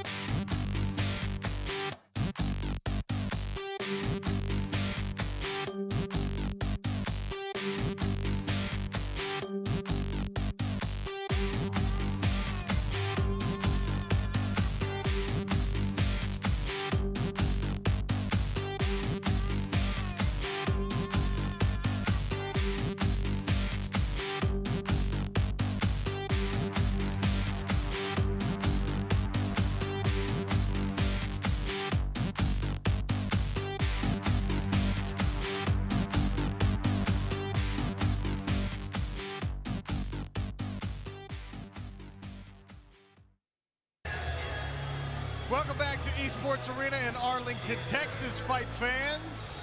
Welterweights and women's lightweights, and still to come a special men's lightweight feature. Here beside the Smart Cage, Sean O'Connell and Randy Couture and Kenny Florian, and we're joined, surprise guest, AJ McKee. How are you doing? Another day in paradise. How you guys doing? We saw you in the corner early. What's more nerve-wracking for you, actually stepping in to compete or being in the corner where you have very little control. Being in the corner, man, that's definitely the most nervous part, you know, just because you see how much work goes into the full camp for some of these athletes. And, you know, you want the best for them, and it's out of your control, so you're not really able to help in that moment. It's very, very difficult to watch your friends fighting and not be able to just push the video game buttons. I know you're a big Rory MacDonald fan. We just saw Rory kind of returning to form. Very efficient performance. Gets the first round victory. What'd you like to see? Very good. It was a touchy fight for me because I've known Brett Cooper since I was a kid, and Rory's one of my favorite fighters. So just watching those two, you know, I'm sitting there like this. But, it was a good fight, man. I'm happy with the way it went. You know, neither one of them are injured, so it's always a blessing.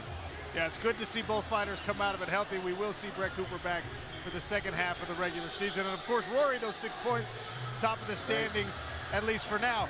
Still to come, Anthony Showtime Pettis stepping back in. The story for him and the story for Rory were very similar last year. Guys came over to the PFL, didn't have the success that they wanted. Will Pettis have a return to form like we saw from Rory? I think so, you know. There's something that they say about taking a loss. Sometimes you bounce back, and you bounce back stronger than ever. So some people, you just need a little motivation. But I'm excited for both of them, Rory and Pettis. They, you know, they know what it's like to be champs, and I know they know what they're here to do, and they're going to go in there and put it all on the line. The work done for tonight, no more corner, you just get to be a fan? Yeah, I get to enjoy the show now. All right, sit back, he'll sit back and enjoy the fights. We hope that you do the same. And like I promised you, Anthony Showtime Pettis making his PFL return. He is refocused, he's in great shape. He came in on weights. He takes on Myles when we come back on ESPN2. Thank you.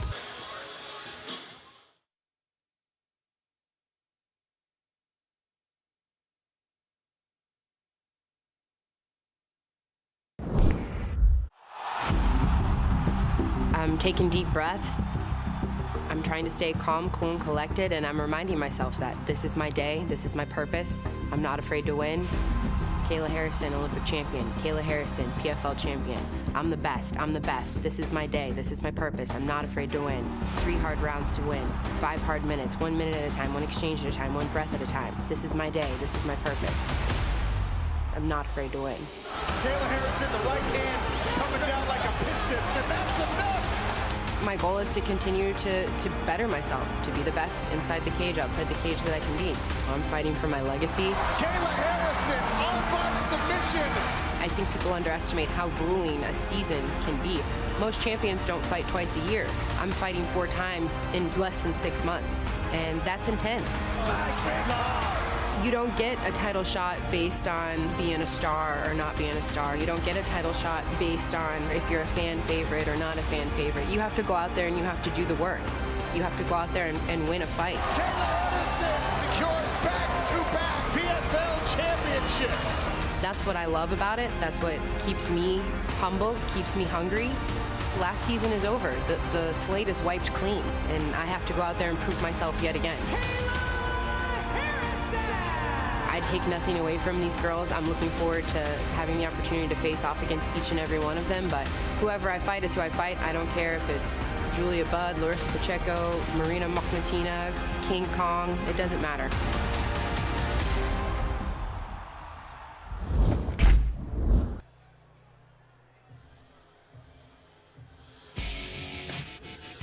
Look at the sports mayhem on deck for you this weekend. These are just some of the featured matchups and events. Tomorrow afternoon, Stanley Cup playoffs continue. Game 3 between the Panthers and the Capitals on ESPN. Then tomorrow night on ABC, Game 3 of the Western Conference Semis. Warriors host the Grizzlies. UFC 274 is highlighted by 2 title fights on ESPN Plus pay-per-view. And on Sunday afternoon on ABC, the first ever F1 Miami Grand Prix.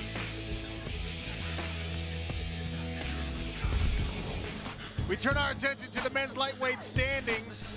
Hausch Manfio, he's the only one to secure a finish, so he's got 4 points. Clay Collard, Alexander Martinez, and OAM each have 3 points for decision victories. And that means for Myles Price and Anthony Pettis, first place in the standings is up for grabs with a finish. This special lightweight feature brought to you by Puncher's Chance Kentucky Bourbon, Anthony Pettis and Myles Price. All right, let's welcome the next fighters to the cage. First, Myles Price.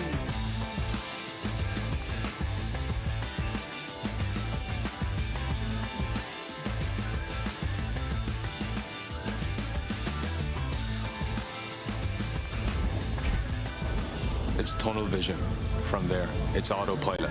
As I step up to the walk, up to the cage, is something that I've visualized and self-regulated thousands of times. The thoughts go through my mind. They don't stay in my mind. I'm in the moment. I'm tunnel vision. I'm ready to be focused on having fine-tuned adaptability and letting thoughts just pass and feelings be where they are and focus on the moment.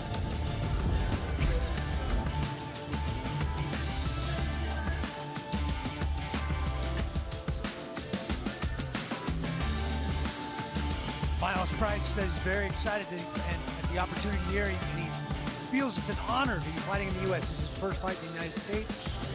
He likes getting away. He did his camp in Dusseldorf, Germany.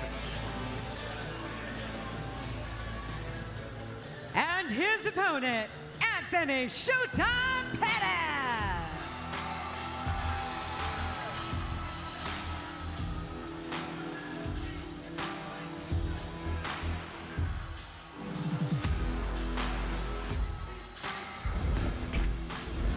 What goes through your mind when you're walking onto that cage just kind of depends where your mindset is before the fights and what kind of training camp you had. I didn't cut any corners. You know, I did the work. I made sure I focused on my weaknesses that I showed last year and fixed those holes. I'm going to be confident. You know, I already envisioned my walk out. There's going to be fans in the arena. I cannot wait to be fighting in front of some fans. So I'm excited to go out there and you know, get my hand raised. Well, Anthony Pettis said this was the hardest MMA camp he has ever done last season. He said it was a very humbling experience for him. He was very ticked off about his performances. He said Clay Collard made him a better fighter and he had to change things up. He said he's going to be a way smarter fighter this year round. Showtime gunning for potential rematches with Clay Collard and Haush Manfield. Both of those fighters beat him in Season 3 last year. Let's take a look at our tail of the tape, brought to you by Puncher's Chance Kentucky Bourbon. Anthony Pettis is 2 years older. Price is the taller fighter. The arm reach advantage and leg reach both favor Price. Lillian Garcia, we send it to you. We now turn our attention to a fight in the men's lightweight division. Introducing to you first, fighting out of the blue corner. He is a kickboxer and jiu-jitsu practitioner. Standing at 6 feet even, he weighs in officially 154 3/4 pounds. In 18 professional bouts, he has a record of 11 victories and 7 defeats. Fighting out of Kilkenny, Ireland, here is Myles Magic Price. His opponent, fighting out of the red corner, he is a kickboxer. Standing at 5 feet 10 inches tall, he weighs in officially 155 1/2 pounds. In 36 professional bouts, this veteran has a record of 24 victories and 12 defeats with 18 wins by way of stoppage. Fighting out of Milwaukee, Wisconsin, here is Anthony Showtime Pettis. Your referee in charge, Gary Copeland.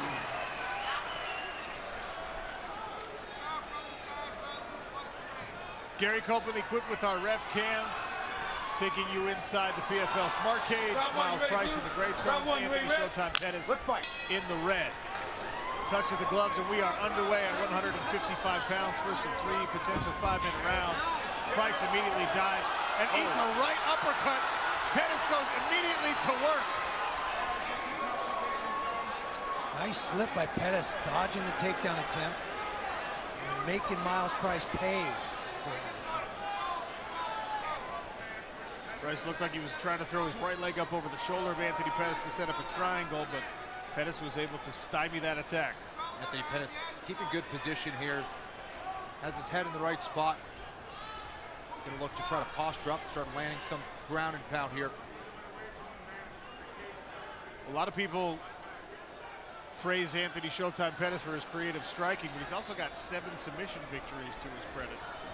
Not a guy you want to have on top of you when you're dry with a lot of time in a round. Myles Price trying to set up a triangle here. He's using the old Nogueira setup, trying to pass that arm through and get to that triangle position.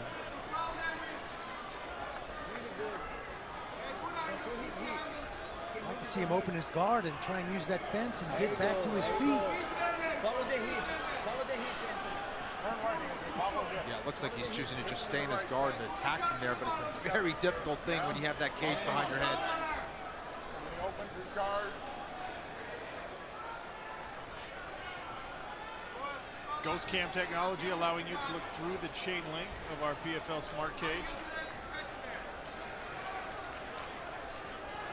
Pettis floating on top, trying to give himself some space, put some power behind these punches. Framing out the face of Myles Price. Irish fighter, as Randy said, making his U.S. debut. Pettis said he wanted to take a much smarter approach. You can see him, just taking his time. He's not trying to force anything. Myles Price trying to attack that Kimura. Decides to let go.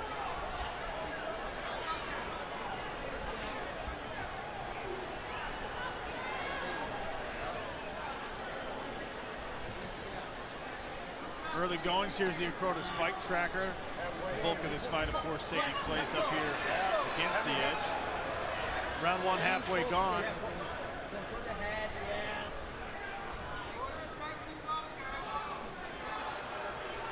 Myles Price might be trying to attack that left leg of Anthony Pettis, not able to get the angle quite yet.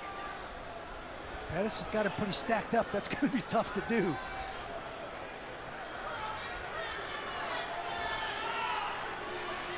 Couple of left hands loosen up the guard of Price there for Anthony Pettis. I love Pettis' posture. He's got his hips in, his head up. He can find big holes to land big shots from there. Right hand coming down for Anthony Pettis. Now Price grabbing a head outside single. Pettis having none of it. Pettis almost climbing to full mount there. Price doing a great job of getting his legs back in the fight. Yeah, Pettis doing a good job of trying to counter with that guillotine, then try to step into mount. Now right back into half guard, trying to chip away. There he is, trying to attack that leg. Pettis is onto it, limp legs out. Now he's trying to attack the back.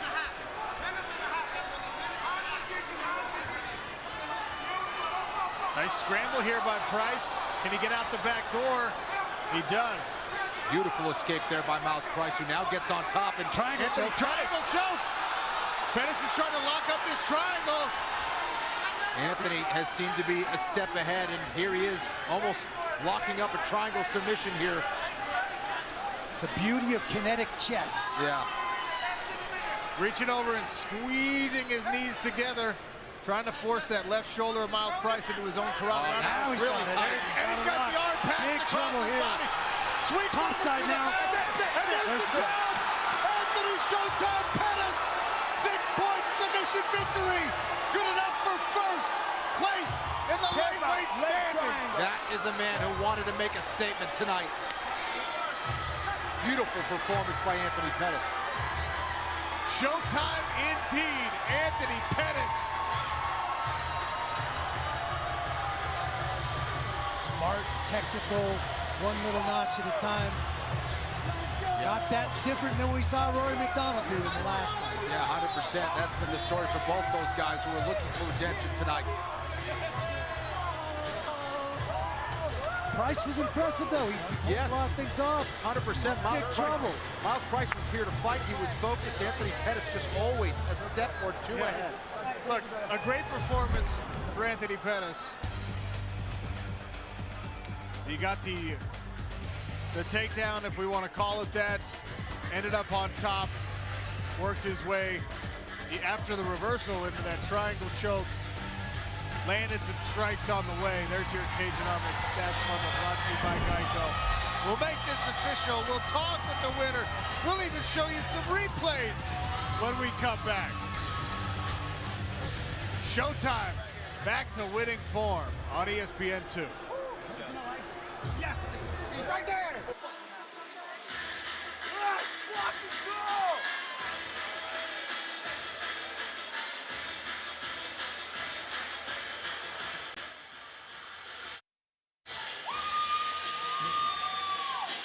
We are going to take another look at basically pretty much the first round, the fight. Myles Price shoots in for a single, misses it, and he just never really recovered here. Showtime Pettis. He was in control. Even though you did see Myles Price look for submissions, he was looking for sweeps. He was very active off his back with the hip. Here you see Pettis starting to make some space, starting to land some ground and pound. Myles Price looks to attack a leg off this single leg attempt. And then here's the end of the fight. Final transition, Pettis locked in the triangle, goes to mount. Quick 6 submission, Anthony Pettis now at the head, now the leader of the lightweight category. Really good showing, great adjustments on behalf of Anthony Pettis and his team.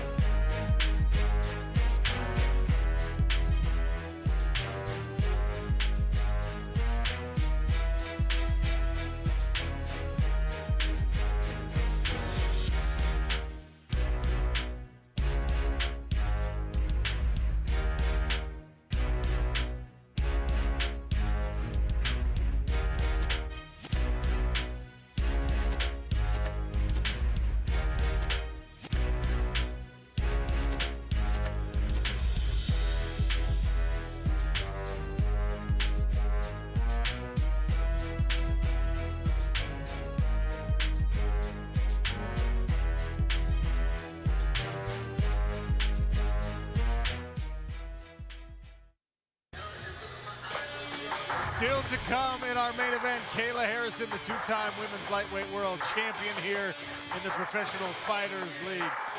2 Olympic gold medals in judo as well. No big deal. Fighter performance rating for the Anthony Pettis and Myles Price is fair. Well, there's only one way, Randy, to earn a perfect 100. How do you do that? Get a finish. You get a finish. And Anthony Pettis earned his finish. We'll make it official with Lillian Garcia. Ladies and gentlemen, referee Gary Copeland has called a halt to the bout at 4 minutes and 17 seconds of the very first round. Your winner by triangle choke and earning 6 points in the lightweight division, Anthony "Showtime" Pettis!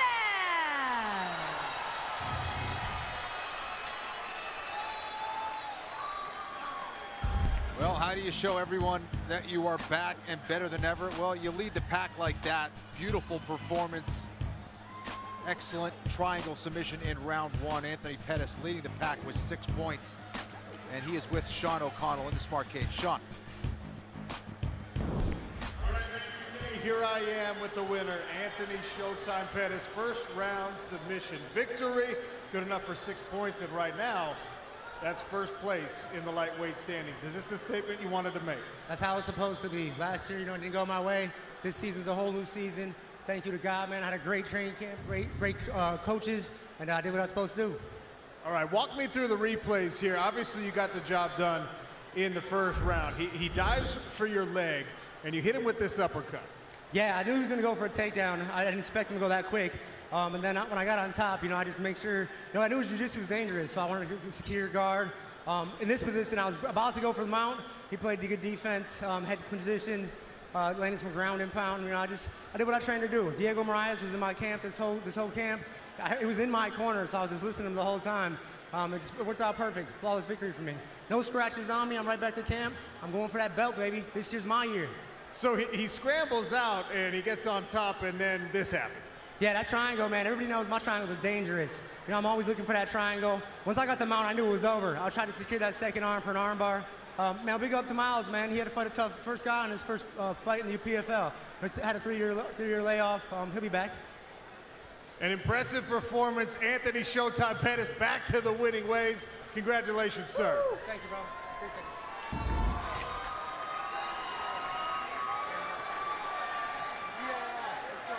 So Showtime will celebrate a return to the winning ways. 6 points for him in the standings. Earlier this week, Kayla Harrison prepared for her fight in the Century Martial Arts training room. Century Martial Arts, the official MMA equipment provider of the PFL. And speaking of Kayla Harrison, it's been all noise this offseason. Now, the noise is gone.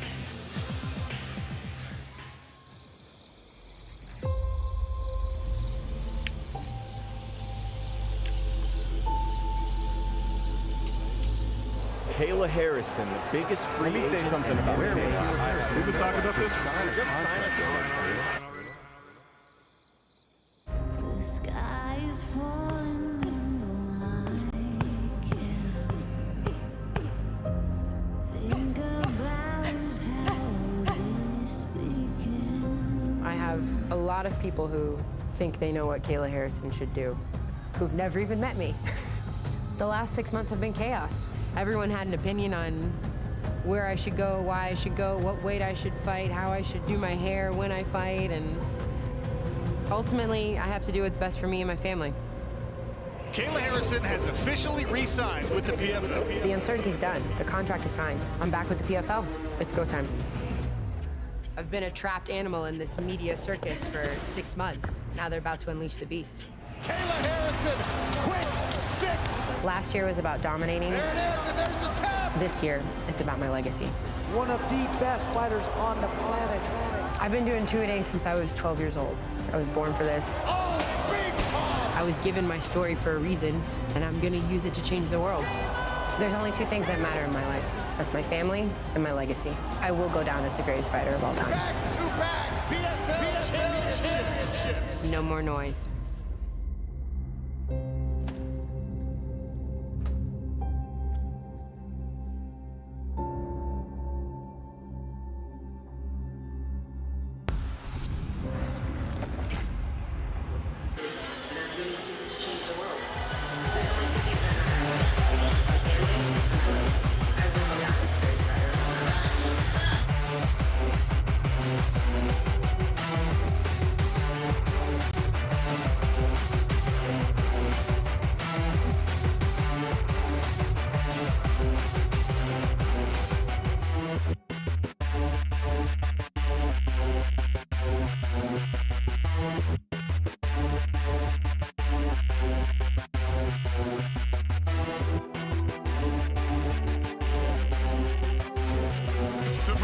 Fighters League is back.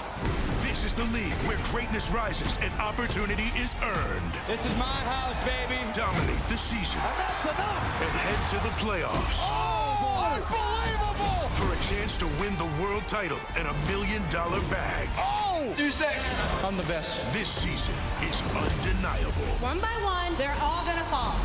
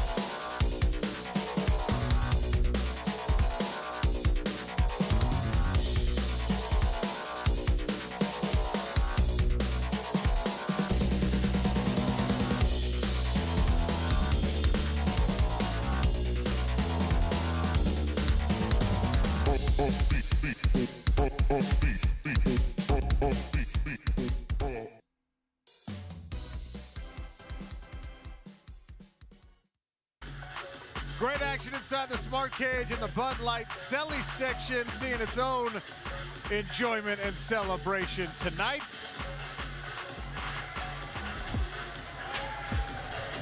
Our Bud Light Selly celebration moment.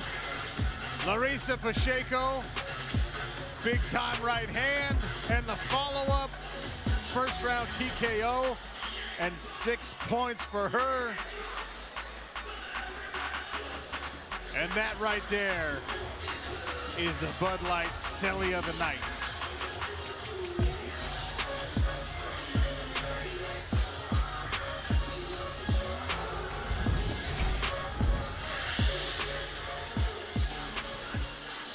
Ray Cooper III, the hardest hitting welterweight on planet Earth. He'll fight anybody. He doesn't even care what weight class anymore. Scratching up the surface of what I set out to do is just to keep doing it multiple times and still move up in weight and fight whatever weight. And up and down, Ray Cooper slams Jason Foday. If you're really gonna call yourself the best in the world, you gotta fight everybody, no matter what weight. That's how we was raised on the island when we were little kids in school. The biggest guy gonna bully you, you gotta fight him, or you can get bullied the rest of your life. Knockout victory! Ray Cooper III! Anybody, any weight, anytime, I'll fight anybody. That's the goal for me, to fight everybody. All these new guys, they think they can just ask for stuff, but you gotta build your way up. Big punch by Ray Cooper to the ground and pound! You can bring any one of them, I'll smash them all of them. I proved it time and again. Ray Cooper! Oh my goodness! Unbelievable! Come and try. I welcome it. I welcome all of it. It's just the beginning.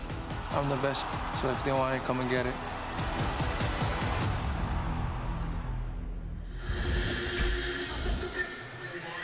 And there's his opponent, Carlos Leal. Already had to win 2 fights this year just to get to this point. He feels like the opportunity is right in front of him to dethrone a champ. É a luta que a gente queria, então eu ganhando do atual campeão vai tirar qualquer dúvida sobre o meu potencial ou daquelas pessoas que não acreditaram. Oh, big right hand! And he waves it off early in the first round. Carlos Leal. E quando eu for campeão, eu vou ser o único que fez e venceu 6 lutas no mesmo ano. Carlos Leal is one of the hottest prospects in the welterweight division in mixed martial arts. É a luta que eu quero, é isso aí.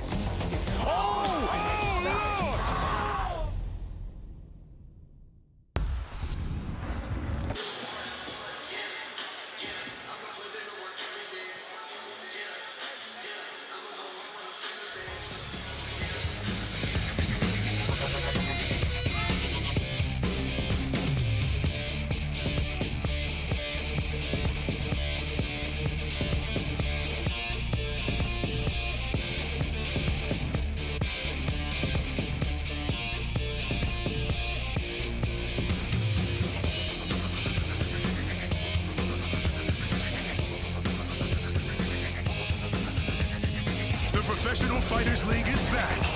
This is the league where greatness rises and opportunity is earned. This is my house, baby. Dominate the season. And that's enough. And head to the playoffs. Oh, unbelievable! For a chance to win the world title and $1 million bag. Oh! Who's next? I'm the best. This season is undeniable. One by one, they're all gonna fall.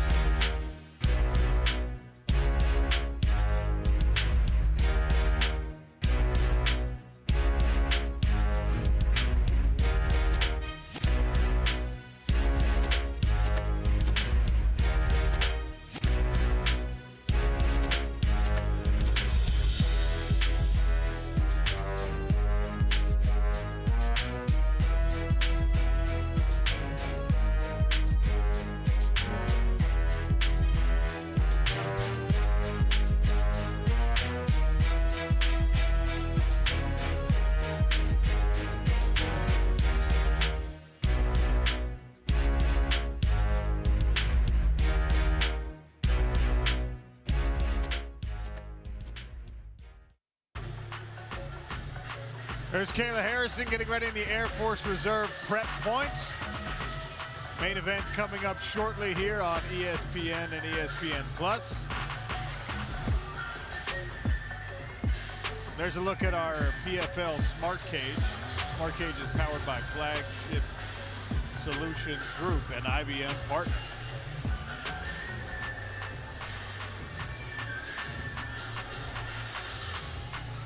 If you're just tuning in and you're new to the Professional Fighters League, here's how it works. Puncher's Chance Kentucky Bourbon offers you this format explainer. 10 fighters in each weight class, 6 different weight classes, 2 regular season fights for each fighter.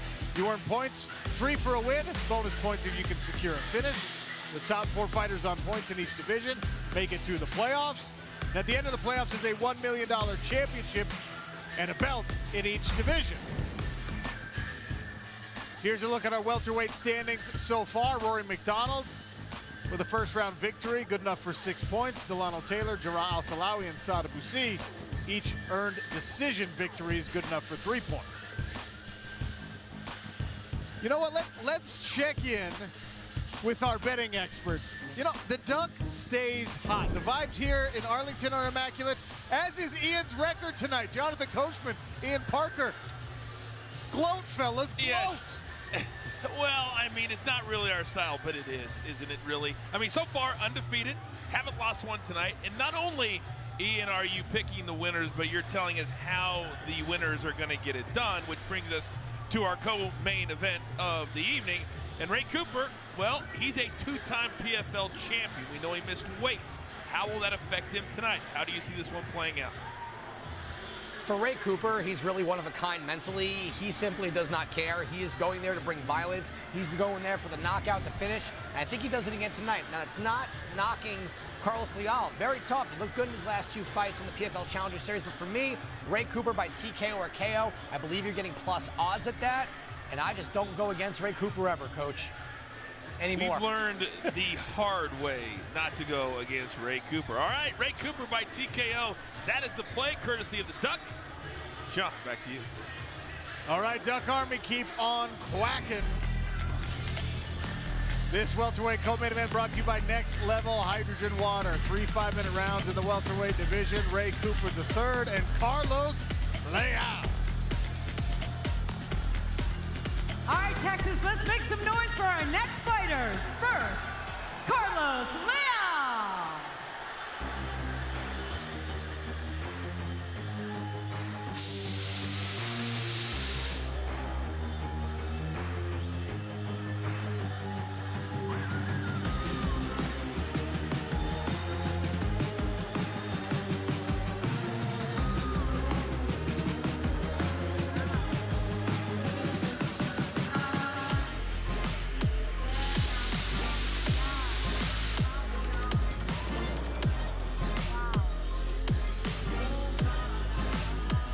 We asked Carlos Leal how he feels as he's walking to the Smart Cage. Não deixar nada negativo entrar na minha mente, nem no meu coração. Eu só penso na vitória, eu só penso em vencer, eu só penso na estratégia que foi feita para eu vencer e não deixo nenhum pensamento negativo, nenhuma energia negativa entrar dentro da minha mente, no meu coração, para eu entrar dentro do cage ali inabalável e não deixar nenhum sentimento, nada, ao contrário, entrar na minha mente. O foco é sempre a vitória, né, do começo até o final.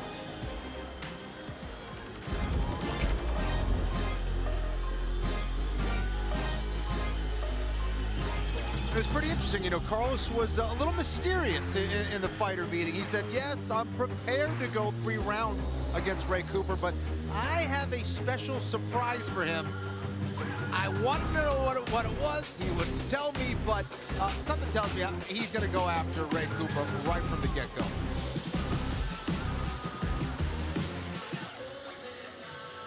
And his opponent, Ray Cooper III.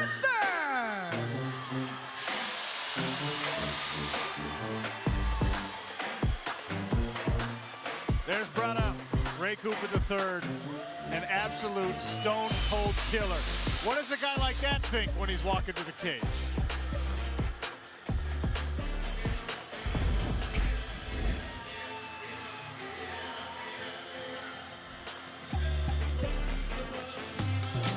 it's tunnel vision. I'm not sure I've ever seen him walk to the cage, to be honest. He runs.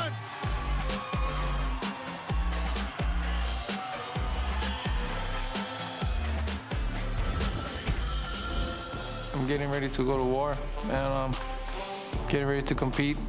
I can't explain it. It's just one thing that I turn on when it's time to compete, and when they call my name and they're going out to the cage, you're going out there to kill, or kill or be killed. That's pretty much it.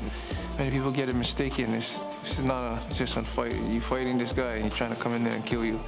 I welcome that, and I live by the sword, so you can try your hardest to kill me, because if you don't, I'm gonna do the same to you.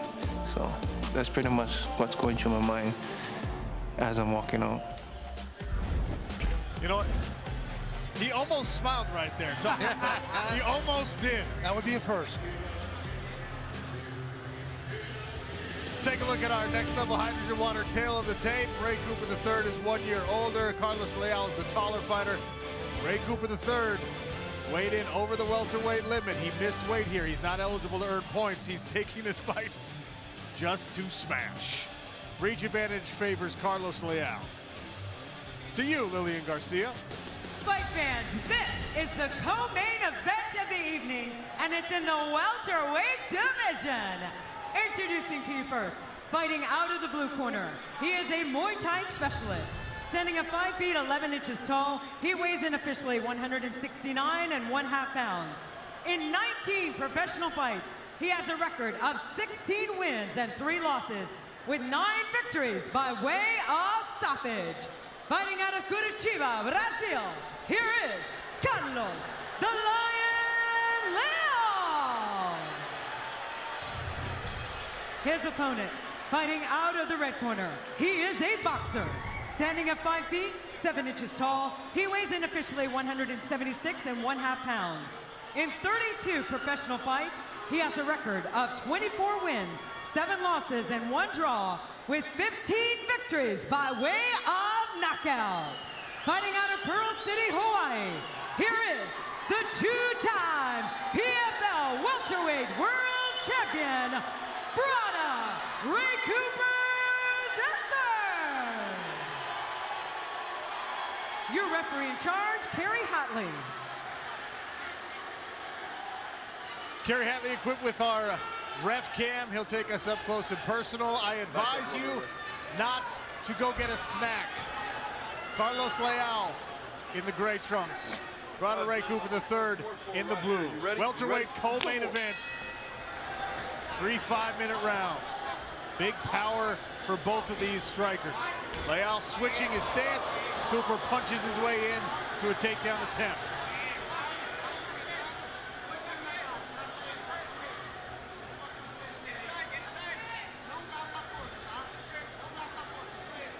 Big swing and a miss by Cooper, and then right in on the double. Gets pulled up into the clinch by Leal. To me, the idea that Ray Cooper decided to shoot a takedown immediately, that's a sign of respect for the power of Carlos Leal. He uses his wrestling to take gas out of the tank or to get himself in a position where he knows his opponent can't hurt him. Leal right now pressing Cooper against the cage. Cooper able to reverse position here. Metzger attempt here. Ray Cooper. Good hand fighting by Leal. Nice jab in the southpaw stance here for Leal. Carlos looks very focused. He's had an answer for everything that Ray has done so far. Now Ray's in a better position, kind of. Now Carlos gets that underhook. Able to stop another takedown attempt. Let's see if Ray can get underneath the hips of Leal here. That outside single now, he switched to single leg. Gave that up too. Great defense and great hips. Yes. Leal. Yeah, impressive work here by Carlos Leal. Double unders and a body lock for him.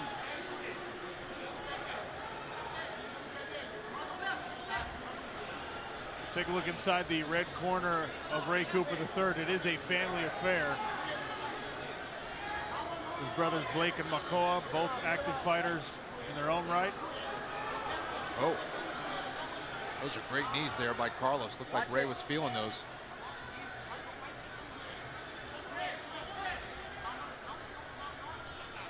It's interesting that Leal is controlling these positions. He's the one scoring from here. He's the one controlling the fight. Well, the missed weights and the strategy make me wonder if there's an injury situation for Ray Cooper coming into a fight like this. Normally he likes to stay out, engage in these striking battles. Leal continuing to score with the knees. Another nice one up the middle. A shoulder punch by Leal as well. Carlos utilizing his head extremely well, trying to get underneath the chin of Ray Cooper.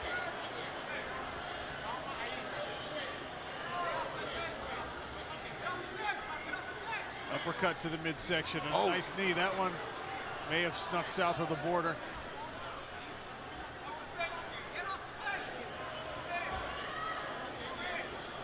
Cooper answers with a knee. And another one from the lead leg. Nice second effort by Cooper. Level change. Leal on top of it. Good great sprawl. Great recovery. He's showing some great defensive wrestling, something I didn't really expect here against Ray Cooper. And a nice combination on the exit. 2 punches landed for Carlos Leal. Little damage showing under the right eye of Ray Cooper III. Rory MacDonald victorious earlier, currently at the top of the welterweight standings. He's watching intently. This does not look like the same Ray Cooper we're used to seeing. No, not at all. Not at all, Randy. He seems a little hesitant. Doesn't seem like he's in the same kind of shape that we're used to seeing him. He just seems a step behind on these wrestling exchanges.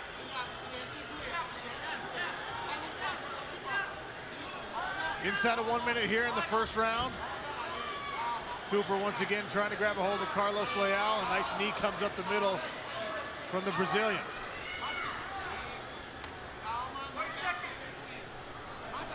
Usually Ray punches his way into these takedown situations, and he's just trying to shoot from the outside, which is rarely very successful against a good mixed martial artist. Yeah, Carlos is seeing it coming. He has his underhooks already in place. Nice knee on the clinch here from Carlos Leal, and a flurry on the exit. Left hand landing for Carlos Leal, and there's a nice jab. 2 in a row. Inside of 10 seconds here in the first round. Leaping knee attempt there from Leal, and we'll close in the clinch. Wow. Nice finish for Carlos Leal.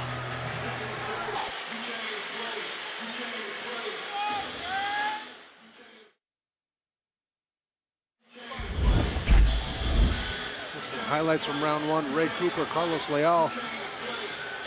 Cooper shot in for a takedown right away, defended well by Leal, and in the clinches, I think those knees to the body are really paying fruit for Leal.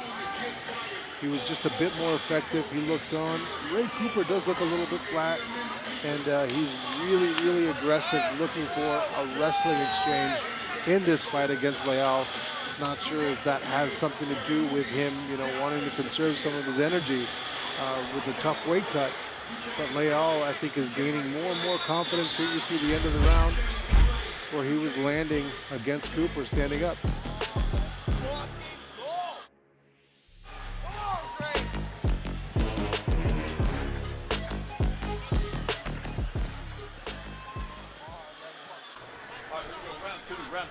Welcome back, Sean O'Connell, Kenny Floyd, and Randy Couture. Cage side, inside the smart cage. Ray Cooper III in the blue, Carlos Leal in the gray. Verdict, MMA fan vote says that Carlos Leal won the first round. When Leal switches to orthodox, that's when Ray is going to shoot. He did that both times in the first round. FPR also favoring Leal, no surprise there. He shot that time when he was in southpaw. Once again, the shot stuffed by Carlos Leal. Nice inside leg kick for Leal. Knocks Cooper off balance. Jab to the body. Yeah, the reaction time of Ray Cooper is not what we're used to seeing. Just seems a step slower. The intensity. Yep. He's not letting his hands go. There's 10 different things that just don't look like the same Ray in this fight. Well, we talked about the huge opportunity in front of Carlos Leal.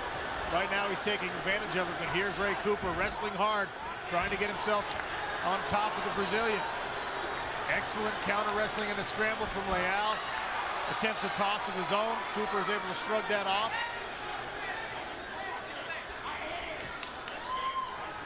Leal disengages. Inside leg kick again. Take a listen inside the blue corner of Carlos Leal. Knees in his arms. Big body kick. Knees in his arms. Oh, and a straight Raising Cooper's hurt. Raising big trouble. Trying to wrestle his way out of trouble. Hammer fists are landing here for Carlos Leal. We saw temporarily, Kenny, that Ray was stumbled. Yeah, he was definitely hurt. He's trying to finish this single leg. He's holding on for dear life. And Leal making him pay for every second that he holds on to that single. Problem with this, just like Julia Budd, you spend a lot of energy hanging on to a guy's body weight in the center of gravity like that. Excellent defense here by Carlos Leal, who continues to pour it on. Big knee. Cooper still trying to wrestle his way out of trouble. Leal trying to set up a front choke. Looked like he was going to put the anaconda on, and he switched to the guillotine. Pretty sweaty to catch either one of those at this point. Leal wrestles his way to the top position here. Pressing Cooper up against the cage, working with his left hand. Yeah, Carlos has good head position here, trying to chip away, trying to go to the back now. Ray Cooper's trying to get his back to the cage and not allow it. And this is that high-pressure game here from Carlos Leal. He has not stopped going on offense here. And Carlos Leal, he's done 2 straight fight camps. He's fought twice already. Right. This year on the Challenger Series. April 8th was his last outing of victory. Needs to stay disciplined. Ray Cooper has nice head kick. You still see the shiner on the left eye of Leal from one of those fights. Unbelievable. And how about the jaw of Ray Cooper? Big right hand just landed for Carlos Leal. He takes a deep breath. Switches stances again. Won't be surprised to see that left leg take another swing at the head of Ray Cooper III. That was a low kick that took the feet right out from under the Hawaiian champion.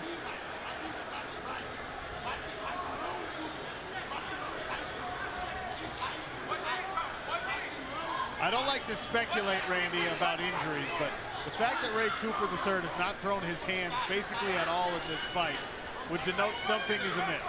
I agree 100%. This is not the Ray we're used to seeing. And there's a left hook. It's the first one we've seen in the fight. Oh, and that lead leg is taking a beating right now. Ray can barely put any weight on that lead leg.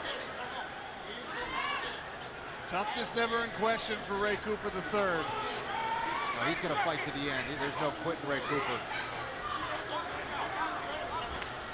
Inside of 30 seconds here in the second round. It's been all Carlos Leal, as you can see with the stats at the bottom of your screen. Leal moves outside of range. Right hand lands, and then Leal's out on the exit. Inside of 10 seconds, another inside leg kick.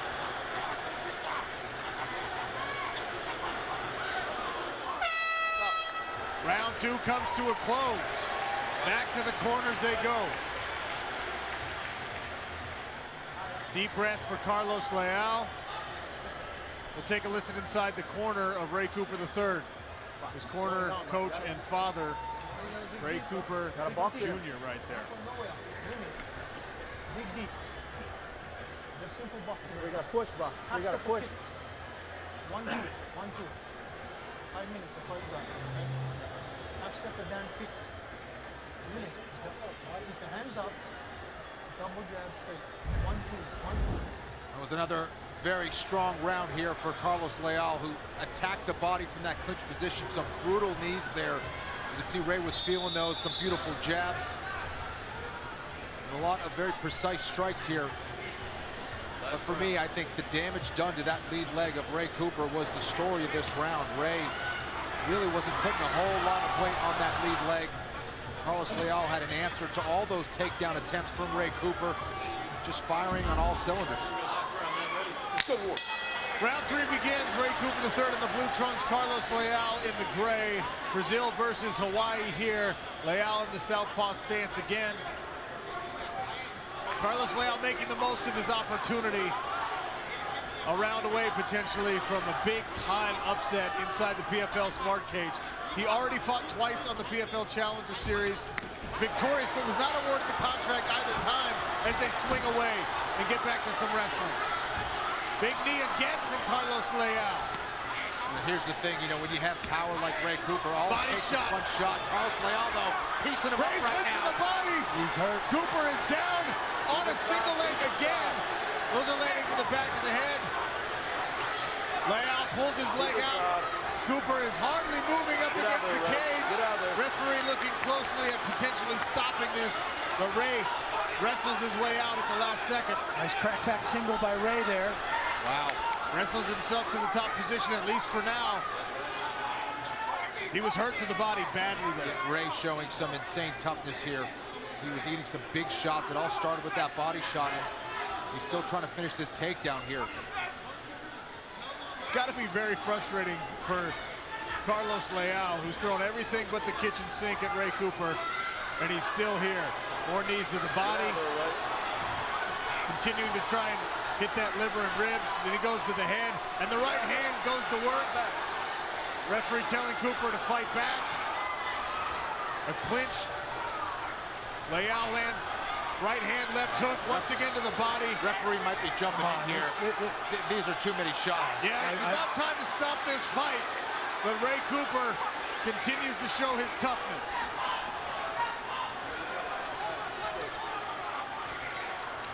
I mean, literally no answer from Ray for any of this. There's no gas in the tank. Yeah. He ripped one right hand to the body at the very end there, but he's got 3 minutes to try and survive. And Carlos Leal now finds himself sucking pond water. That's a lot of gas to expend on big-time power shots. And that guy's still standing there looking at you. Yeah, that's no fun when you hit him with everything. Cooper will press and push Carlos Leal into the barrier halfway through round number 3.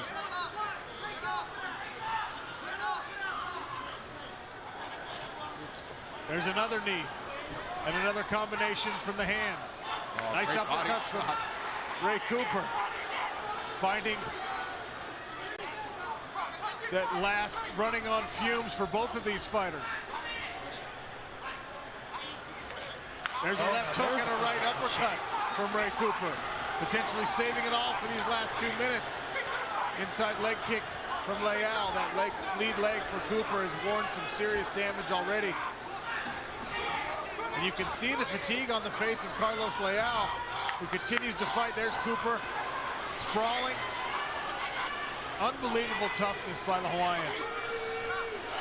I mean, Carlos Leal has hit Ray Cooper with every strike in the book. Cooper hanging heavy on the head. See if he can set up a guillotine choke here from the standing position. Leal able to negate that. Good hand fighting by Leal to protect his neck. Gets his head out. Inside of 90 seconds now. 2 left hands from Carlos Leal. Carlos looks exhausted at this stage. Still ripping the low kicks. That one at least checked by Cooper. What an absolutely grueling display from both of these welterweights. Oh, big time right hand from Ray Cooper. Pulling it out. Oh, huge left shot. You heard Leal. And a right.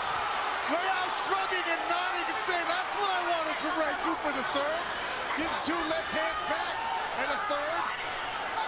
A little fatigue wobble there from Leal now, too. Cut on the head of Leal on the right side of his hand under the eye. Ray Cooper throwing caution to the wind there late. Landed a nice combination. Does he have enough time to pull out the miracle comeback?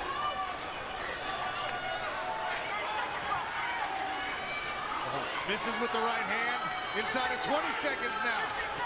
Big right hand for Cooper. Oh boy! And another right! Ray Cooper trying to punch his way to a victory. Carlos Leal smiling inside of 5 seconds. And this fight will come to a close with an uppercut. What a gutty performance for Carlos Leal and for Ray Cooper III, showing why even in less than ideal shape, he is always dangerous inside the smart cage.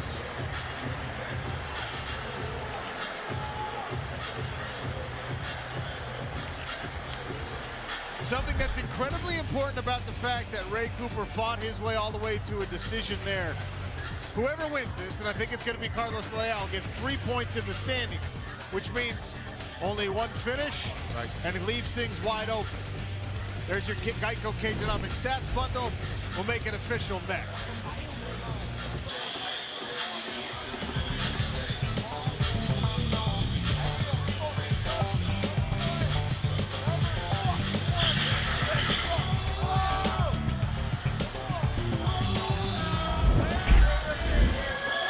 Another look at the highlights from this fight. Ray Cooper, Carlos Leal. And, I mean, Leal looked great during this fight. And, I mean, he's looked great this year for us. Talking about a two-time winner in the Challenger Series, entering the regular season against a two-time season champion in Ray Cooper and doing this. I definitely don't think we saw the best version of Cooper, but even the version that we saw was dangerous and a real threat to anybody. And to see what Carlos Leal was able to do in this fight, the way he was able to make adjustments, the way he was able to eat some of those shots from Cooper, he definitely showed that he belonged like he said he would.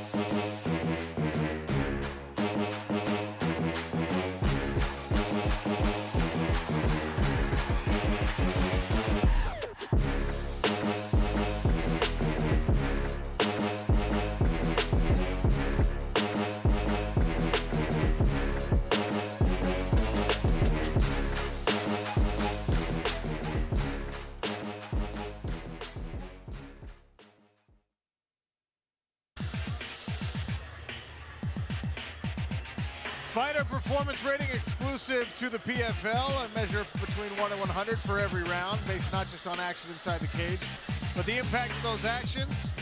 Carlos Leal outscores Ray Cooper III in all 3 rounds. Here's what the people thought. Let's check out the verdict scorecard. With verdict, you fans get to be the judge, obviously.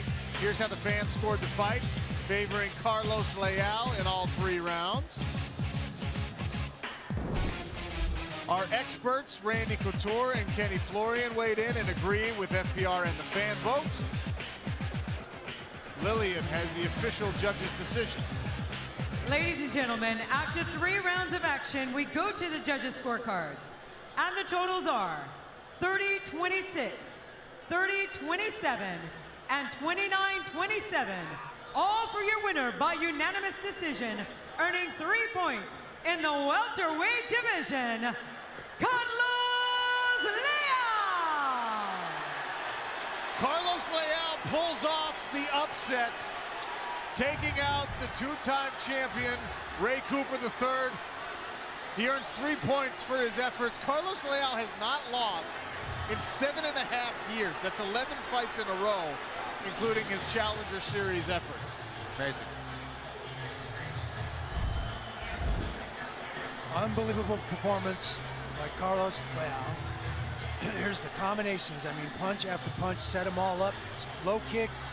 He threw every combination punching you could throw at a guy.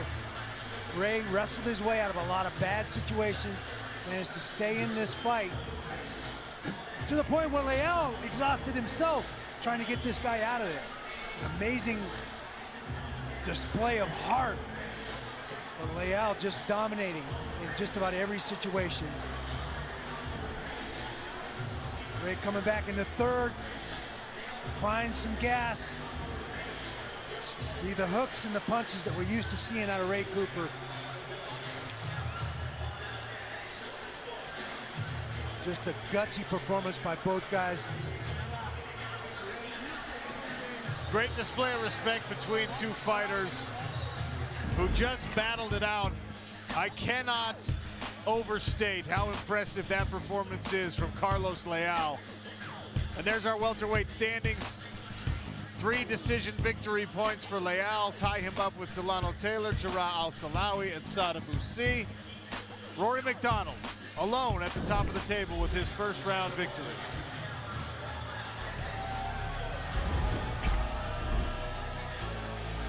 There's Marina Mokhnatkina, one half of the main event still to come.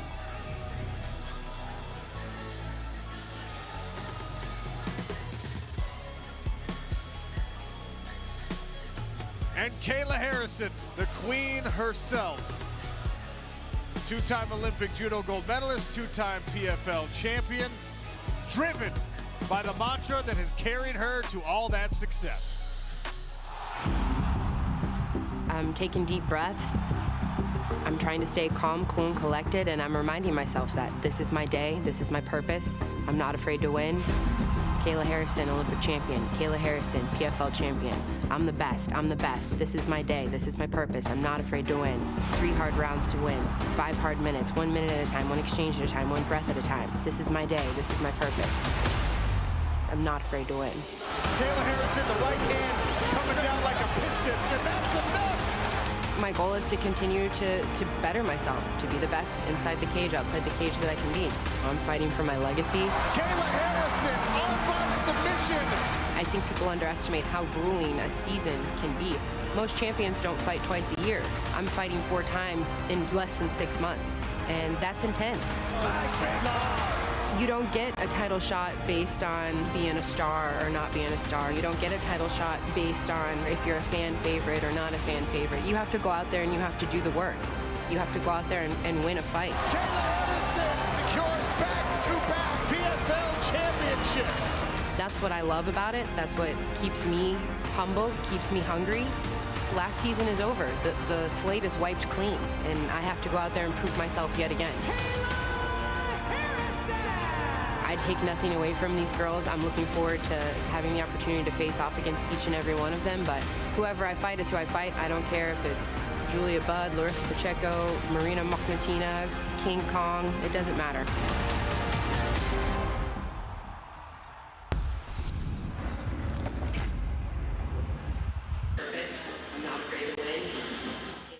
No matter where you are, the official app of the Professional Fighters League has got you covered. Download the PFL Live app for exclusive access to highlights, results, schedules, and standings. Get news on all your favorite fighters competing during the regular season, playoffs, and championship. Hang out with your favorite friends in the cage to play games, earn points, and climb the leaderboard for a chance to win PFL event tickets, fan gear, autographed memorabilia, and all-access fan experiences. Available now on Apple and Android devices. The Professional Fighters League is back. This is the league where greatness rises and opportunity is earned. This is my house, baby. Dominate the season. And that's enough! And head to the playoffs. Oh, unbelievable! For a chance to win the world title and $1 million bag. Oh! Who's next? I'm the best. This season is undeniable. One by one, they're all gonna fall.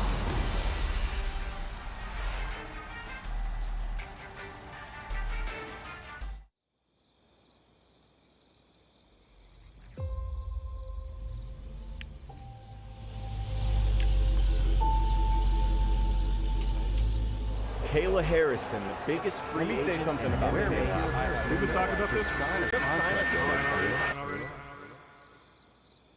The sky is falling and don't like it. Think about how this began. I have a lot of people who think they know what Kayla Harrison should do, who've never even met me. The last 6 months have been chaos. Everyone had an opinion on where I should go, why I should go, what weight I should fight, how I should do my hair when I fight, and ultimately, I have to do what's best for me and my family. Kayla Harrison has officially re-signed with the PFL. The uncertainty's done. The contract is signed. I'm back with the PFL. It's go time. I've been a trapped animal in this media circus for 6 months. Now they're about to unleash the beast. Kayla Harrison, quick 6. Last year was about dominating. There it is, and there's the tap. This year, it's about my legacy. One of the best fighters on the planet. I've been doing 2-a-day since I was 12 years old. I was born for this. Oh, big toss. I was given my story for a reason, and I'm gonna use it to change the world. There's only 2 things that matter in my life. That's my family and my legacy. I will go down as the greatest fighter of all time. Back to back, PFL championship. No more noise.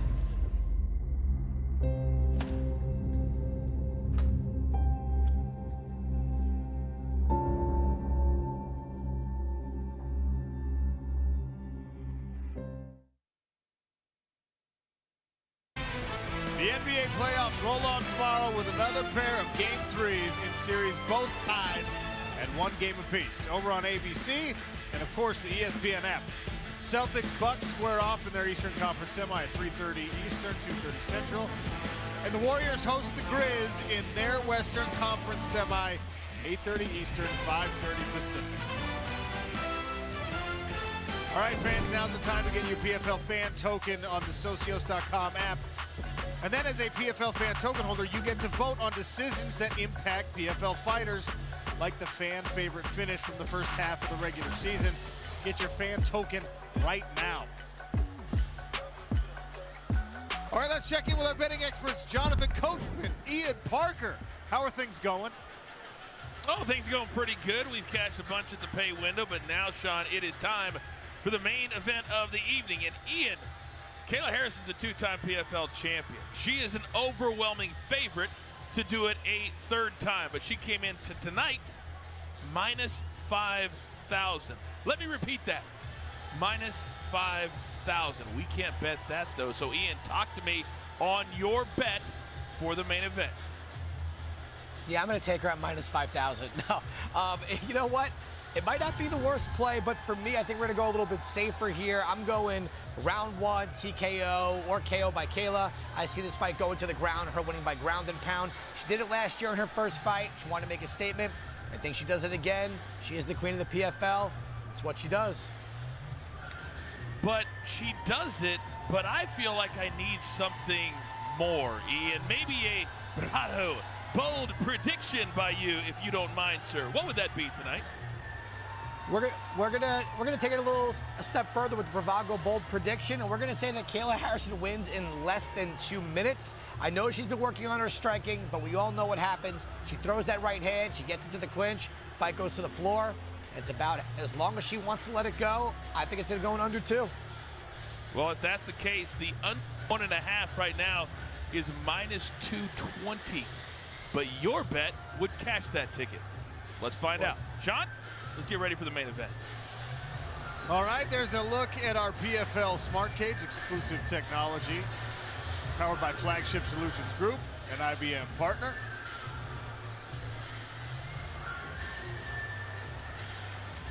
And our main event title card brought to you by Red Con 1.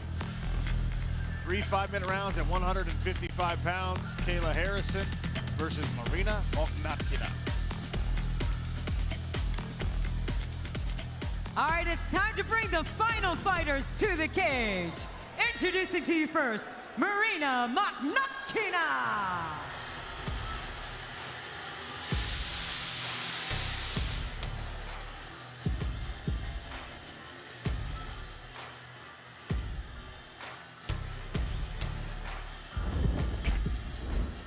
Ну, изначально перед тем, чтобы выйти в клетку, у меня всегда идет диалог с самой собой о том, что проделана большая работа, ты готова сейчас, и перед тобой такой же сейчас выйдет человек, как и ты, и победит сейчас сильнейший, но ты намного сильнее, чуть больше.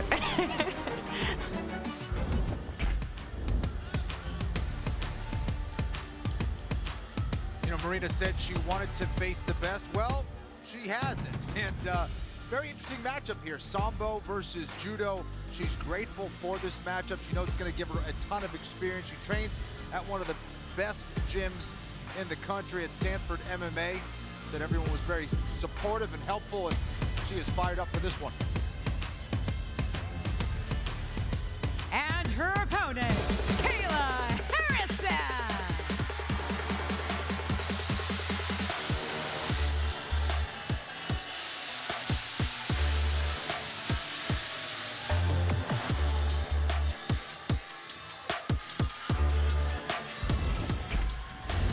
I do this because I want to test myself. That's the whole reason I started MMA. To be quite honest with you, I've done enough.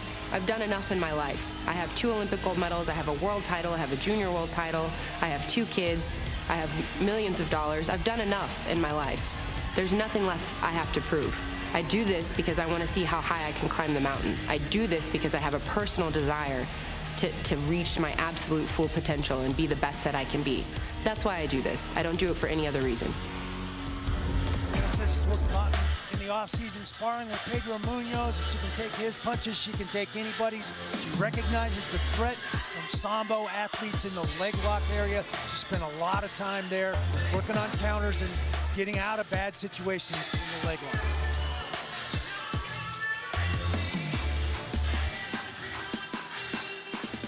Taylor tape brought to you by Redcon 1. Marina Mokhnatkina is 2 years older. She's 2 inches shorter. Arm reach is identical. Leg reach favors Marina.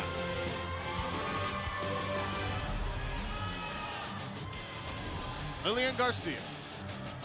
Live from Arlington, Texas, this is the main event. And it's in the women's lightweight division. Introducing to you first, fighting out of the blue corner. She specializes in Sambo. Standing at 5 feet 6 inches tall, she weighs in officially 154 1/4 pounds. In 8 professional bouts, she has a record of 6 victories and 2 defeats, with 4 wins by submission. Fighting out of Miami, Florida, here is Marina Mokhnatkina. Her opponent, fighting out of the red corner. She is a 2-time Olympic gold medalist in judo. Standing 5 feet 8 inches tall, she weighs in officially 155 pounds. With an undefeated record of 12 victories against 0 defeats, she is a 2-time PFL Women's Lightweight World Champion, fighting out of Middletown, Ohio, Kayla Harrison. Your referee in charge, Keith Peterson.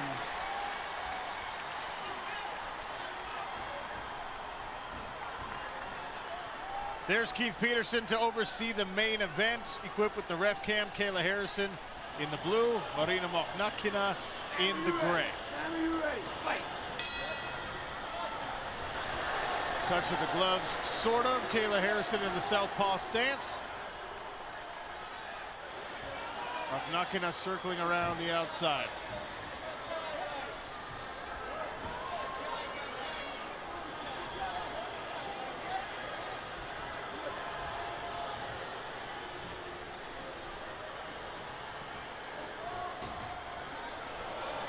Low kick and a left hand from Kayla.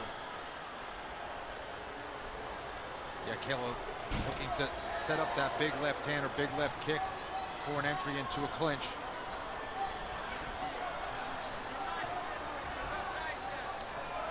There's a left hand again from Kayla Harrison. Mokhnatkina shrugs it off, continues to circle around the outside.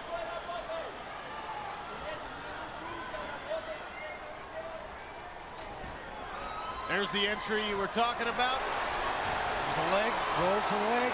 Kayla responded perfectly. Mokhnatkina trying to grab hold of that left arm of Kayla Harrison. Hooking her foot to control the head. Yeah, she has good posture. She's out of danger here. Harrison frees her arms. Goes to work with the right hand. And the left. Kayla's going to look to try to step over that right leg of Mokhnatkina. Left hand to the body from Kayla. Mokhnatkina scrambling back to her feet.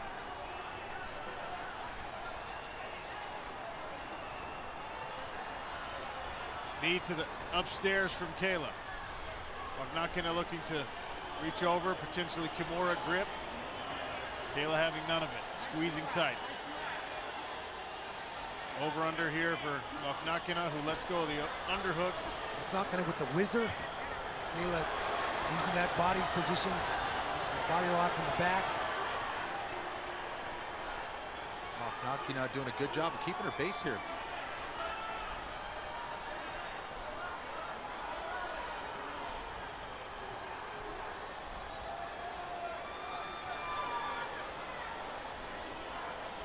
More knees inside from Kayla Harrison.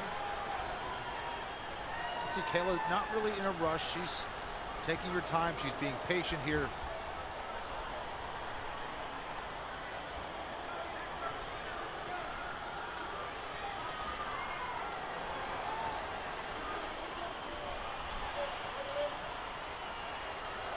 Harrison controlling Mokhnatkina against the cage. Marina might try to roll into a leg like we saw earlier in this round. Harrison told us she's very mindful of that and working on defense for it. Right hand goes to work again for Kayla Harrison. She's starting to pick up the pace now. Looks like Mokhnatkina is trying to step across and use that whizzer to hip toss Kayla, which would be a tall order. There she goes to roll again. Trying to attack the leg of Kayla Harrison. Oh. She's got that knee bar attempt. Kayla is able to pull her foot out of danger. And now settles into a top control position. These are big shots now. She starts to advance position. Now she moves to the back. 45 seconds for Ian's. Yep, both hooks in now. Mokhnatkina going 2-on-1 defense, trying to prevent Kayla Harrison from snaking her arm around for a choke. Kayla rides a little high. Mokhnatkina is able to scramble back. Left hand just misses for Kayla Harrison. Shakes out her right arm. Nice work by Mokhnatkina to get out of danger there. Yeah, it seemed like Kayla was a little too far forward, decided to bail on it herself. She actually removed one of her hooks and decided to stand up.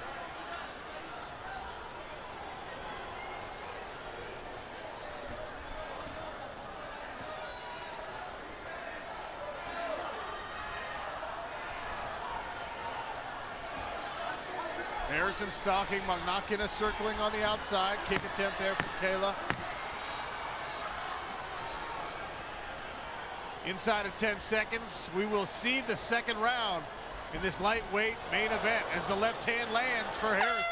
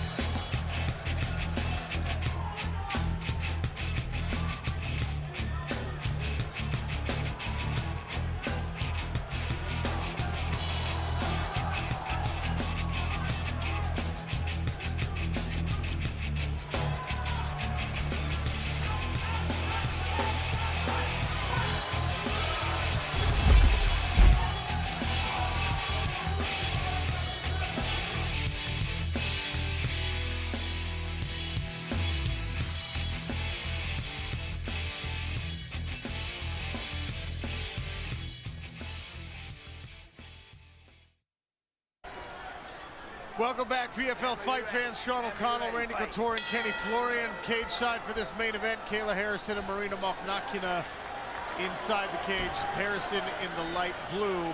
Marina Mokhnatkina becomes just the fourth of Kayla's 13 opponents. Well, the fourth opponent in 13 fights, I should say, to make it outside of the first round. Nice left hand landed there by Kayla Harrison.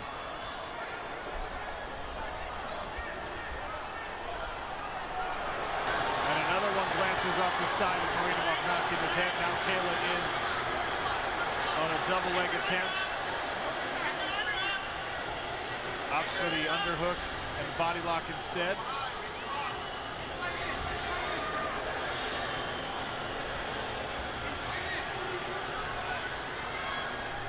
Knee comes upstairs. Now Kayla on the back. Another knee. And a trip. Nice work by Kayla Harrison, using the momentum. Marina Mokhnatkina and sweeping her feet out from under her. Throws a hook in over the left side. Mokhnatkina back to her feet. Now Marina doing a good job in the transition to get back to where she needs to be safely.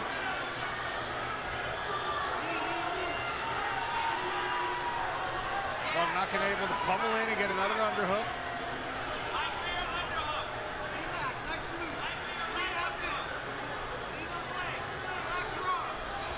Kayla works again with her knees.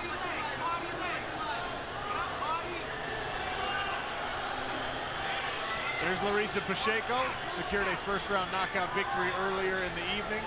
Good enough for 6 points and first place in the women's lightweight standings. Now that we're into the second round of this main event, she will remain there in first place with those 6 points.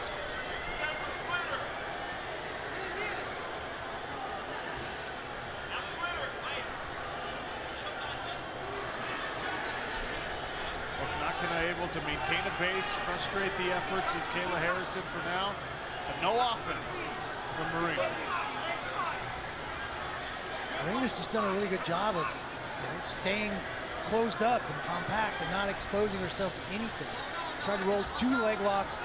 Harrison was on top of both of those. They weren't really close. The second was a little closer. There's another one. She's trying to roll. Kayla's got to be careful here. There's the knee bar attempt. She's gonna, the leg's twisted. She's probably gonna try to attack that outside heel if she can. But Kayla looks like she's pretty safe for her as well. Kayla slipped it very nicely. Big right hand comes down from Kayla and the left. We'll see if Kayla can posture and start to create some offense in these ground and pound situations. She's got some of the best ground and pound in the whole sport. Marina Mokhnatkina, though, throws a butterfly in.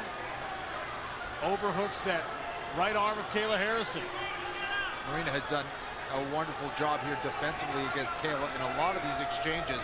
Typically, we see Kayla get on top and just relentless with her ground and pound, but Marina getting that inside position. She's tying up arms. She's controlling the posture of Kayla here. There's a nice shot. Marina uses her legs really well to keep Kayla off balance and not allow her to land a good shot. Absolutely, she's deflecting that kind of forward pressure from Kayla, but Kayla able to step over there.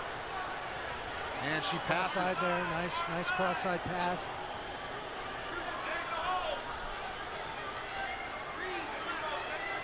Kayla will look to potentially establish this crucifix position. Mokhnatkina armbar attempt here. Rolling away. She might try the armbar here. Nope. Marina gets out of it.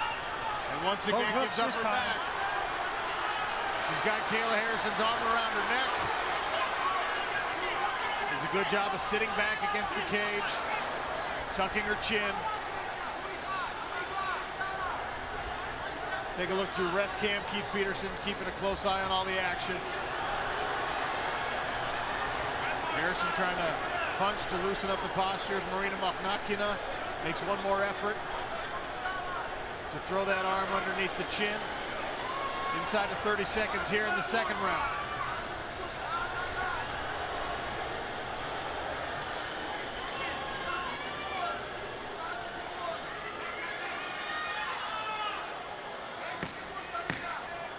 Two-on-one defense again there for Marina Mokhnatkina. With 10 seconds left, she'll try and stand and spin out. Kayla Harrison stays heavy. Round 2 comes to a close. Pressed against the cage. One more round here in the women's lightweight division.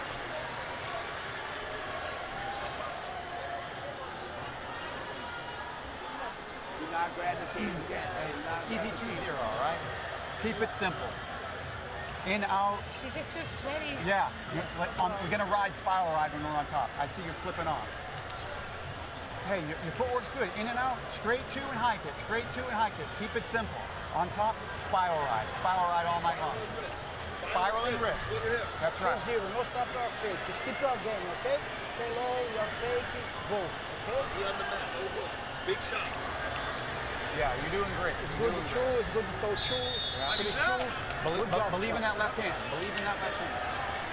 American top team coach Mike Brown there offering advice to Kayla Harrison, the 2-time PFL women's lightweight champion. Wants her to keep the striking exchanges simple and spiral ride to negate some of that slipperiness, Ken. Yeah, instead of committing both of her hooks where she could lose position and have Marina come on top, they wanted to slide her from the side from that top position, kind of like folk-style wrestling. You can chip away with ground and pound. And if she sees a major mistake, then maybe throwing the hooks. But seems like she's been following that game plan pretty well here. Marina wanted to keep this fight standing. Like to see her let her hands go. She has better striking than Kayla. We haven't seen that in this fight. Kayla Harrison keeps shaking out her right hand, using the left hand primarily as her offensive weapon. I heard the coaches calling for high kicks as well. Measuring distance here. Comes in. Double leg. Sprawled right away too. She knew Marina was going to roll. Marina trying to find a way to roll to those legs. And there's that spiral ride, Randy. Yep, absolutely. We call it a cowboy ride. Kayla looks to control that far wrist, create the handcuff on Marina Mokhnatkina.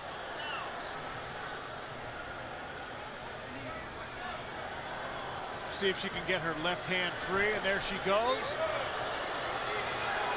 Kayla has dictated wherever this fight is going to take place. She's been in charge and in control almost every moment of the fight. So respect to Marina Mokhnatkina, because Kayla is the most dominant champion in the sport of mixed martial arts, and she's clearly doing some nice things defensively, but there just has not been effective offense against the weapons and attacks of Kayla Harrison. Marina has definitely done her homework, and Kayla's not rushing anything. She's not forcing anything out there. Previously, only one person has taken Kayla Harrison the distance. That's her right there, Larissa Pacheco. Pacheco angling for another rematch. Feels like she's got what it takes to solve this puzzle now. And after that fight, Kayla was very, very upset with herself. Yeah. I think we're seeing a different Kayla here. She's much more patient. She's not so hard on herself.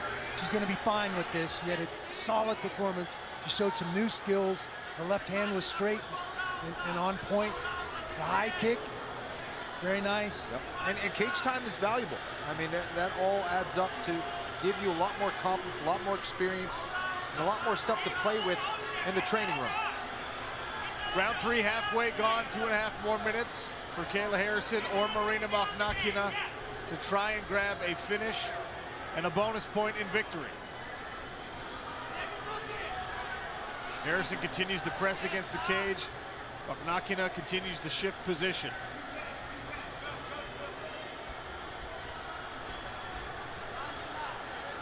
Knee up the middle there from Harrison.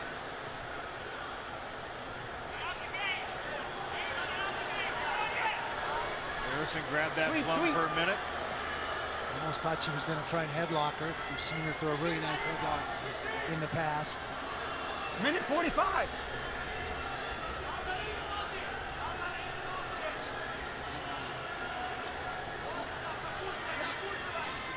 Harrison's coaches in the corner, mostly content to watch. 90 seconds. More knees from Harrison.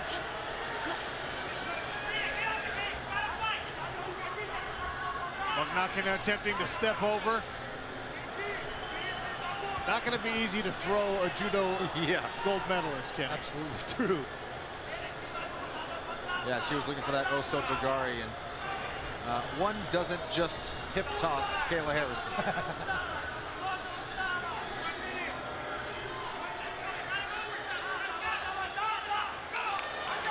Marina Mokhnatkina pushes out. 1 minute remaining in this women's lightweight main event.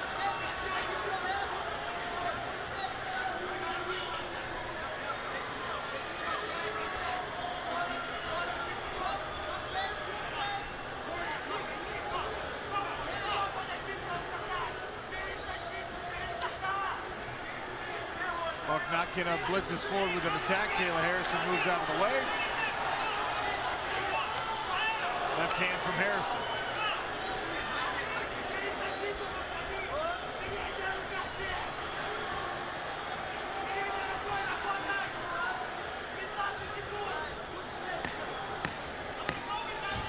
Ten seconds remain. 2 high kick attempts here from Kayla.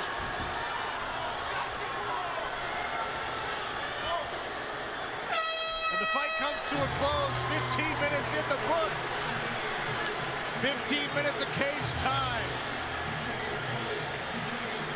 We'll go to the judges' scorecards. Marina Mokhnatkina, Kayla Harrison in the books.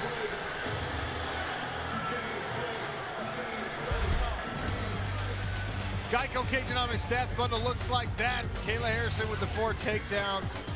She out-threw and outlanded Marina Mokhnatkina. We'll get an official decision when we return to Arlington, Texas on ESPN.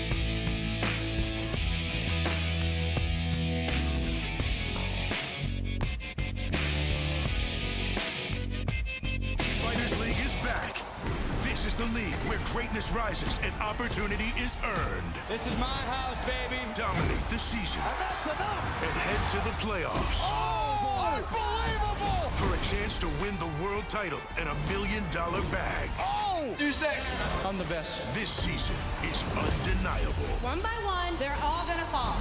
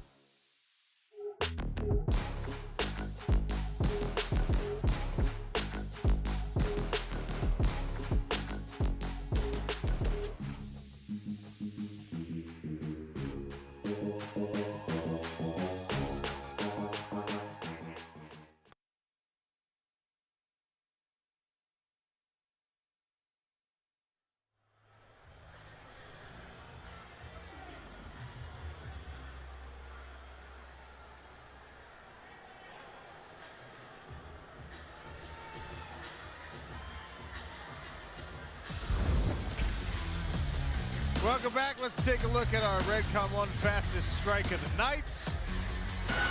Carlos Leal, a 29-mile-an-hour left hand.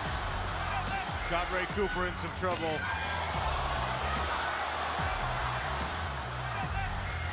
Leal with the big upset, 3 points in the welterweight standings. Here's our fighter performance rating for the main event. Kayla Harrison, unsurprisingly, favored by the algorithm in all 3 rounds. Then we'll check out the verdict scorecard, where you, the fans, get to be the judge. Fans agreed with FPR, gave all 3 rounds to Kayla Harrison. Randy Couture and Kenny Florian weighed in as well.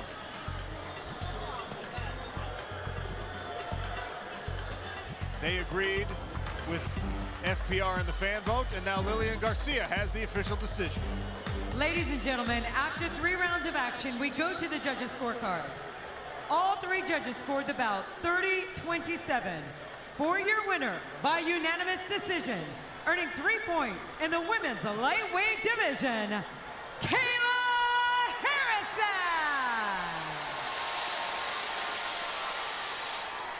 All right, let's take a look at the women's lightweight standings.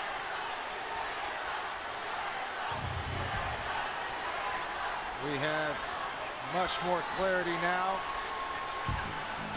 Larissa Pacheco with 6 points, getting the finish in round 1. Kayla Harrison in second place here with 3. And Sean O'Connell is with Kayla. Sean. All right, Kenny Florian, Kayla Harrison's getting upset because I've got cooler shoes than her, I think. A little, they're PFL Customs. PFL Customs, you see those? All right, Kayla Harrison.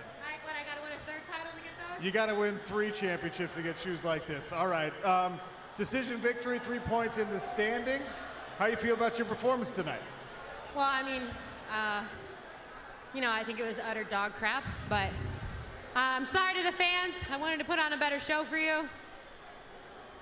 Sometimes these girls are tougher than you think, you know? I mean, it's, I make it look easy sometimes, but other nights not so much. So my hat goes off to Marina. She's a game opponent, very tough, very skilled. I wish her the best of luck in the upcoming season. And thank you guys all for coming out and for tuning in. I appreciate it. I know you get frustrated even by these decision victories, but is there not value in the cage time? Is there not value in performances like this? No, of course, absolutely. You know, you have to take everything with a grain of salt. You know, this is a learning experience. I'm still young in my career, so the more time I get in the cage, the better I'm gonna get. And yeah, ready for the next one. The still undefeated Kayla Harrison.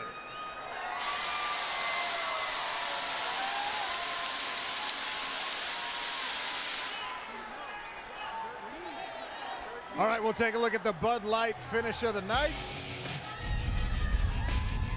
A return to form for Anthony Showtime Pettis, who locks on the first round triangle choke submission, rolls over to the mount, elicits the tap.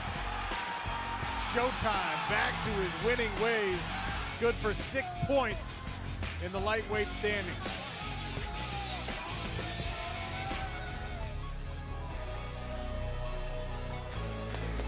Thank you to everyone who tuned in here in Arlington, Texas. PFL regular season continues June 17th, live from Atlanta, Georgia, with the lightweights and the light heavyweights. For Randy Couture and Kenny Florian, Lilian Garcia, Jonathan Coachman, Ian Parker, I am Sean O'Connell. Thank you to our crew in Arlington, the greatest hosts in Texas. PFL returns in June.